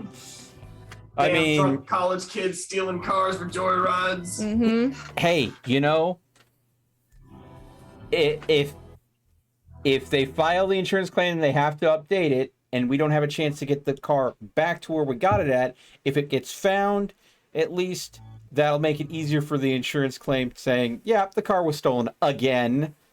Right. And it looks like it was just a couple college kids that had a few drinks and had some fun. And the car wasn't damaged or anything, you're just missing some gas. Yeah. Well, only like 6 minutes. It's not that bad. Yeah, so. Okay. Well, you guys now are gonna have to make your way uncomfortably. Patting off with the towels we picked up. Yeah. So towels will probably cost you about 25. So 20. You can hear her yell that from outside of the store. Yeah, it'll probably be close to about $35 with tax. Oh, when did tax get so dang high?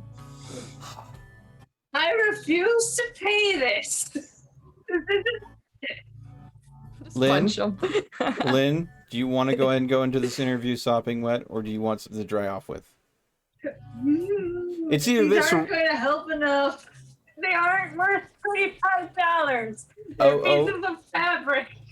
Okay, so we're going to just roll in the grass until we dry off. Is that what we're going to do? Mm-hmm. Can we just like stand under the heating unit for like? We don't have 5 that minutes? time. You have about 6 minutes. Mm-hmm. One Someone's towel. counting. One towel that we have to share. Not worth 2. Okay, well, this is going to be a little uncomfortably close, but yeah, okay, I guess we're sharing a towel. Okay. It'll be And about 16 is bucks going with to- tax.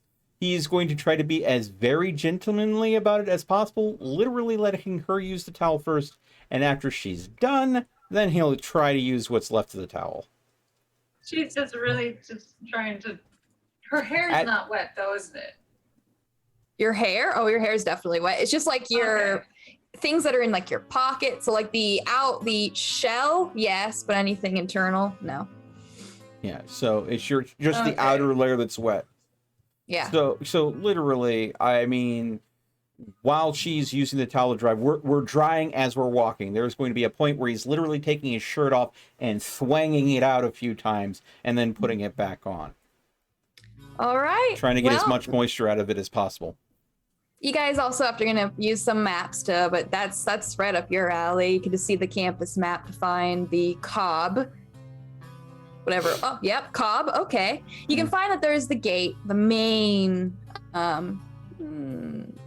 entry into the campus. Though you are gonna be coming from the beach side, so you're mostly gonna be walking besides it. And I mean, as you guys are going, you're gonna hear some students that are gonna be cheering at the both of you. Kind of just give like a yeah, my man, as you guys are going.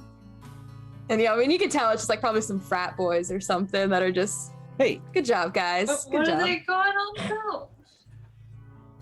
Cheers, girlfriend. Mm-hmm. I'm assuming they think that we're a couple and we just had a very fun time getting very wet together. Mm-hmm.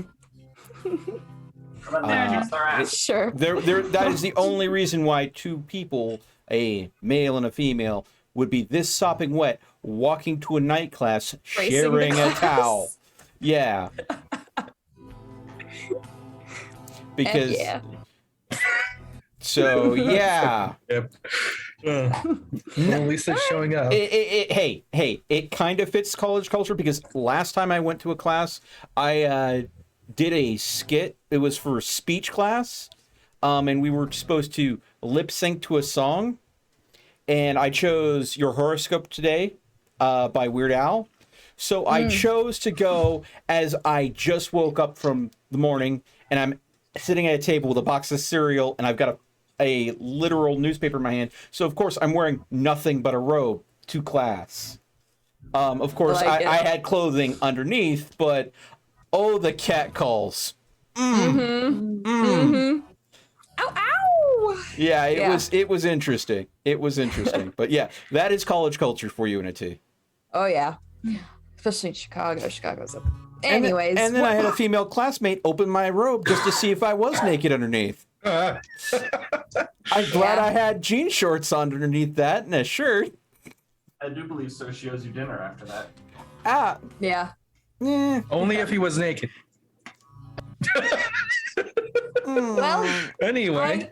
I'm not sure. I mean, I don't know your guys' thoughts, but thankfully, or maybe you guys are having a grand old time, but you do finally see, walking down the hall, coming in your direction, two familiar faces that, I mean, you know how it works with Calamity. They're drenched, and you can tell they have one towel that now Theo is using to try to dry himself off, but they are still in their wet clothes. Theo, I see you finally found the towel you were begging for a couple of days ago.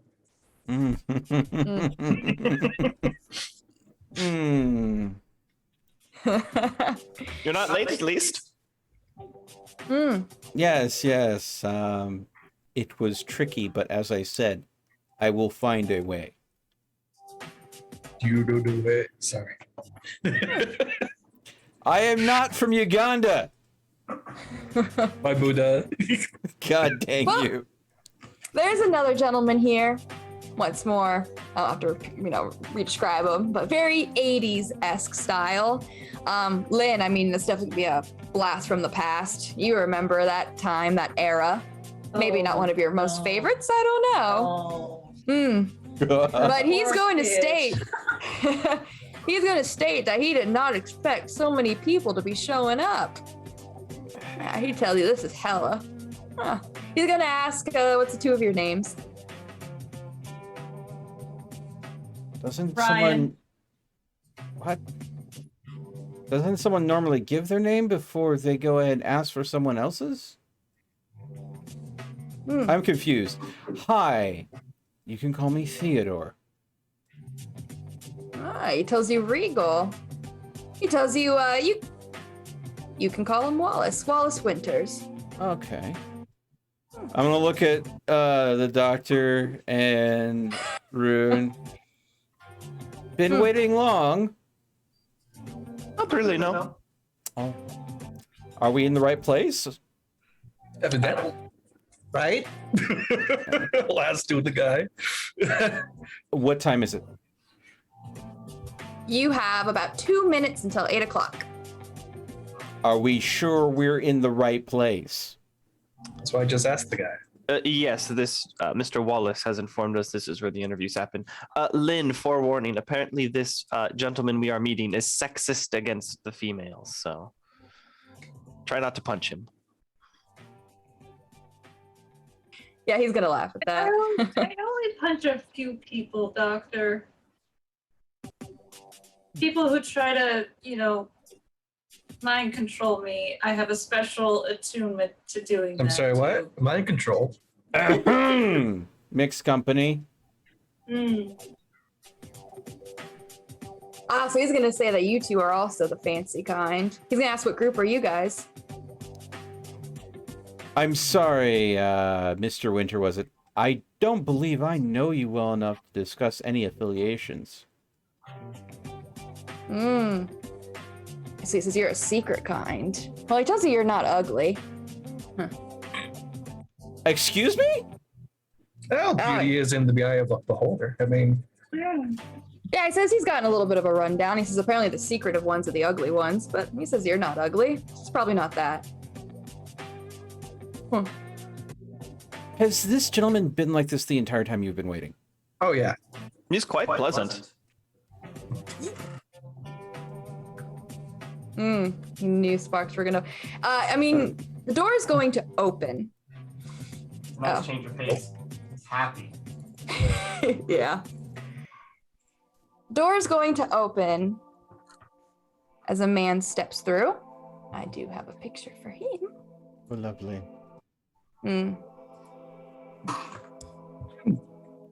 Wow. That's old. Dude looks like he came out of the D&D handbook for monk. His eyes scan over. And he's going to look at Mr. Winters first. And he's going to tell him to come in. All right. Well, Winters is going to wish you best of luck. He'll see you on the flip side. And he's going to head inside. And he's actually going to put out his cigarette before he goes in. After after Winters is in the room, and I'm assuming the door shuts behind him and he's getting his interview, I'm going to look over at Rune and the doctor and said, so he asked you what your affiliations with. Please tell me you told them something evasive. I just gave him a strong handshake. I got this phone number. Okay, so I believe he was hitting on me. okay, so Oh, really? So Rune dates at the club, and the doctor dates at the university. So I guess I know Like some young, huh, Doc? Oh, heavens, no. Well, you got his phone number, so that means you were quite successful, from what I can tell. We didn't take business much. cards. Yes. Business cards. He gave you a business card? I'm going to show you the half-ripped face picture. Oh, what happened to the rest of it? Did he give you a ripped up picture that he put his number on? No, he tried to give me a whole picture, but I only needed this half. Did you see That the look on poor his man. face when That you tore his poor man. picture in half? He wiggled his eyebrows at me. Well, at least you have one that is definitely stalwart in his pursuits. Well, based on the fact he kissed both the back of my hand and Rune's hand, I believe he is what's known as a romantic. Okay, sure. Theodore. Interesting. So yes, from my understanding, the gentleman we're about to meet doesn't really do these interviews often. Yeah. I think that's definitely the gist that I'm getting. What did your contact say again, Rune? You mean Bowman? Well, yes. I wasn't going to name names. I'm trying to be light. It's just us. It's just awareness check. I'm gonna see if there's anyone around. Fuck it. It wouldn't hurt to be a little more cautious. That's all I'm saying. I was being cautious. Didn't you see I gave a fake name? No. You are fine. I mean, the doctor said Lynn. So. Yeah. Yeah. I'm just That gonna was say pretty I have. groovy. Hold on. Ah, look at that 0 in subtlety and subterfuge. Beautiful. Same thing. Yeah. Okay. Case in point, please in public call me Ryan. I'm not Lynn out in public anymore. Ryan. Yes. Perfect. Well, remember that. I will try my best. Okay. If you want the full name, it's So- Ryan Bancroft. Okay. I like then. that last name. Very fancy. Rune, Yeah. give me the deets on this interview again, Um, please. basically, we're just well, according to my informant, basically, we're just gonna talk to him. Don't say anything fucking stupid. He's probably gonna quiz us on a few things, so it's probably important you Don't memorize mention the that one name. 6 that rules. You won't tell us. Yeah, which is why I won't mention it to you. I'll tell you, it starts with an M if he brings it up. Yay, so I'm going to have to be Bad guy. evasive around any M names. Got it. Apparently. So no one bring up Morticia. I believe it's a Mordecai? man's name. Mordecai. Morticia. What was it, Mulaney or something? Manila? Hmm. Ah, Oh well, you don't have edict memory. I don't know. it's probably something like that. important that I just forget that name exists. Great. Okay. All right. Well, he's in there for probably about a little bit under 10 minutes, 8 minutes or so, until he finally comes on out. Yeah, he's gonna give you all a big smile. He's gonna light up a new cigarette, put it in his mouth. Tells you all he'll see you in class in 2 days. And he's gonna look at you, doctor, and yeah, he'll give you a nod. He'll look over at you, Lynn, and give you a nod, and he's gonna leave. I'm not the ladies. Seems Door if he remains can't get open. With you, dog. He's probably gonna come up to me. So please try to humor him, because I don't really like his style at all. Oh no, I think that was a nod of remember the warning. Oh. Hmm. So that's the 2 of us. Yep. Well, there's movement as someone now stands, looks over, even looking over at Bubba. I'm gonna roll. Well, he's going to look at you, and he's going to say, Theo, come in. I will go in. Considering that I didn't give my name as Theo, but I did give it as Theodore. But then again, Bowman did set Well, you gave the it appointment. So You gave it to Wallace, is that? All right. I think we're going to go last. Yeah, I mean, you make your way. I had a picture up before. But yeah, it's a small classroom, like a square shape, has a blackboard in the back that he's gonna take a seat on one side, motion for you to take a seat on the other, so you can face each other. Still some distance. He can get himself comfortable. He's going to ask you, Theo, where did you attend school? unfortunately, that information is lost to me. He's going to ask, how did you end up in Chicago? My apologies for repeating myself. Again, I have no memories since the life-changing event I went through a few months back. He apologizes. He says, let him try a new line of question then. Yes, what is it you love about Chicago? This domain.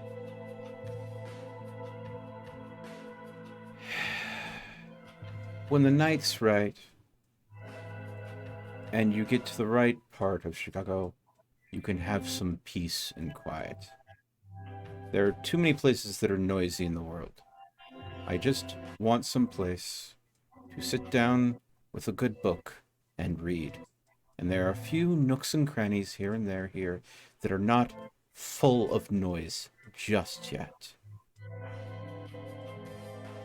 He tells you well spoken. What knowledge do you seek? That's a tough question, because it would be easier to answer what knowledge that I don't seek than what knowledge I do. I seek as much as I can attain, as much as I can learn. The only knowledge that I don't want would be the knowledge that would end me. And what makes you believe you are worthy of joining my academy? Worthiness. I would say whether I'm worthy or not is yet to be determined. If you are the teacher as I am to the student, I am a rough cut stone that may have a gem inside. It will be the effort of both of us to combine to see if I'm worth anything, or just something that should be cast aside. Is it not true? For me to assume I have immense amount of worth would be a poor assumption. Tells you the choice is yours. If you're willing to offer me knowledge, I will happily accept. What do you hope you will achieve?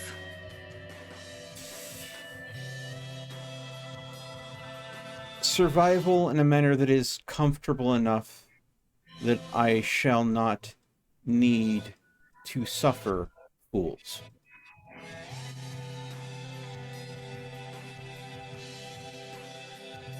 He asks, what is your opinion on the mortal?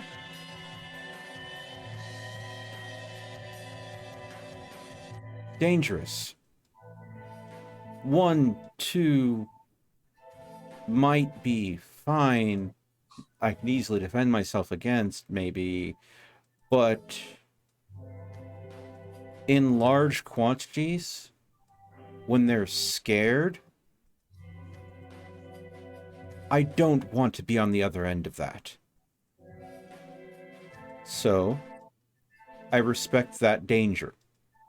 I understand that danger, but I don't fear that danger. He tells you mortals must not be taken for granted. Yes, what is your view of your beast? It is me, and I am it. It's hard to explain. There is very... When I went through my change, so much of me was lost. So much of it is what helped me rebuild who I am now. So it's hard to say where I end and it starts. It's kind of... I understand that some struggle with theirs, but since as the majority of my memories are new when I went through my event, it's always been there with me, if that makes sense. So... He says you mentioned an event. Elaborate. I apologize, but given the nature of the event, that's something that I feel uncomfortable disclosing. The individuals involved with the reason why I am would destroy me if they knew I still exist. So I refuse to give that information out for my own personal safety. If that makes me unable to become a student, then that is the way it has to be. He tells you that weakness must be purged. He says now is the time to let it out. Or he will not waste his time with you. What do you mean, weakness?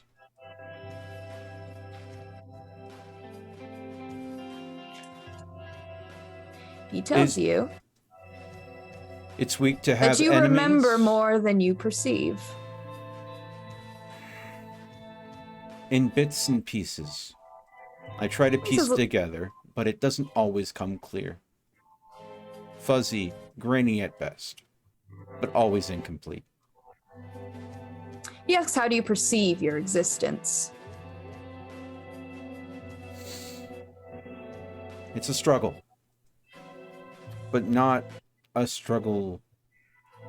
It's complex. And the dreams at night seem to always lean into more knowledge that I can gain. Or should I say the dreams during the day. And what of your religious beliefs? Do you see those as a driving force of change? I don't understand religion. It doesn't make sense to me. So much of it is based on faith with no proof.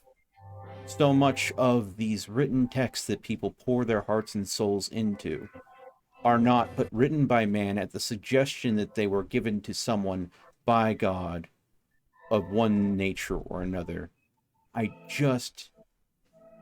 It's too easy for man to lie to himself, to others, and so much that is written is not truthful, because the victors often change histories. There are many kings that have rewritten many sacred texts. So unless you literally can hand me a text written by a god themselves, everything should be questioned, unless you have proof firsthand.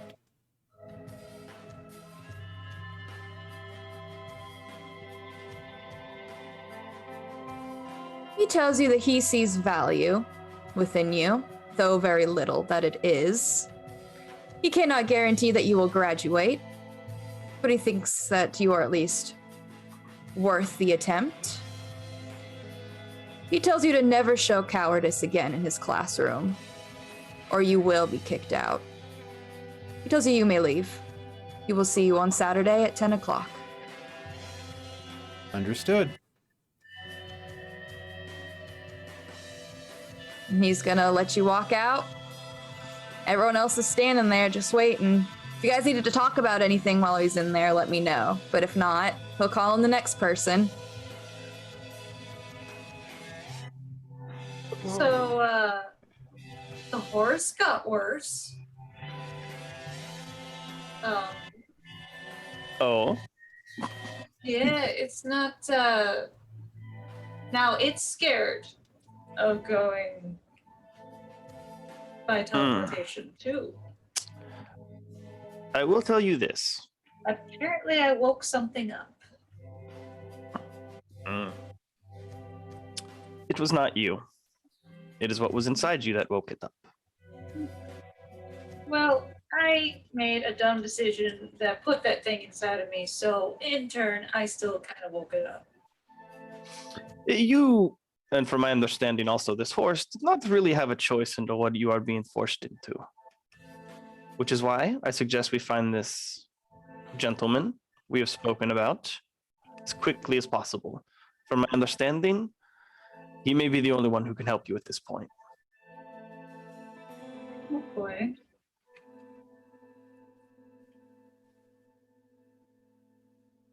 All right. Well, Rune's in there for a little bit shorter than Wallace. 5 minutes. Yeah. Yeah. I said Rune, didn't I? Yeah, Thea's in there what? for a little bit shorter than Wallace was. As he makes his way on out, opens the door. Anything you want to say to him before he calls the next person? How'd you do? Barely passed. This is rough. Is he right behind me, or is he like at a desk waiting to get up? Yeah, he hasn't gotten up yet. He's letting you leave first, just like what he did with Wallace. He does not suffer any form of cowardice. Do not be fearful, but be honest. It's the only thing I can tell you. Lynn's gonna fist bump with Rune. Bruja figures. They're like, yeah, we can be ballsy. It's what we do. All right. Well, after you get, you leave the class, he comes up just a little bit. He's going to scan once more. He's going to tell Rune to come on in. Ready. Close the door behind you as he's going to take a seat on the far end, motioning you for take a seat on the other so he can look right at you. All right, I'll sit down.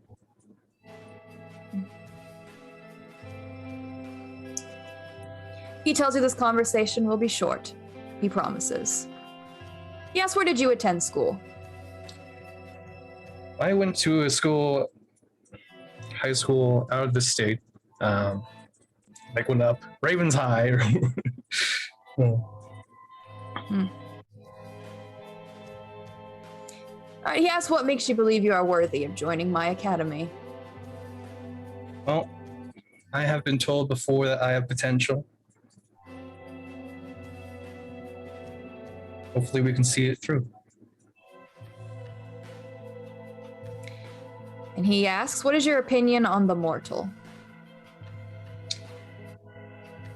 Well, I see them like I see my friends outside.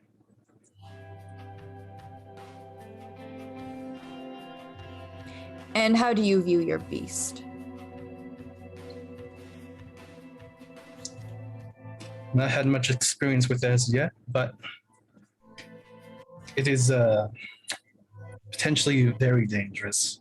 It has influenced me to make choices that I don't feel I would have otherwise. He tells you then he will see you on Saturday at 10 o'clock. See how it is. I see how it is. I told you the Bruja would win. I see how it is. He's no. Freaking! I got the nth degree because I am so far from a Bruja. It's painful for him to deal with me, and freaking Bruja rolls up and gets the easy A. Yeah. Oh yeah. He's like, oh yeah, you're Bruja. Okay, you can get in. Yep. Is there a motion that you may leave? Yeah. All right, I'll get up. Thank you, Professor. Yeah, I mean, instantly. I mean, Rue was in there for maybe a minute as he's already walking out, which might be a little disconcerting for you guys. Did he fail you? No, we're good. Nope. Okay. Well, I kind of expected that to go that way. Did you really? Yes. All right, well, he's going to make his way out as he's going to scan, looking at you, Lynn, you, Doctor, at the dog. Just gonna That's right. That's right. Wow. He fixed it. That's right. No, he's going to tell Lynn to come in. Oh. He is going to motion for you to take a seat on one side as he'll take a seat on the other, with you closing the door behind you. This is going to be an interesting conversation because Lynn's been around the block for a while. He's going to ask you, why should he waste his time with you? Ooh.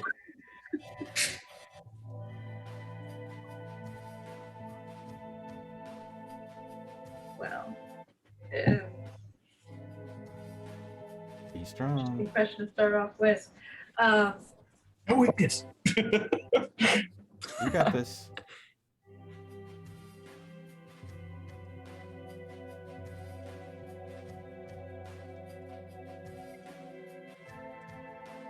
See, now you're playing into a little bit of her inferiority complex, and it's not helping. Interesting.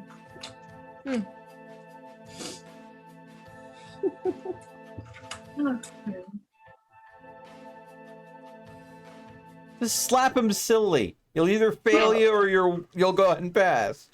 I mean, come on. Right. Boy. Let me show you why I'm worth it.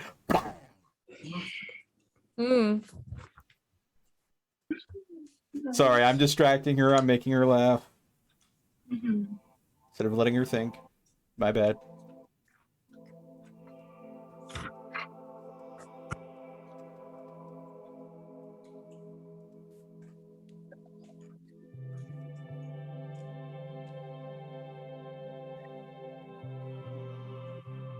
Oh man, I feel her want to be brutally honest is coming on. Okay.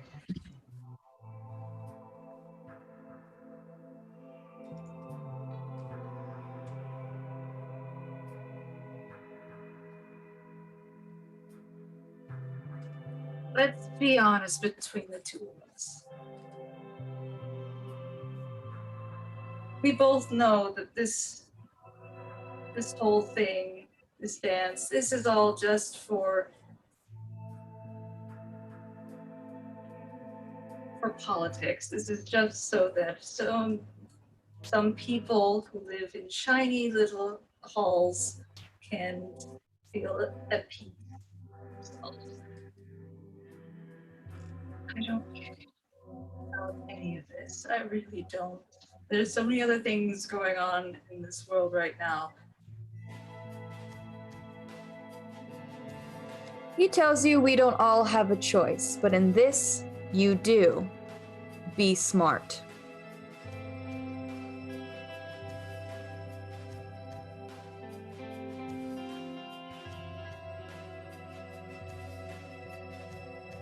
He will repeat his question one final time. Why should he waste his time with you?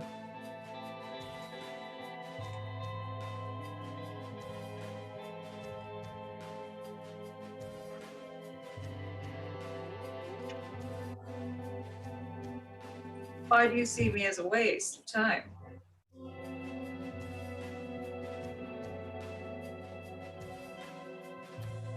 He tells you you've done very little to prove otherwise.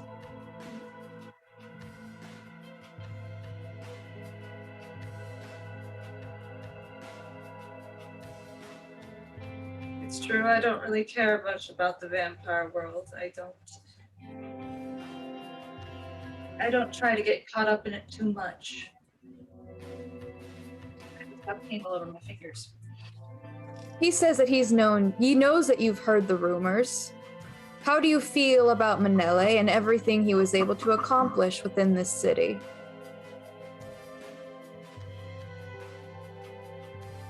Context? You aren't given any. You're I not didn't mention if there's an M Right, that time. No, my question was more sort of towards the storyteller. Like, would that name bring up any sort of memory for Yeah, Lynn? absolutely. Go ahead and give me a roll. wait. Give me a... Yeah, Lynn might have firsthand experience. That's why I asked. She's not a baby like you guys. Roll me a mental and politics. Okay.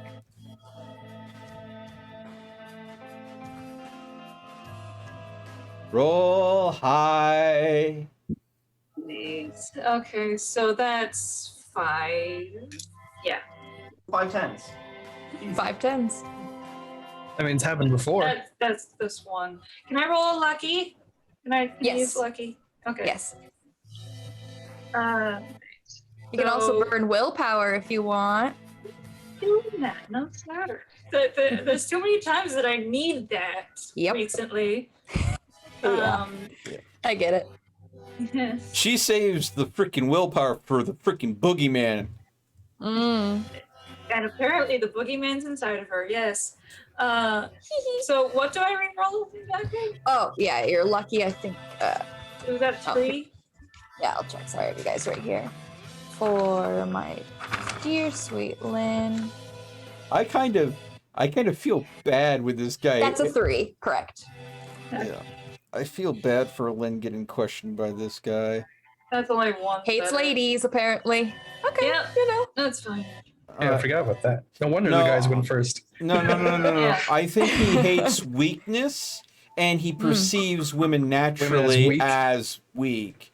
So he's a bastard, in other words. No. Okay. Ugh. Jeez. Yikes, a 2. 2 out of 5.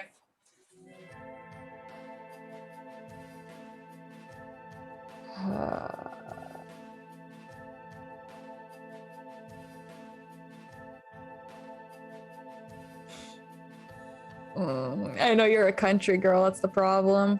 No, if I So- don't know anything, that's fine. That The is best totally I fine. could say is that name would only ring a bell, and you know that he it's a he. He was a Bruja, very much a more philosophical Bruja from what you know. And I mean, Okay. you never met him, never anything like that. And Lord knows where he is now, but that's really about it. So are you going to just be blunt and honest, or are you going to go ahead and make some shit up?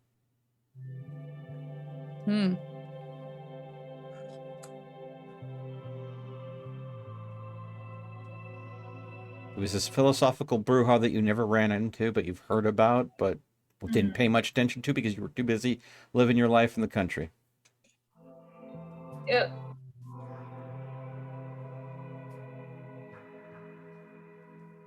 I only heard that name in passing. I've never seen or spoken or worked anywhere towards this particular individual. You really think anyone like me, as you've heard, as you obviously have heard a little bit about me, do you really think I would care about someone like that? Ooh. Yes, what is your opinion on the mortal?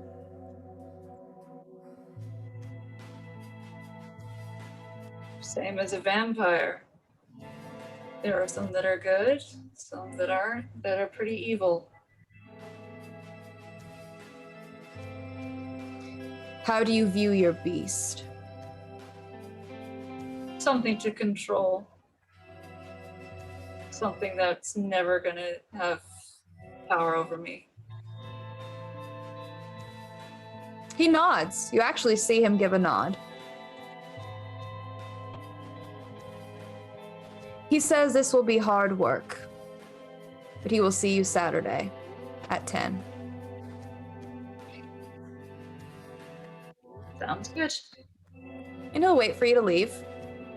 Lynn finally makes her way out. She was there a little bit less than Theo was, but more than Rune, that's for sure. It's just because Theo talks too damn much.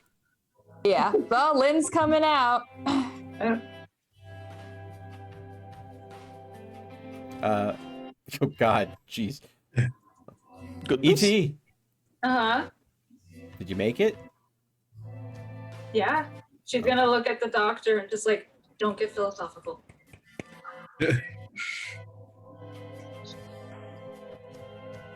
All right, he finally pokes his way out. He's gonna look at you, Amala, look at the dog. He tells the both of you to come in. Same time. Make my way inside.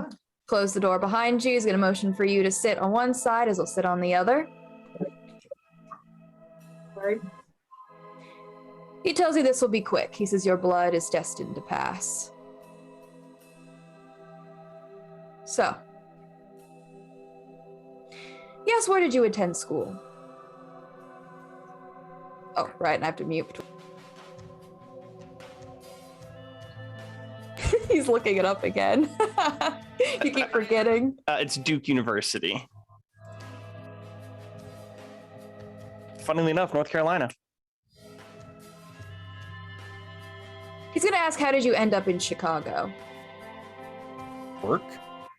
I will tell him work. I was transferred here to work, and I'll tell the hospital that I work at.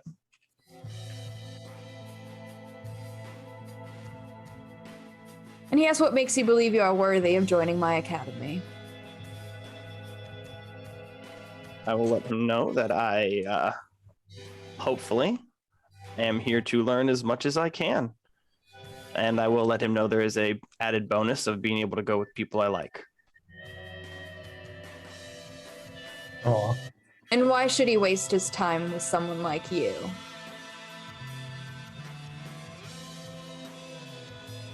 A woman. I was told not to be philosophical. Okay. All right.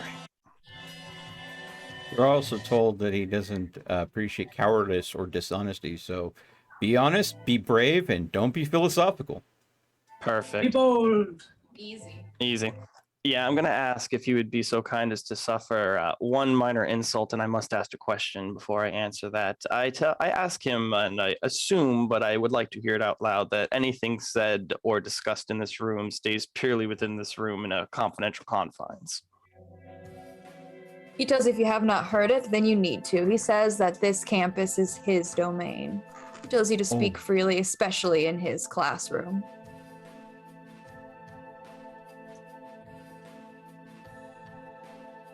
Perfect. Well,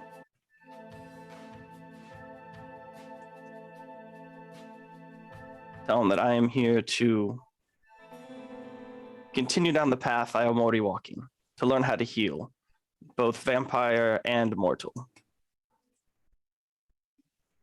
What an interesting word to use. Heal. Huh, how doctor. All right.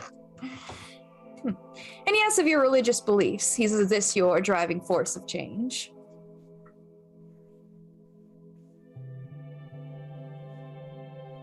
I tell him family is my driving force for change. I will let him Sorry, know. Catherine's like, ugh. Yeah, I'll let him know my sister was afflicted with the vampirism before myself. And I'll let him know that I followed into it so I could continue to help her. He asks, how do you perceive your existence? I tell him a blessing.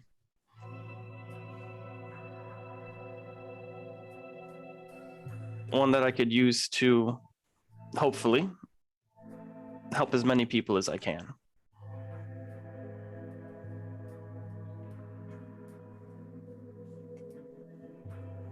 What do you hope that you will achieve within his classroom?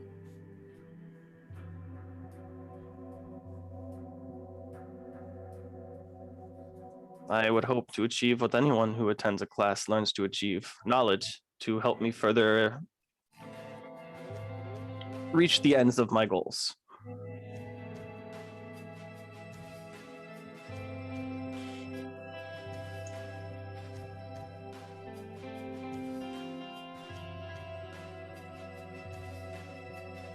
He's going to ask your opinion on the prince, Kevin Jackson, the one who shares your blood.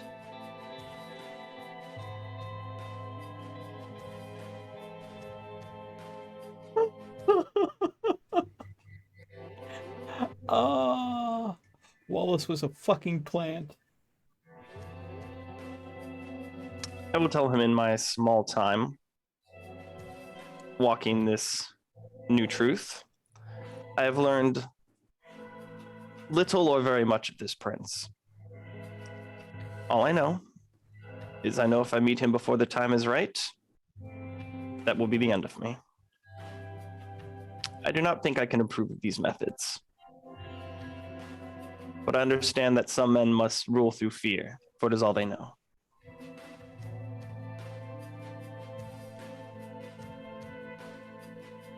He tells you that if you think he rules through fear, then you are as ignorant as he thought you were. He tells you you should know better than anyone that there is much more complexities within your blood. He tells you that you are interesting, and he looks forward to seeing you again.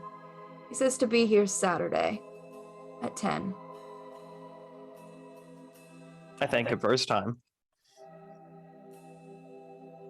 I'm gonna get up and leave. He'll excuse you. Bubba's gonna follow. You tell Bubba seems just like a little uncomfortable. Sure, he's not really puppy dog friendly with this guy. But finally the doctor makes her way out. She was in there about as long as Lynn. To be expected, I guess. I'm the worst student. You ask too many questions, and you have too many big ideas. You know, I mean, maybe if something happens to Theo and he gets dusted, I'm just gonna have to roll my next character. I'll just go ahead and play a joke character next. I'll go ahead and do the Malkavian version of Krill. Well, I was going to say that was actually quite lovely. I'm going to ask if we all have the same time. 10:30? 10. Or 10. Saturday. Perfect.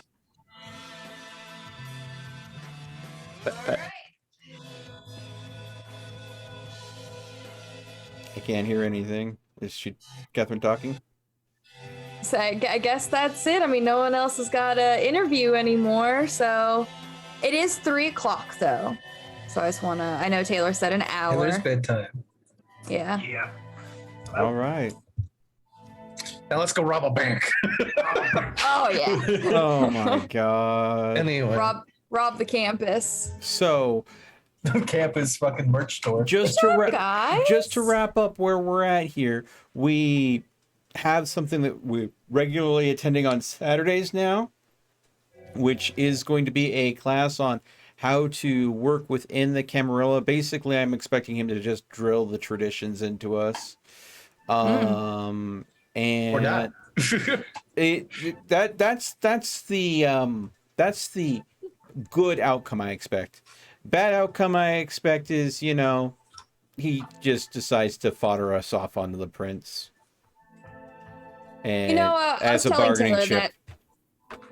He's one of the most complicated characters. I feel bad for you guys, so have fun. Oh yeah, I'm betting. Yeah. Because right now I'm on the shit list. I'm probably the worst student here right now. I'm thinking. I mean, I openly mocked the Camarilla just now. I had a very easy time. Yep. I don't know what you guys are talking about. Oh yeah. Yeah, you were the perfect. I mean, Yeah, you were his freaking clan.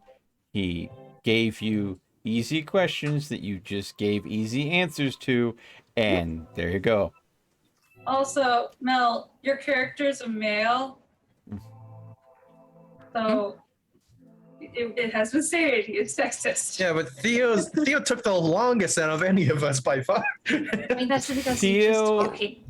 I used all my questions on Theo. Well, I mean, come on. Theo was basically a cast off of the clan Tremere. Like, if you were to look at like the houses of like Harry Potter to make it a more pop culture equivalent, they're basically the Ravenclaws. Mm-hmm. They're the bookish ones. And I gave as much answers to fit in there. The thing is, though, my questions that I got weren't targeted to clan affiliation because he didn't know my clan affiliation. Because I didn't give my clan affiliation to Wallace Winter. Wallace Winter Neither was... did I. Yeah, but he didn't treat you like a All I gave brood. Wallace was a nice handshake. You gave him a And then he kissed me. firm, nice handshake. Yeah. But So? the thing is, though, he talked to the doctor like she was Ventrue. And the only person the doctor told was Wallace. So Wallace was there as a plant to get information out of the scrubs to give to the professor, so the professor had a setup for the right questions. Wallace was a plant. And the thing is, though, He still knew who I was.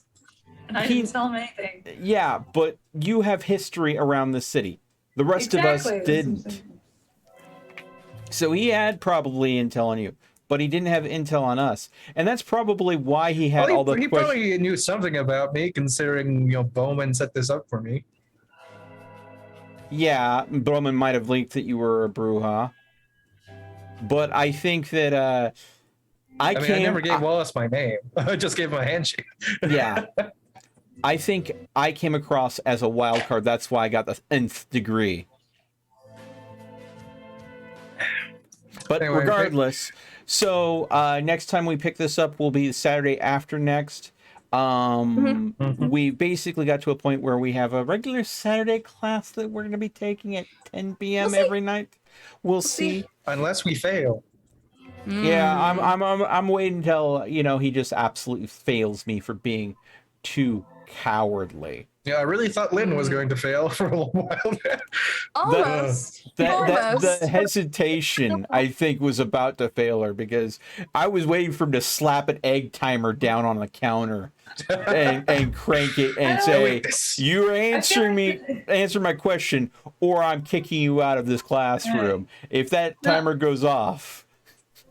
I do think a lot of my hesitation as the player comes through with Lynn, because Lynn's a lot more outspoken than I am, and it's hard for me to do that sometimes to come up with the right words. I don't blame you for that. Just the answers were answers. So yeah. He's interesting. Have fun. Good luck.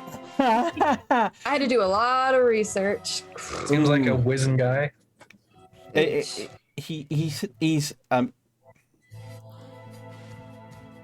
He's smart. He's cunning, but he's also got baggage, like everyone does. Like everyone does. Especially when you're hundreds of years old. A lot of years to bring up a lot of baggage. You don't end up being the Bruja Primogen just because you woke up one morning and decided to be that. You don't stay that by just waking up some morning and deciding you want to continue to be that. Well, hey, you guys made a new friend. Yeah, we did a lot of good things. New friend. I totally expect him to be there at class regularly and to be talking. Yeah, but I expect him to go ahead and constantly talking smack and acting like he's trying to get us to go along with him, so he could then leak that behavior to the professor later.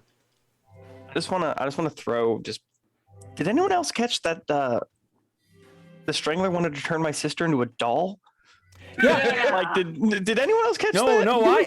That was the message that she was terrified of.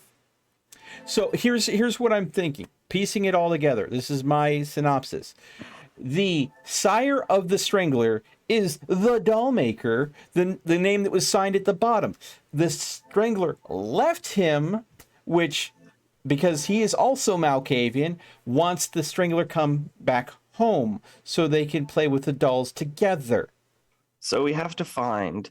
I'm sorry, because that definitely sounds like it's going to be a shit show. We have to find this candy factory, this abandoned candy factory. I thought it was a dollhouse or something. Well, it's an abandoned candy factory, and deep inside is the dollhouse. Yeah, now keep in mind, the letter was written from asking him to come back to LA, which means the sire of the Strangler that wants the Strangler back is in LA. Where were you guys thinking about running away from to go to a while ago? New York. No. It was freaking LA. London. Yeah, we're gonna. No. The vampire hunters, I believe, would definitely ice us pretty damn quick if we showed up in London, wouldn't they?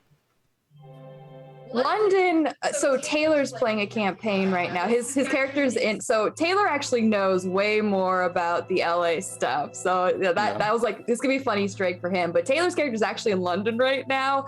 Last month, it's November of 2018. We're in December of 2018. So. Whoa. Ooh, he actually knows. Those terrorist attacks? Let's vampire hunters purging the entire city of vampires. Jibber jabber jubber jabber. Thank you so much for the follow. Oh, is that Chipper? I don't know. It might be, but I mean, their name was Jibber Jabber the crown Jubber away. Jibber, You hated it anyways. and of course yes, it is Jibber. Apparently, There we go. he says hi, it's me. Hello. So I imagine that the sire of the Strangler wants the Strangler to come back home to L.A. And they will continue to make pretty dolls together. Especially the shoes look better if you cut off the toes. Yeah. Ooh. Yeah. So I'm assuming these dolls are humans that have been. I assume they're corpses. Yeah. I'm corpses. assuming. Or they use super twisted vampire magic messed upness, and they're just like frozen in place. Or they're just personal dress-up ghouls that they call dolls. Who knows? All I know is we need to find this place, burn it to the ground, but that's going to be just an absolute shit show and a half. So, well, when you burn it to the ground, you better have something to do with the Strangler, because considering, I assume that's like end of quest line scenario. Like, we are nowhere okay, we've heard of the castle. You don't go kick in the door. Okay, so I mean, I'm going to say the doll factory in the abandoned candy warehouse is the Strangler's domain. So if we burn it to the ground, we will be breaking the second tradition. I'm going to text Bowman a thumbs up emoji after all this is done. All right, well, That's right. You never said how much XP we got tonight? A whole 2. Do I get if that. Yeah, do I if get that, an yeah. XP point because of all those 10s? I don't think dice decide rolling really good on experience. skills. If you doesn't give roll free 10 XP, natural trust 10s in a me. row, I'll give you 50 experience points. There you Right. go. Go ham. Right. Trust me, my Nosferatu would be getting free experience left and right with them loaded dice. Unfortunately, you also don't get experience for waking up and never born, apparently. So, whoops. Yeah, Jibber wants to know how the horse thing is going. The horse thing is going crazy. That's what the horse thing is It's a going. little bit better between Calamity and Lynn. Yeah, I'm getting closer and closer to being to death. I'm Or going to die bounce, folks. trying. It is 3:11 in the morning, and I have to be up at 9 for work. good night. We'll do the wrap up, but get some rest, Taylor. Yeah. Oh, Yeah, go ahead. I'll have to get back on experience because I have to look at it. Honestly, it's probably only Yeah, going to that be much. like happened. one, Yeah. if that, but I'll Yeah. have to look. Yeah, I mean, unfortunately, it's usually combat or like stress situations. That's usually how they do it. But you the guys interview still wasn't did. stressful at all. Yeah. No, Yeah. wait Not until for you fail. Oh, great. Then Yay. it's stressful. All right. The vision wasn't stressful at all. Yeah. So basically, Jibber, to go ahead and give an idea of how the horse thing is going. Lynn and the horse had a very harrowing vision that not only scared the crap out of Lynn, it actually scared the crap out of the horse. So my character's, of course, ongoing theory that there is a entity that is forcing its will not only on the horse but on Lynn as well. That if Did we Theo get to see Cthulhu or not? well, hey, you know, No. All right. no, I didn't get to Only see any Lynn of it. and but- Calamity. But I could see the after effects of it and the effect it had on Calamity, the effect it had on Lynn. So, I mean, as far as I'm concerned, we're going to try to purge not only Lynn of this entity, we're going to purge the horses too and see if the horse ends up being, bonded to Lynn, but as a positive rather than something that's possessed by this entity. And that might make for, a useful thing. The challenge is dealing with this evil entity that is exerting its will on both Calamity and Lynn's character. So yeah, the Yeah, horse that- just keeps getting worse and worse. Yeah. I don't. Oh, yeah. Okay, the entity behind the horse, yes, is a bad thing, but the horse itself, Theo still feels that it's a natural thing that's being coerced. That it is a force of nature. It is a tool. It's just being mishandled by this entity that's behind it all. Well, you can believe that as much as you want. It's not. Yeah, I mean, The Theo living- can't do anything about this big bag ooga booga that's making everything sour grapes, but I mean, at least we know a little bit more about it. than we did previously, and hopefully the doctor will be able to get a hold of Bowman, and he'll stop dodging our calls, so we can go ahead and get in touch with the pariah. Like, you have no idea. I feel so bad because I basically have, because Bowman, like we all know, it's Amala's merit, so I have to keep track of all the stuff that he's doing and all this, and I feel so bad. Like, you guys think your list is bad of things to do and your time limit? Poor Bowman. It's so bad. And now the doctor's like, hey, find me the biggest myth of Chicago. Go. Yeah. While this horse is just oh my god, this is a nightmare. Yeah. Keeping that horse under the radar has got to be near impossible. Yes. It'd be much easier to put it 6 feet under. I wonder if the horse knows where he is. Why would the horse know where the pariah is? He's in the sewers. He's also part werewolf, which is the group that he hangs out with all the time. At least before no. got him. That's not. They ousted him. I know, but he used to be. So you want to go to the werewolves and say, "Hey, pretty please, do you know the guy that you kicked out of your group? I know you hate our guts and want to dust us, but could you give us a clue as to where this guy is?" No, I'm not going to the werewolves. I'm just. He just wants to ask Calamity. Yeah. Mm-hmm. Yeah. Poor Calamity. Oh, baby, well, Calamity, you're scared. Oh my god, you're confused. He shot himself. He almost shat like Glyph nastiness. He was so scared. Oh. But then Lynn just got a 10 and destroyed me. That was a few 10s actually. Oh, I see. Well, 10 in total. Yeah. Insane. It's just like, and now the horse is calmed down and your best friend. Fine, I guess I'm not gonna be all nasty in this water. Fine, whatever. Well, just be glad that you got the good rolls now, because they don't stick around forever. No, that was a good time. I'm cherishing it. I'm cherishing it right now. But again, Crowley, are you gonna go ahead and do something else with the rest of the night, or are you go ahead? I'm gonna go make food, man. You're gonna make food. All right. Since as much as Calamity, but Jibber, thank you so much for subbing. I appreciate that Prime sub. Cheers. So what I think I'm gonna go ahead and do is see if I can find a special sausage to raid as we're closing out. Why is all of that locked out? All of my buttons on Streamlabs, on Twitch were locked out. Let's see who's live. There's a giant moth on my. Well, there's Crowley. He's live. I could raid him. Oh wait. You could have a few seconds ago until I pressed this. Oh. What are you doing? There's a moth on my wall, and it is quite large.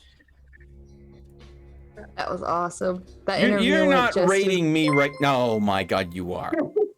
Crowley's raiding me, so he doesn't have to figure out who to raid. Well, a good friend of mine, Tiana Lab, is a graphics artist, and it looks like she's currently listed as just chatting, but she looks like she might be working on some artwork right now. So I'm going to go ahead and send you folks onto her to see what kind of art she's putting out right now.